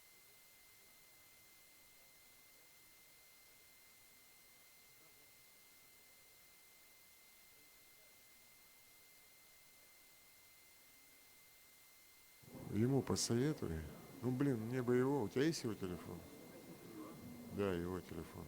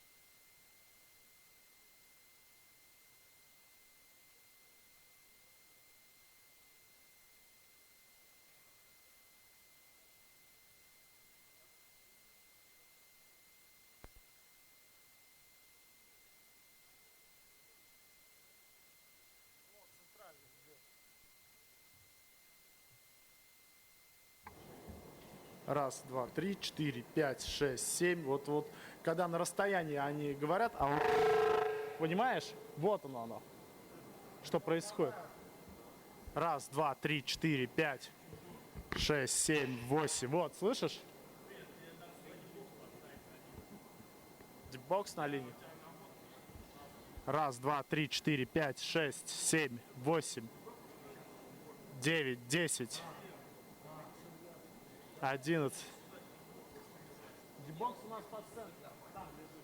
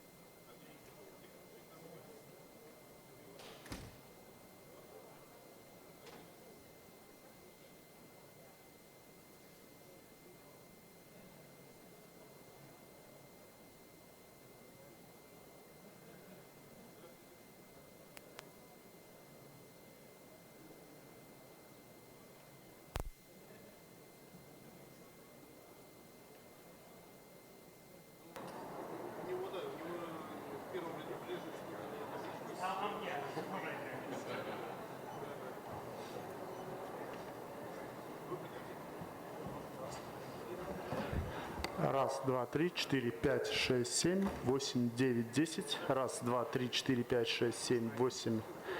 Проверка, проверка. Раз, два, три. Раз, два, три, четыре, пять, шесть, семь, восемь, девять, девять, девять, девять, десять. Раз, два, три, четыре, пять, шесть, семь, восемь, девять, 20, 30, 40, 333. 333. Раз, два, три. Раз, два, три. 4, 5, 6, 7, 8, 9, 20, 30, 40, 50, 60, 70, 80, 90, 90, 90, 90, 90, 99. 333. Раз, два, три. 4, 5, 6, 7, 8, 9, 20, 30, 40, 50, 60, 70, 80, 90, 100. Все? 101, 102, 103, 104, 105, 106, 107, 108, 109, 110, 111, 112, 113, 114, 115, 222. 222. 141.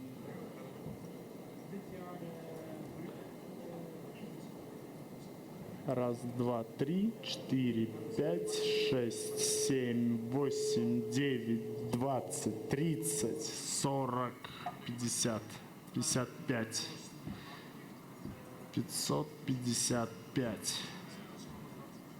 Еще поговорить. Еще говорю. Раз, два, три. Раз. Проверка, проверка, проверка, проверка. Я еще болею. Раз, два, три, четыре, пять, шесть, семь, восемь, 20, 20, 20. Давай уже. 30, 40, 50, 60, 70, 80, 90, 100, 110, 120, 130, 140. 150, 160, 170, 180, 190. Есть? Нет. Еще раз есть. Да, давай. Раз, два, три, четыре, пять, шесть, семь, 8.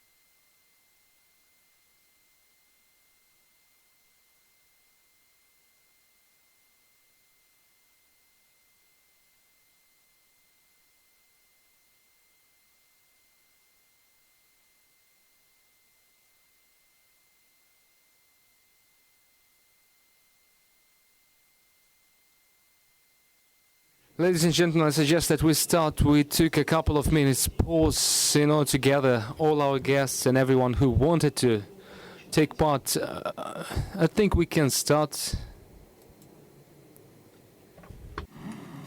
Да, хорошо. Господа. Ladies and gentlemen, good afternoon, good evening. Thank you very much for finding time and for taking part in our dialogue, in our discussion that is called Industrial Internet of Things, Big Data in Industrial Industry, Evolution or Revolution. This panel session was prepared by Schneider Electric Company, supported by Yandex Data Factory. I'm very thankful to our partners for assisting us in this organization. Before we begin and move on to our guests, I would like to say a couple of words. Schneider Electric Company is not the first time organizing such a discussion. And it's not just a trendy thing that we do. We see the potential, the challenges faced by industry, by the Russian industry from the point of view of Internet of Things and big data, and we try to stimulate dialogues for involving different participants of these ecosystems. That's why this is another step that we take, and I think that the dialogue will be productive. I would like to thank the organizers of Forum exhibition Innопроm for their support, because otherwise this dialogue would not take place. I would like to support them, to thank the Ministry of Industry for their support of this dialogue. It was mentioned many times, it was mentioned yesterday. I suggest that we start with the concept of Internet of Things and the big data concepts. Currently we understand that the Internet of Things is a complex ecosystem composed of products, machines, equipment that are intelligent, smart, connected to the internet network, transmitting certain data and accumulating data in a cloud. After that, the data are processed, analyzed, built in models, and based on this data, business solutions are created. While the Internet of Things market is growing and expected to take 125 to 150 billion dollars. This is the capacity of the market itself, and I think the stakeholders will confirm my words. Despite the entire potential and the talks around it, the Internet of Things is not all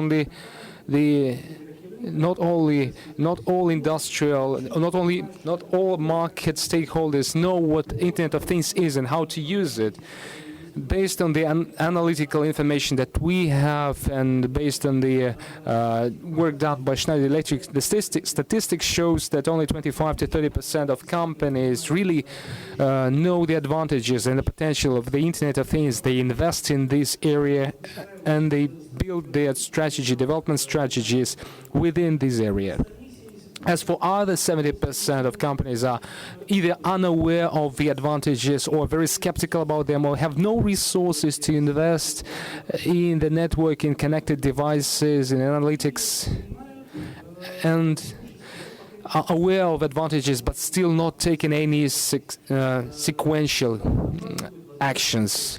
Maybe they are late, maybe they will be catching up with the rest afterwards. From the viewpoint of the companies that really see the Internet of Things as their advantage, this is such advantages as the increase of security, the improvement of quality for customers, more optimal use of their own resources and reduction of emissions. Our guests probably will give other advantages. And I would like to finish my speech here, and we'll start introducing our guests. Here we have Alexei Trachuk of Rostelecom, Director of Strategic Innovations, Sergei Sulimov of Magnitogorsk Iron and Steel Works, Deputy General Director of Finance and Economic, Alexander Khaitin, Executive Director of Yandex Data Factory, Johan van der Plots, President of Schneider Electric for Russia and CIS, Andrei Suvorov of the laboratory, Kaspersky Laboratory Director for Business Development, Safety of Critical Infrastructure, and Andrew de Boer, Director of Manufacturing Operations and Logistics for Europe, Africa, Middle East of Cisco Systems Company. Of the first row, we also have Alexander Anufrienko. He's here, I see him. The head of electronics, new methods of data storage, display, and transmission, and Internet of Things of IT cluster of Skolkov Fund. Dmitry Shepelya, the Deputy General Director of SAP CIS. As far as I see, he's not present here. He is meeting Minister now, but he will join us later. And Megaphone company representative, General Director of One Factor. Let us start our discussion. I would like to give the floor to Alexei. Alexei, for Rostelecom, as one of the leaders of telecommunication market in Russia, what is the potential for the development of the Internet of Things, big data in Russia, Russian industry, and where Rostelecom is investing or plans to invest in the most promising areas as you see them? Thank you very much, colleagues. Good afternoon.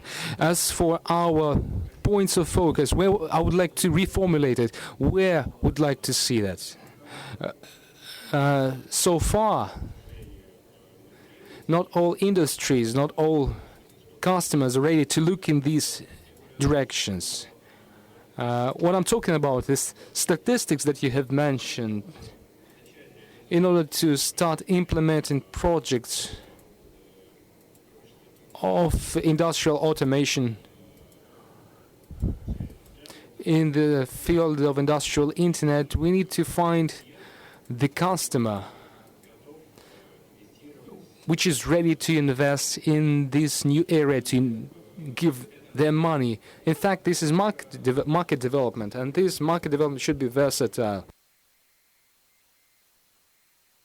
It should be a description to the potential customer, potential user of these technologies that they need it.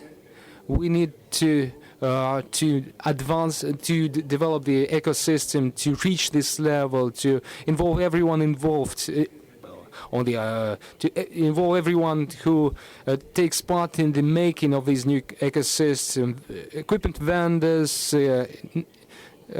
communication carriers, software programs, systematic and analytical software companies, the final software companies, user software, and also consulting companies that are to help the customer to find the right application for this stack of technologies. And traditional consulting companies would also be needed, or people that would work instead of these. But what I'm talking about is that it's a versatile activity. In our efforts, we try to form this stack of partners and of course this is the first step. Forming such a stack on the level of government, on the level of national economy, this is the first step in order to develop this area in Russia. In terms of our vision of the correct actions to be taken in the nearest future and what we expect from the state, due to the fact that Russian economy has a large share of state ownership, direct or consequential, all Russian enterprises, including medical, transport companies, are directly or indirectly controlled by the government. In order to expedite the implementation of these technologies, I'm talking about industrial internet, we need to make it clear we need the state to want that. We've been discussing this. We had discussed that a year ago. It's a big issue. They don't know that. They did not know that about that. But now we can see that they see the problem, that they know about that, as confirmed by yesterday's speech of Dmitry Medvedev. And I think that should encourage everyone to achieve something in the nearest future. But we, as Rostelecom, on the one hand, see our commercial activity in this respect. We have established a commercial office and working with customers in this direction. On the other hand, we are trying to take all possible steps to create the ecosystems of partners to expedite the implementation of these technologies. Thanks, Alexei. In fact, you have mentioned a very correct topic related to government support in this area. Again, when we're talking about internet is first of all open system, which not all of the market players want the government to be involved in that in any way. But in general, the support, particularly stimulation of investment and projects in Internet of Things area, is very positive development. And yesterday and today at the Innoprom, we see clearly that the bureaucrats of all levels, beginning from the Minister of Industry, for instance, support this subject, and it accelerates, and this shows that we have support from this side. Thanks a lot. Now let us move over, let us say, to real business. The real industry. Sergei Sulimov, Magnitogorsk Metallurgical Works. Sergei, we all know that if Metalworks has some investment plans, first of all, they invest in fixed assets, in technologies, in technological solutions, which are related to the core business of the company. And at the same time, recently, MMK has finalized the project of Internet of Things, which was related to big data and building mathematical simulations. And that was one of the first projects of this type in the Russian industry. And it would have been very interesting for me to hear more about this project, how you came to this, how you agreed with this project, and whether you want to continue this practice in future. Metallurgists like to buy everything expensive and cool. Just give us some money and we will buy new machines, new plants. But Magnitogorsk, even 4 years or 10 years ago, was one of the oldest production facilities in the Russian metallurgy. In terms of fixed assets, in 10 years, huge investment was made. Right now, we do not need any new investment into large-scale machines. And now we have a question, what next? We have the lowest in the world's cost of slabs, and where we may get this additional efficiency. And this is not just an opinion of Magnitogorsk. This is a dominating view among the most advanced companies like Novolipizsk and international players like Rio Tinto. They all say that the new cross-section of efficiency, the new fat, which we could get formerly, it was outsourcing, performance, productivity of purchase, and so on. So all those trends went through certain stages. And now the question is where we could get that incremental efficiency. And several years ago in Magnitogorsk, as part of some informal IT subsidiary, Internet Services, IT Brain, we gave it this name, we started generating some new interesting topics. I will just briefly mention some topics, and then we'll speak in greater details about the subject. We started thinking about digital Magnitogorsk, digital company, which can be hardly associated with the image of Magnitogorsk Metalworks. But unlike the people who say so, we tried to do that. We had some ideas, something like 40 or 50 ideas. Then we screened it several times. I will mention just 3 of them. One of them was to build a mathematical simulation of blast furnace production. This is a huge furnace which gradually digests coke, lime, and iron ore, and gradually going through process lets out pig iron. Very difficult to manage process, because when you make a decision in 8 hours only, it can have some effect. So we talked to experts in the companies, to Paul Yurt and some other engineers, technologists. To our mind, they did not tell us anything interesting, so we decided to hire a professor of mathematics. Probably we are the first and only company in the region. So using IBM, we have chosen the talent, the graduates from mathematical departments. We started building blast furnace shop simulation. Unfortunately, we are still working on it, but we have built some other mathematical simulations. One of them, optimization of coal blend, how to blend coal correctly and then charge it into production. So that was a solution. Probably Yandex will tell us about the payback of the project. Another illustration of creative approaches, and we're experimenting now, is the rationalization topic, change of culture in the company. We are in our Magnitogorsk factory, so this land is not probably good enough to yield 6M, sigma, and so on. So rationalization, rational suggestions are very good.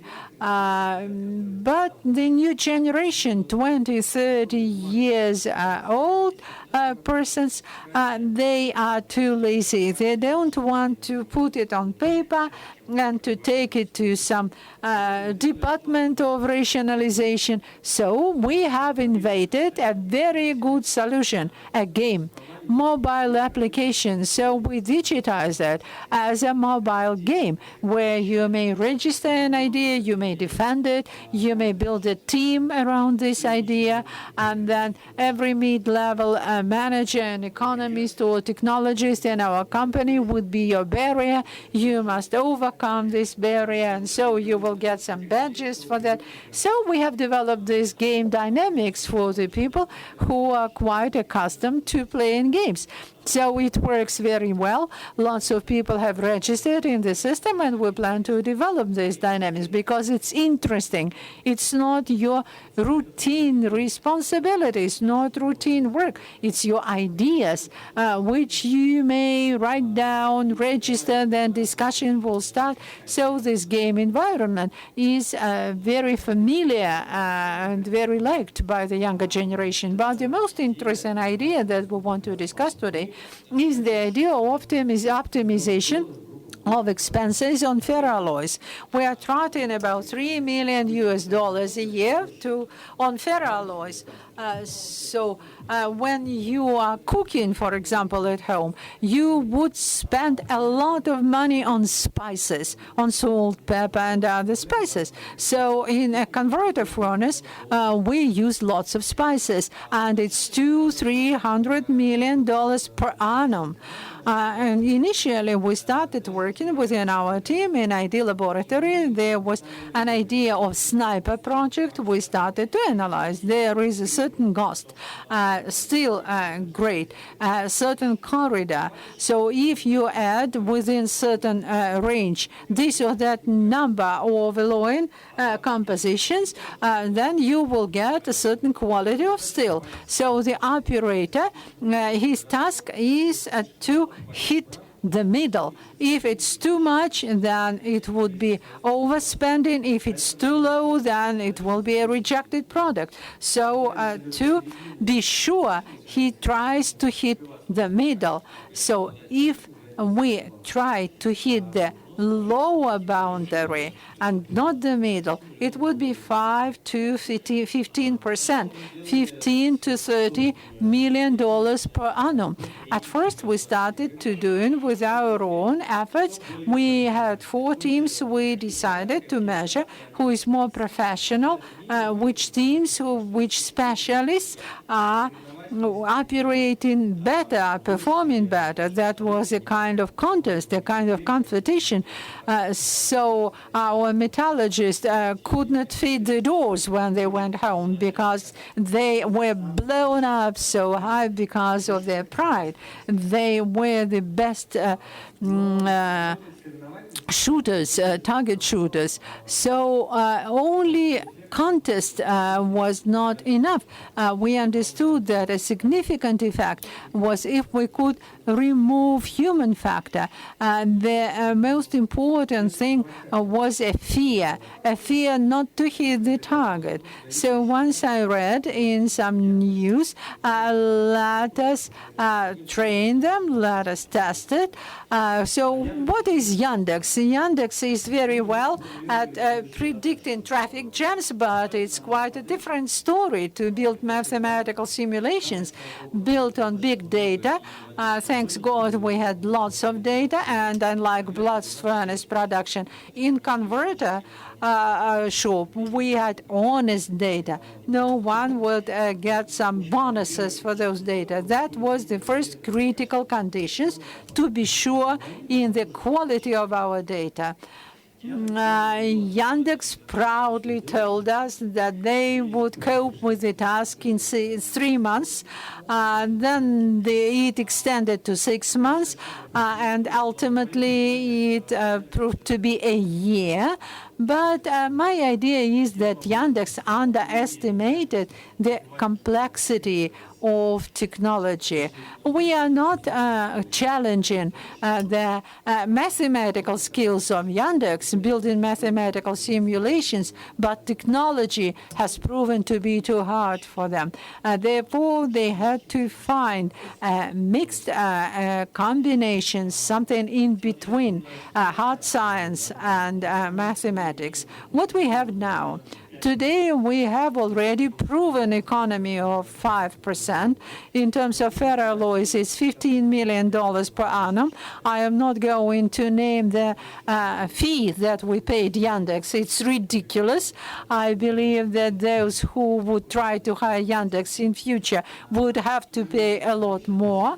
But now we have obtained a service, a 7th or 8th screen in the converter operator. He's like a spaceship operator, has lots of displays. And now the operator has one more display. We hope that it will become the main one, where he gets online information about the amount of ferroalloys which need to be added at which stage of the heat. Then he would either agree or disagree, either there was a mistake in the simulation or the operator disagreed with the simulation and damaged their company. So it's a different model for different alloy compositions, ferromanganese or aluminum or something. It's a rather complex mathematics. But finally, as a result, we have obtained those 5%. It's online, mode of operation. Our distributors place likes. If they like a recommendation, they add likes. If not, it's a dislike, and then we'll deal with Yandex. A lot of work was done by our own IT team, at least everything related to data transfer interfaces. We have developed our own interface because we found out that Yandex are incapable of doing that. Well, it's a joke. Yandex can do that, but they have different specialization. Therefore, we have developed our own interface for reading this information. And in general, overall, we are extremely happy with this project because we believe that it's very successful. And the fact that I am here is because I wanted that not only Magnitogorsk, but many other companies would be happy to take this risk and invite Yandex to their production companies. And many of you will be surprised at the value and effect that you will get from that. Very briefly, what I wanted to say, and Alexander will continue. So on your part, please tell us how you view the project and what problems you had there. Thank you very much for your evaluation of the results. If you showed the slide, there's just one slide actually to show. So all the key indicators were mentioned. It's the direct economic benefit for us as Yandex company. It was one of the first experiences of such kind, and I would like to thank. Additionally, it was a risk for every stakeholder. Of course, it was madness. Yandex coming to industrial enterprise. Let us optimize the consumption of water, of ferrowatt in some converter. And the whole idea of application of new technologies is very good when talking about that in abstract way. But when you're running production and you need to implement something in your process that you're touching for the first time, it's always a challenge. And I'm thankful for the risk taken and for the further cooperation. It's very important. It's a joint activity, of course. When we're discussing such abstract things like machine-aided learning, Internet of Things, it all sounds very distant. But this example that was demonstrated is very specific, solving particular task, and it's the only way to reach some particular results, finding a specific problem to solve that can give certain economic benefit, and the repay period, the repay experience is more evident as compared to expensive equipment purchase, was going to give a progress to technologies. They will be developed thanks to leading companies, and then other companies seeing the direct impacts received from the introduction of this technology. And it's very exemplary here that first clear decisions are taken. Equipment, training, social technologies that are available, but then you reach your ceiling. The ceiling of human expertise. You may have an outstanding expert without his expertise scaled within the computer-aided learning sphere that we are working in.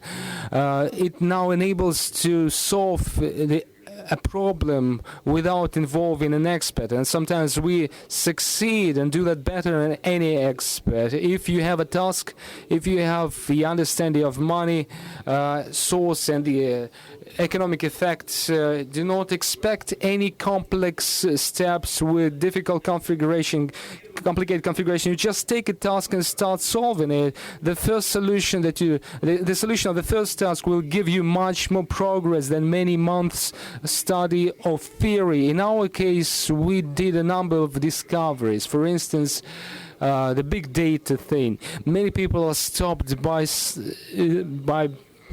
probability that by the lack of assurance, lack of certainty in their data. We take the hit report 5 plus 5 plus 5, and we see some mistakes with a percentage.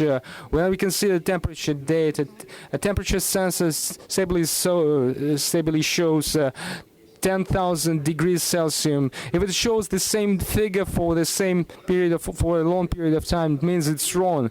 So the existing technology allows working with data as they are. Change of format in the middle, okay, it's fine, we'll digest it. And in this case, it was extremely important to see the live data of live production. We made only assumptions before, but now we can see that it can really process. Of course, it's not easy, it requires qualification. Another important issue that was solved during the project is the step-by gradual implementation of this project. Sometimes model recommended obviously wrong things that should not be implemented. Why project took so much time? Because initially we built a model, it gave effect, but it turns out that metrics aimed at savings is insufficient. That's why we need another measurement aimed at understanding the risk content of this operation from the point of view of operator.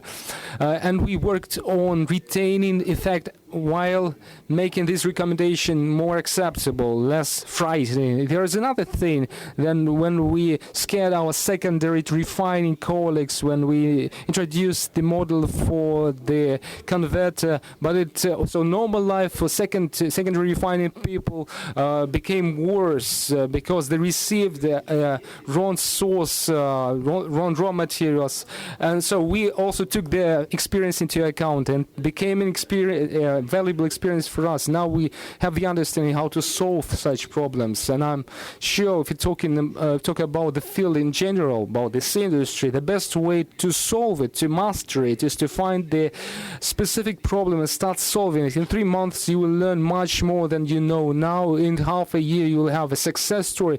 If you are not lucky, some partial success, and then you'll be able to scale this experience further with other services, other optimizations, other solutions, and from abstract stories about technologies, market shares, you will move to a specific economic benefit in your field. This is my main idea. Thank you, Alexander. When we started preparing this, when we prepared this discussion, we wanted to go into more detail about the details, into more detail about this story, about the history, the background of the project, what was mentioned by Alexander. And there is no need to be more theoretical on the one hand, but on the other hand, you don't need to invest so much in the beginning. You just move step by step, choosing a small project, winning in some stages, losing in some stages. If you gain economic effect, it will pay off. You'll get resources to move on. So I think this is the key thing, the key point that should be taken by Internet of Things, industrial Internet, big data projects for scaling and so on and so forth. And here, on this project, I would like to finalize the discussion on this project, and I would like to move the discussion, or rather to go back to the topic of our conversation today. I would like to ask Mr. Johan van der Plaats of Schneider Electric. Johan, Schneider Electric, being one of the leaders, if not a leader, in industrial automation market and power supply market, have been producing connected devices for quite a number of years, working on the internet. It's not something outstanding and not something new for the industry. Talking about the industry of Internet of Things, is it a revolution or evolution? Or a revolution? It's a good question. I think maybe indeed, as you said, one step back. When we talk about the Internet of Things, I think there are 4 components that you're looking after to say, yes, this is a project which fits Internet of Things. First thing is, what do we typically talk about? First of all, we talk about products which are monitoring their own performance, but also the performance of their environment in which they are operating, and can report back. That's the first thing, monitoring, reporting back. Secondly, you talk about operations which then are controlled via a user interface, and this control is typically going over different ways of wireless means. I can talk about Bluetooth, you can talk about Wi-Fi, you can talk about a public mobile network, which, by the way, is where the challenge of cybersecurity is coming in, when you talk about this remote control of the operation. So, controlling back. The third element that you will see is that this monitoring, reporting, control back is giving a fantastic opportunity to optimize your processes. And then the fourth point, if you really want to talk about Internet of Things, is that this is also allowing a level of autonomy, which means that the process itself is learning from itself, is becoming better and better with its own experience, which maybe is a little bit afraid or scary, but that's already a reality today. So if you talk about Internet of Things, those four components you will find back if you have a project in a plant operation, if you talk about smart grids, if you talk about optimizing your supply chain, your logistics, if you talk about eco buildings, in all those kind of technologies. Now, what I say is no a revolution or an evolution. I think it depends on what is your definition of revolution. If your definition of revolution is something like happened in October 1917, all of a sudden, boom, everything is changing, it's not a revolution. This is going to take time, just like the first or the second or the third industrial revolution. I mean, it also did not happen in one day or in 1 week. It also took several years, in certain cases, decades to take place. So in that respect, I think it's more of an evolution that we talk about. Is it, however, a revolution in the sense that if you look in the future back to what's happening, does it mean that the way that we are working, operating, will fundamentally change? Yes, in that optic, Industrial Revolution 4.0, whatever we call it, is going to turn out to be a revolution. So I think in that respect, I fully agree with you, Armin, that it's important to be prepared, important to be focused, important to start with pilot projects to learn from the experience, but at least not to wait with the rolling out, because if you do wait too long, you might end up to be the loser in the whole evolution. Now let me now focus about back to Schneider, the two domains where we are most confronted with this topic. It's first of all industrial asset performance. And then, obviously, which is a theme which is close to us, is energy efficiency. Industrial asset performance, I mentioned this one because this is already happening today. We talk here about all kinds of devices which are doing pervasive sensing, which is doing what we call predictive maintenance, which you can roll out in your production processes, which you can roll out in the transportation of energy, which is already happening today.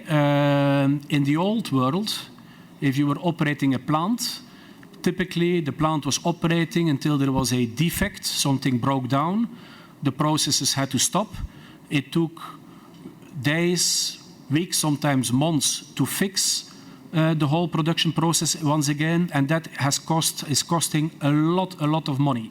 Today, the new technology, which is already, if you like, Internet of Things, allows devices to be installed in your plant, and even before the problem starts, even before the breakdown occurs, the devices can detect anomalies, can say there is too much vibration according to the algorithm or whatever, basically saying to the chief engineer, watch out, if you're not fixing today a problem in that part of the plant, tomorrow it will break down.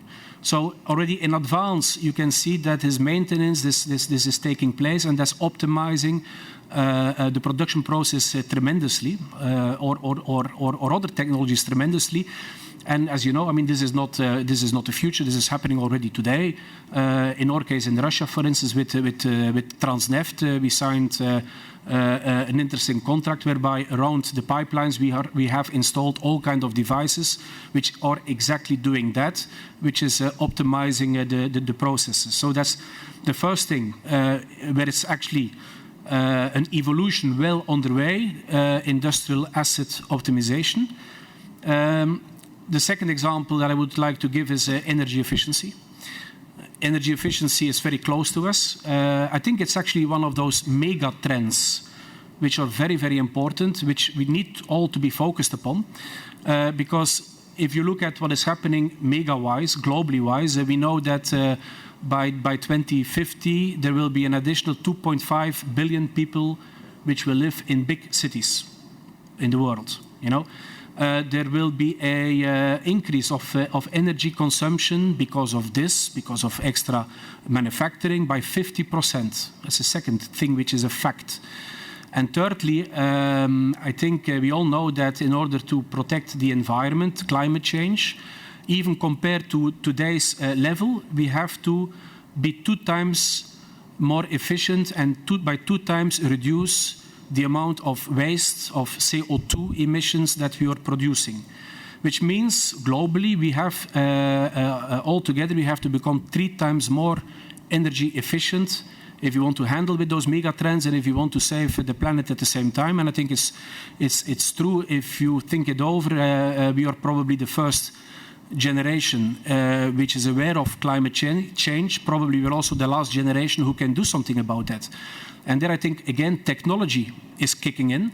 And I think there indeed IoT, Internet of Things, will play a very, very important role. And once again, here you talk about gathering intelligence which makes those cities, those buildings, those production processes much more energy efficient. And this is what that's actually what we are doing. And again, in Russia, it is not a thing of tomorrow. An example like I give with Transneft, another example I can give here is Auchan.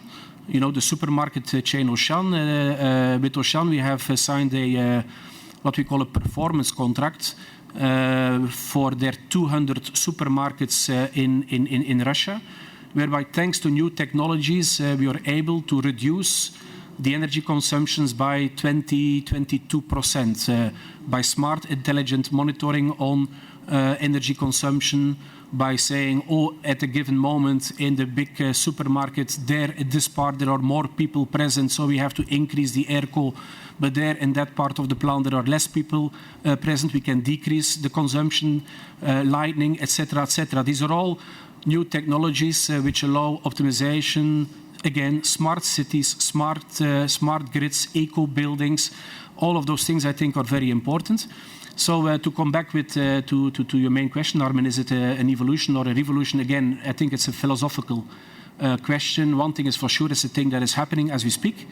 It's going to take some time to roll out, but we are better focused in starting it, or we are going to be behind. And I'm personally very, very, very glad to see that this topic is so high on the agenda here in Russia. I mean, Innoprom, we're only talking about this topic because it also, by the way, separate topic, fits the drive for import substitution, innovation, localization. I think Russia here, with leading companies like Yandex, like Kaspersky, like with the engineering capabilities, there is a fantastic opportunity not only to do localization and import substitution, but exactly to do that in the sphere of tomorrow's economy. So that's my 5 cents. Thank you.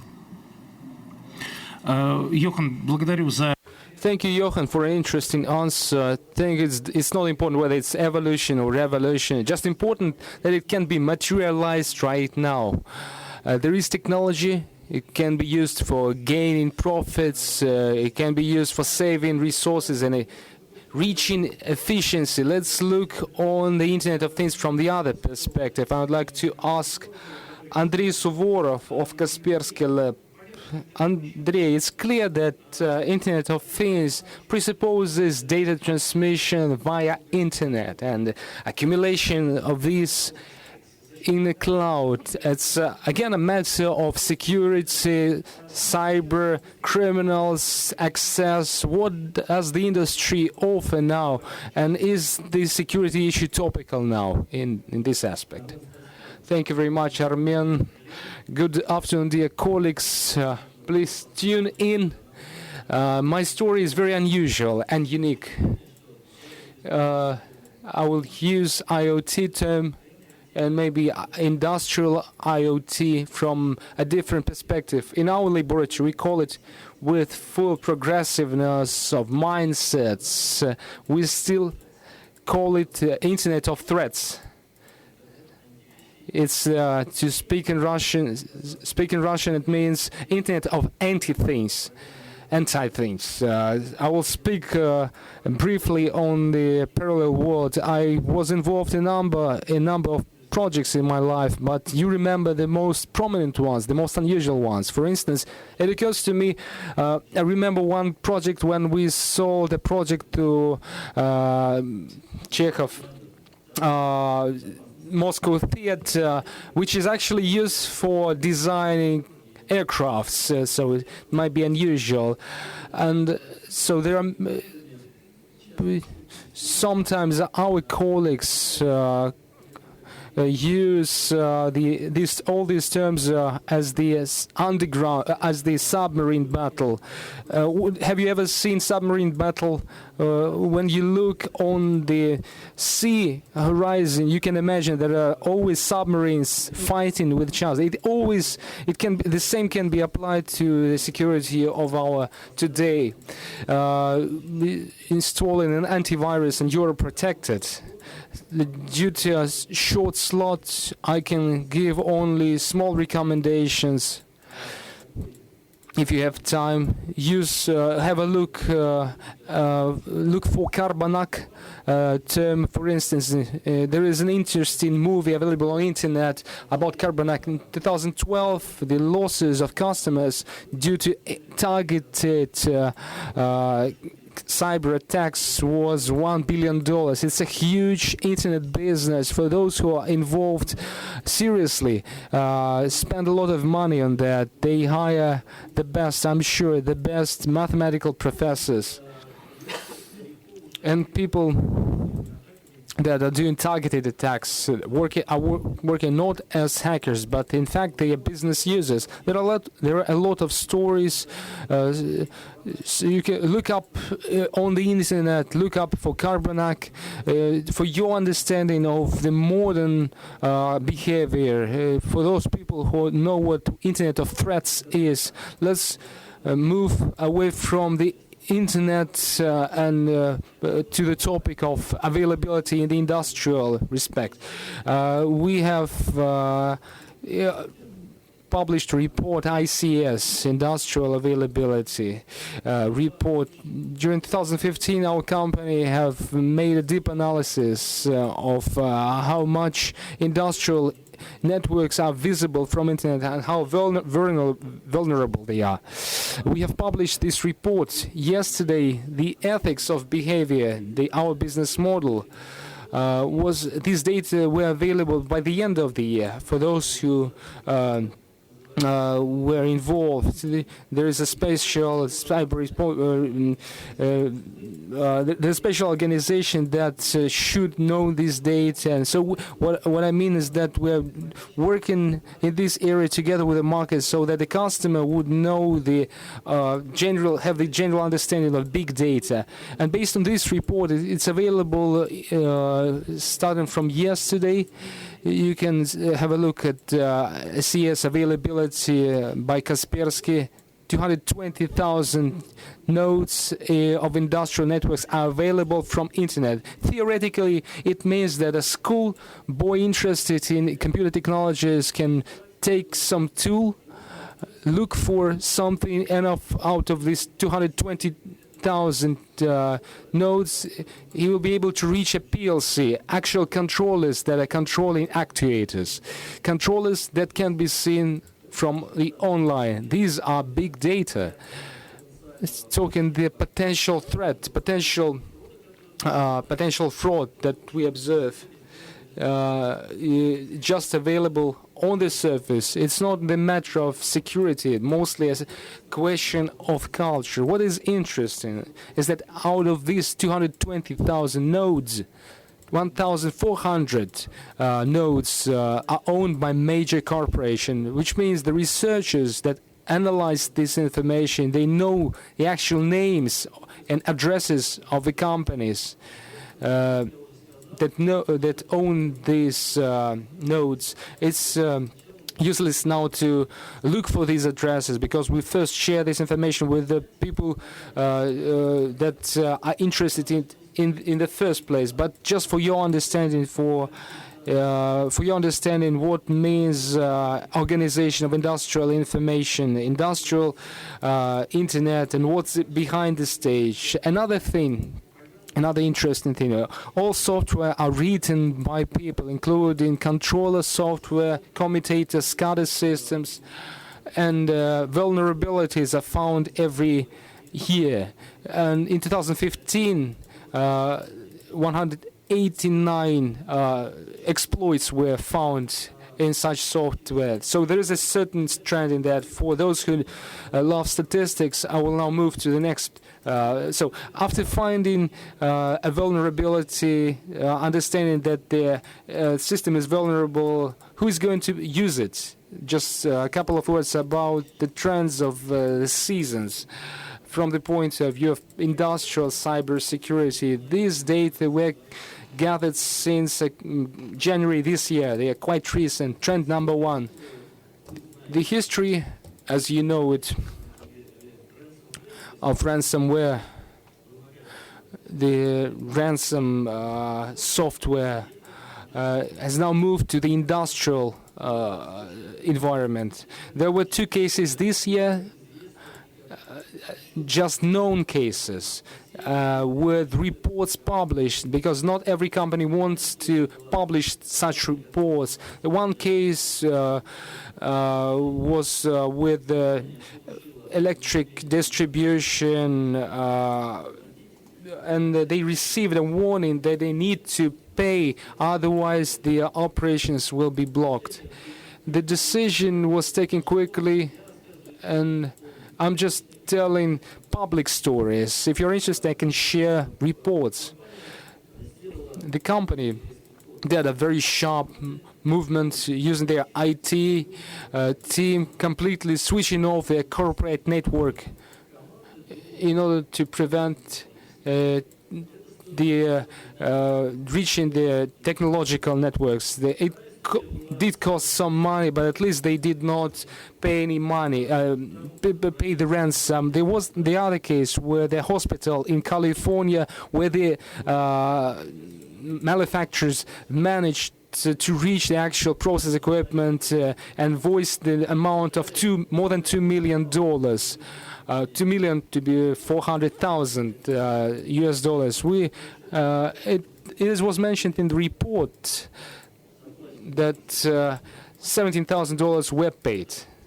In fact, this is business. From the point of view of trends, this is quite stable. The trend number 2, also in year 2015, on websites with Bonito nickname, somebody with Bonito nickname uploaded pictures with SCADA systems in 4 countries: Great Britain, France, Russia, and specific price conditions that this person with a nickname can share information on vulnerability of such systems. The report does not say whether this story was successful in terms of the financial aspects, but the gray the dialogue, chat dialogues with this guy were published, congratulating this guy how good he won them. There is another trend of SCADA as a service. This is a part of business for those who are involved in the Internet of Things that we try to fight. Another trend, as a conclusion, since the 3rd of May, we have published, on the 3rd of May, we have published a report for those who are seriously involved in industrial systems. There was a 20-page description of malware for controllers that can be written, distributed, and controlled via PLC, require no computers. Controller is a computation device. That's why we see certain trends that on the level of industrial systems, that characteristic of unique elements, controllers, industrial protocols are not available in our ordinary network SCADA elements. And on the other hand, the emphasis is different. In industrial network, some information can be lost. It's not so critical. The process security is not so critical. In different cases, in fact, it can be very serious. The losses can be very serious. And I'm not talking, for instance, the process might be lost and equipment might be lost. Sergey told a very interesting story. For instance, the decrease of quality. The attackers can make it such a way that you will lose the quality of a product. Quite a cheap operation that will cost huge amounts of money. And in this sense, the Internet of Things has the second side. We are trying to fight it without going into details on how we do that. You're always welcome, we'll tell. Thanks a lot. This is a very serious warning to all market players and probably everybody who wants to introduce Internet of Things in their company. But one must be aware of that. Now let us move on to Cisco. Edwin de Boer, can you tell us, as a person who is the head of production in the company and the head of logistics, what Internet of Things technologies you are using, and how you see Internet of Things as a serious tool to improve efficiency or for some other purposes? Thanks a lot. Good afternoon, dear colleagues here. From a Cisco perspective, let me start off with the focus of this track as well around evolution or revolution. And just to give you an indication from Cisco, who's started off in 1984, has been around for 30 years, to me, the question around Internet of Things being an evolution or a revolution, if you look at how we have evolved as a company, and Cisco's been what I would call the plumber of the Internet, the company that's been able to deliver a lot of the hardware that makes the Internet possible, it's actually an evolution as you look and see how we've technology-wise been able to deliver new products and a differentiating kind of extended supply chain. So moving from just the routers and the switches which connect and direct your traffic to actually being able to look at cloud, at data centers, at mobility, at collaboration, and of course everything with a very strong security layer on top of that. I think the revolution is really around the business models. How do we actually use that Internet of Things compared to what it is today? And what are the bright ideas that you can come up with in terms of actually leveraging the ability of having so many devices connected together? I think in 2020, they're expecting 50 billion devices to be connected to the Internet in some way or another. And the way in which we can actually leverage that information, leverage that data, and actually monetize that data, be able to use it for some level of value to either the company or to the customer is, I think, what's going to be important here. I think that example must be known to a lot of you as well, is where there was a young girl who was faced with a advertisement on, I don't know, Facebook or Google, something she was looking at, and it was promoting actually material or products for maternity, for pregnant people. And her mother got very upset around, well, why is this being presented to my daughter? That shouldn't happen. That's an invasion. And actually, they went to court about that. But turns out the daughter was actually pregnant. And it was through her Googling and Facebooking that this big data of information was able to retrieve that level of knowledge that was able to be actually put to use in some kind of a monetized version by directing specific commercial and information to that girl. So you can see that in our environment, that data and information is available, but how do you actually use it? And I think that we've looked at models like an Uber, a complete new business model, or Airbnb, a complete new business model, where you can see that people are coming up with a new model that will allow them to provide a better service or for them to be able to generate additional revenue. And I think that is an evolution going into a revolution. That is something that is completely changing the model of a lot of things that we're dealing with. In a Cisco supply chain, if you think about what happens in a supply chain from beginning to end, and me personally being responsible for the supply chain is really interested in how do we actually leverage that information that we can collect? How can we leverage the data that we collect in a supply chain and actually do something really valuable with it, valuable for the customer or valuable for us? And I think that in our Cisco supply chain, we've been on a road, on a path for the last 4 or 5 years in actually creating that capability and leveraging that capability. We've put infrastructure in place in terms of data systems, software, and the ability to connect our wider supply chain. And through the visibility that's been able to provide, the visibility in an extended supply chain, we've actually now been able to use that for true value and true information. So Cisco builds its products in probably 10 countries globally, including in Russia. And with the information that we collect in those manufacturing sites, one of the examples that we've actually been able to put to use is test data. Now, Cisco equipment is high-tech products, a lot of small electronic components, and there's a lot of interference between those electric components that during the production cycle, if we're not clearly identifying the exact tolerances for those components and the way they are put together, then we could end up with a product that ultimately fails in the last quality check that we do, and we do that quality check globally in every factory that we have.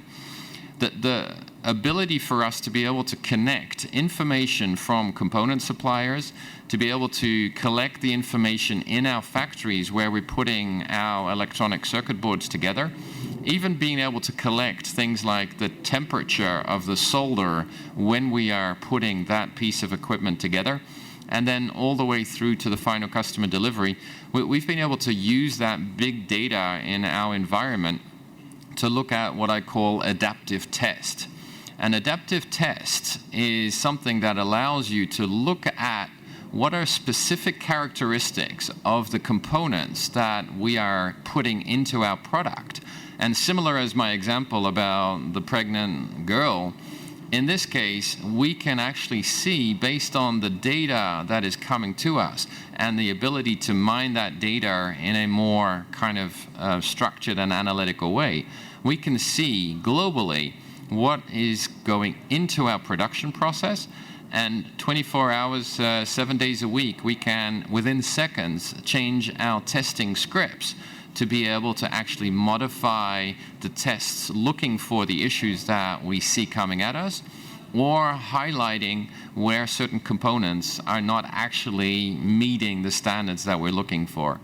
So adaptive test is, to me, a real true revolution in our Cisco supply chain, where we're actually able to leverage Internet of Things and the data that we've collected in a very meaningful way for us and for our customers, so that we can deliver better quality products all the way through our supply chain.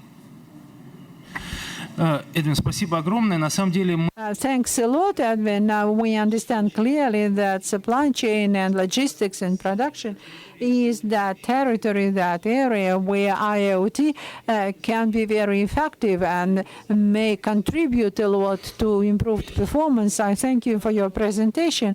And now we would like to move over to our guests from the first row. And I will ask you to be very brief, 3-4 minutes, because we would like to leave some time for questions from the audience. At first, I would like to ask a question from Alexander Anufriev from Skolkovo. We all know very well Skolkovo. It's a very serious project.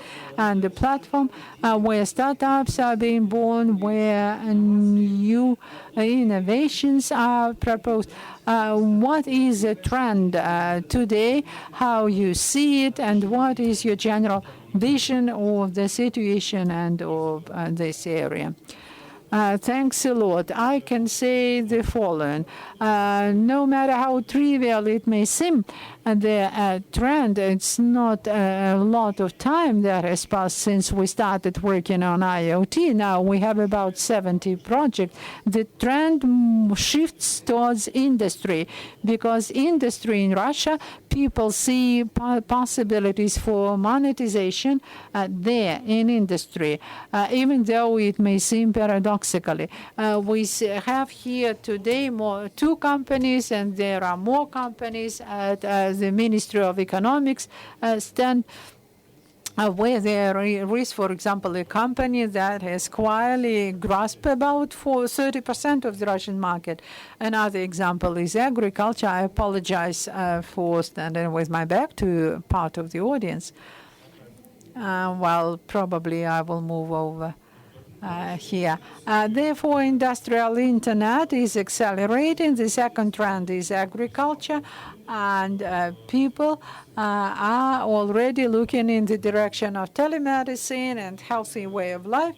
And I would like for the industrial part of the internet to look more in the direction of people, of humans. And I had some experience in one of the companies where I operated, where industrial applications for the people to control the quality of operation, where the technical personnel was distributed between a laboratory and the workplace, and it was necessary to control how effectively they're spending their time.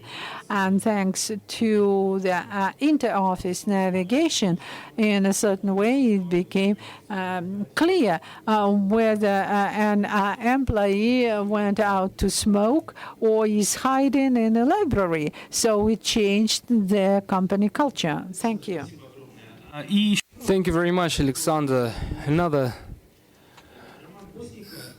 speaker, Roman Postnikov of Megaphone. Roman, can you give your vision of the Internet of Things from the point of view of Megaphone? Where do you see potential? Do you want me to stand at the rostrum, or it's up to you? I want to thank the previous speakers. It's quite difficult to have the last floor, but on the other hand, it's a pleasure to summarize. First thing, to be more brief. I think a person is a part of the Internet of Things, and I will give an example why we support this idea as a carrier. The second thing, business digitalization, is the thing that we very much believe in. Digitalization of business means improvement of efficiency, performance of the existing business processes. It's this thing that you can invest in infinitely until a certain limit, of course, but at least technology is not stopping. This is the second thing we believe in: digitalization of business, mathematical modelers, description of industrial process, the supply chain requires or data, and the classical thing that any carrier can do as compared to other players, stakeholders of the market. We need to ensure the presence of sensors. We need to provide data for these models. Of course, I understand we can use Excel for setting alloy parameters, use paper, media, but and there are errors, but errors reduce the quality of recommendation systems. The sensors and the connectivity is an integral part of ecosystems. Another third thing that wasn't mentioned today, very specific, we're looking at a couple of steps forward. There is still no 5GN standard. Some horrible speeds of 200-300 megabits per second with LTE networks was demonstrated. We know how to use them.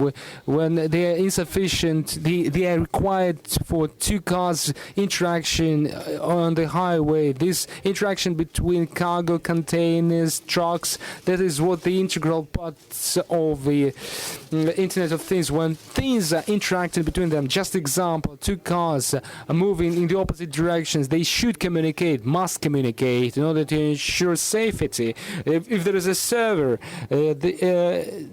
they send and receive data. It takes several milliseconds, and which means meters of movement for these cars. We should avoid that. And the last point that I wanted to mention is to ensure connectivity direct connectivity between transmitters. It is completely different communication standards. And the last point in the end, what was mentioned by Johan Oshan example, I remember that. Just an example why a person should be a part of the Internet of Things. A great example when air conditioning expenses are optimized based on the number of people in the marketplace. Imagine we can predict presence of people with the presence of people in certain points. Then we'll be able to reduce the peak of power consumption when a person is a part of ecosystem. Thank you very much. Many thanks, Roman. A very good preliminary conclusion. But before we finish today's discussion, I would like to encourage our guests to ask any questions of our speakers. There are microphones available. So can you introduce yourself, please? Petra Service Company. Good afternoon. Vladimir, IoT Product Group Manager. I have a question to Andrei Suvorov about security. You've mentioned the reports on industrial systems, more than 200,000 threats or exploits were found. Do you believe this report to be comprehensive? 200,000 sounds like a big figure, but if we compare that to the number of connected devices, at least in Russia, with mobile devices, 9 million worldwide, 900 million devices, non-mobile, about 9 billion devices. How comprehensive this study is and how can it be interpreted? Thank you very much for your question. I'll be brief in my answer. To be more consistent in the figures, 220,000 devices are devices visible from the internet. This can be PCs, commutators, HMI panels, controllers. It's the total number of devices available online. For instance, 33 controllers. Not all of them are vulnerable. The devices that we found with vulnerabilities are only 1,800 of the vulnerabilities that have exploits available online. I mean, the tools that can be used to actually use these vulnerable characteristics, only 1,500. What I mean is that there's a trend for reduction of vulnerability. As applied to industrial internet, we do not need millions in figures. We are very close in contact with the insurance market because it's extremely underdeveloped in terms of industrial cyber safety. Cybersecurity, what can be repeated with keyboard at one of the hydraulic power station costs $20 billion. You can attack and destroy equipment that costs a lot. And 1,800 or 1,400 major companies figures available online is horrible by itself. Talking about statistical aspects, what was mentioned in the official 2015 reports, there was more than 200 DCS incidents related to DCS. So we cannot mention any references whether it's more or less. In fact, we see the increase of such incidents, but even one vulnerability in the production system may cost more than a new virus written for mobile phones. So the statistics is applicable in a different context. Did I answer your question? Thank you. Thank you for the answer. Are there any other questions? Good afternoon, Alexei Pirogov of UMMC Holding. My question is to Sergei Sulimov, Alexander Khaitin. You mentioned 5% figure expected savings, 250 million savings. How do you measure the actual saving figure? This is not expected, it's measured economy over the past period. We have agreed methodology of calculating economic effect. It's not very complicated, though not quite trivial, because we are optimizing very specific performance indicator, consumption rate of ferroalloys. Taking into account that there are different combinations, we have a baseline and calculation rules. For the test period, we are measuring the effect on the real-life heats, and then we have some nuances which are printed in small type on several pages, but it's very simple. We agree on historical baseline, and in the process of experiment we have measured consumption. So this is very direct economic effect. This is a very rough formula, but there are lots of details which are written out in a great methodology. There are also fines. If the recommendation caused damage to the company, lower than after ladle furnace, for example, where something could be corrected. I see the methodology. I've opened it. Now, if it's more than 10% deviation, then fine would be 10% of the cost of the grade of steel that was made during that heat, because we would have to change, downgrade the steel, so our margin will be low and so on and so forth. So it's a very balanced model, but it's also very important that in the system of evaluation we have over 20 different types of alloy compositions, and now we are quite confident about only two, silicon and manganese, but there are the volumes are largest and the costs are highest.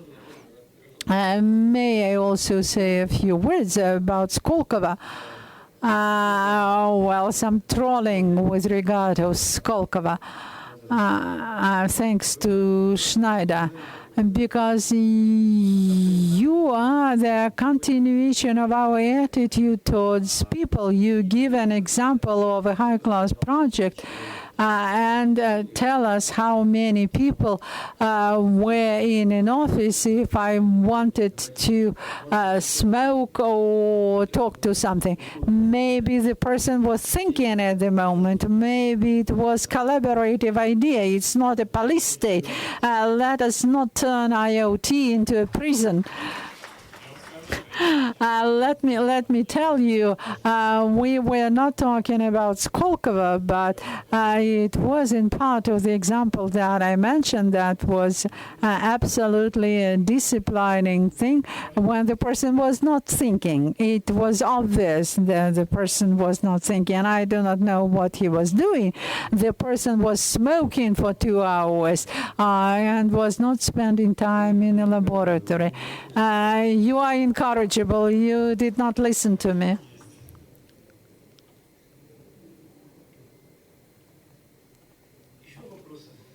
Any other questions?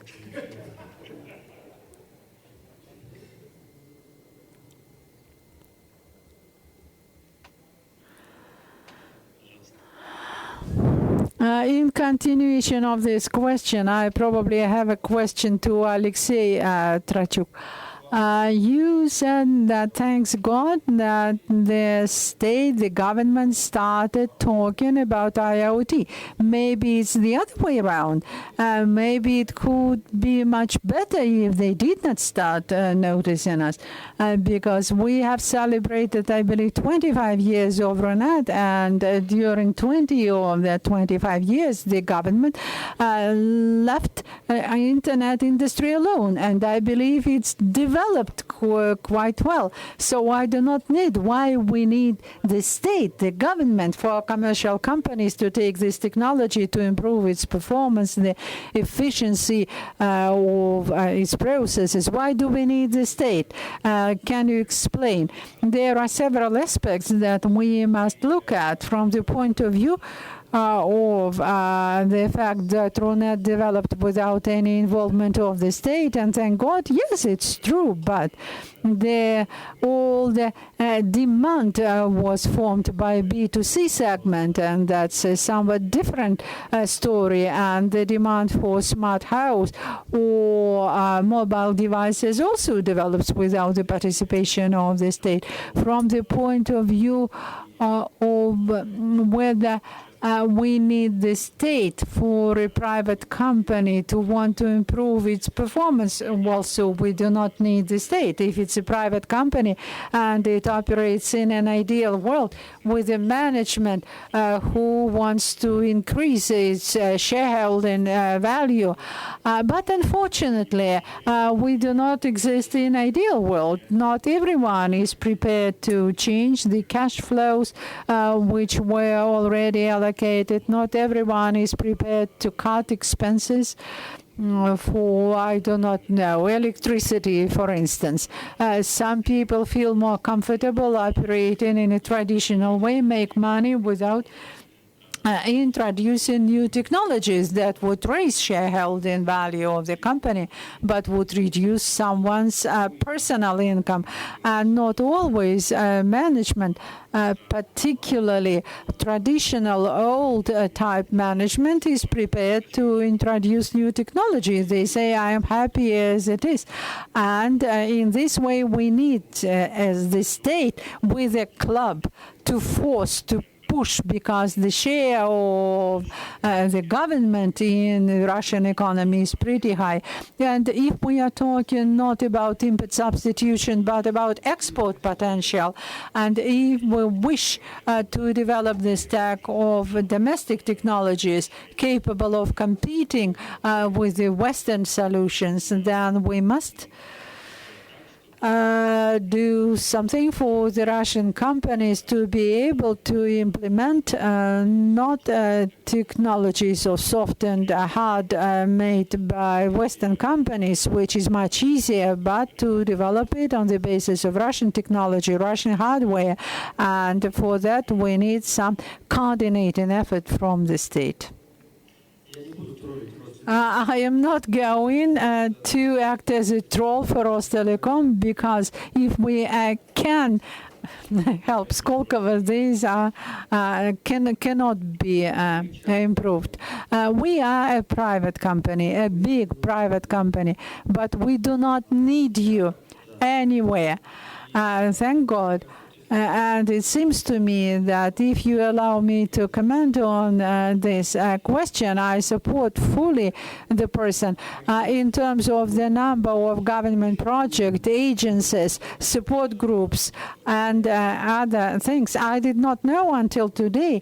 For the first time I participate in the forum, I did not know how many of them we have. That's a huge number of potentially unemployed people. We'll have to fire them all. We do not need them. Internet will develop, IoT will develop, big data will develop efficiently, and Rostelecom, it would be very interesting for them to be a shareholding company which wants to create its value, increase its value, and develop some potentially interesting niche. And not because we are all thieves here and just smoke around without doing anything, but because we need to create interesting conditions for the company and formulate interesting tasks for them. And therefore, we, as a private company, without anyone's help, particularly without any help from the government, will be able to develop. Well, people will quote you,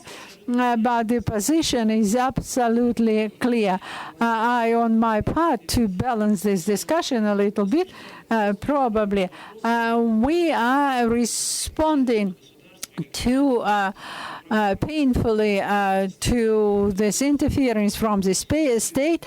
We may agree that sometimes we have too much involvement of the government, but we must agree that the government sector, public sector in the Russian economy is huge. We see it in utilities, in different industries, and in all those industries without some pushing, some involvement of the state, nothing can be done. So that is the system that we have, and probably it's not our task to break the system. Privatization can be a solution. Where possible, yes. But I don't think that today we'll start another discussion on privatization. But wherever we have involvement or participation of the state, the government as a shareholder must try to improve efficiency. And IoT probably is not the only tool. There are many other tools.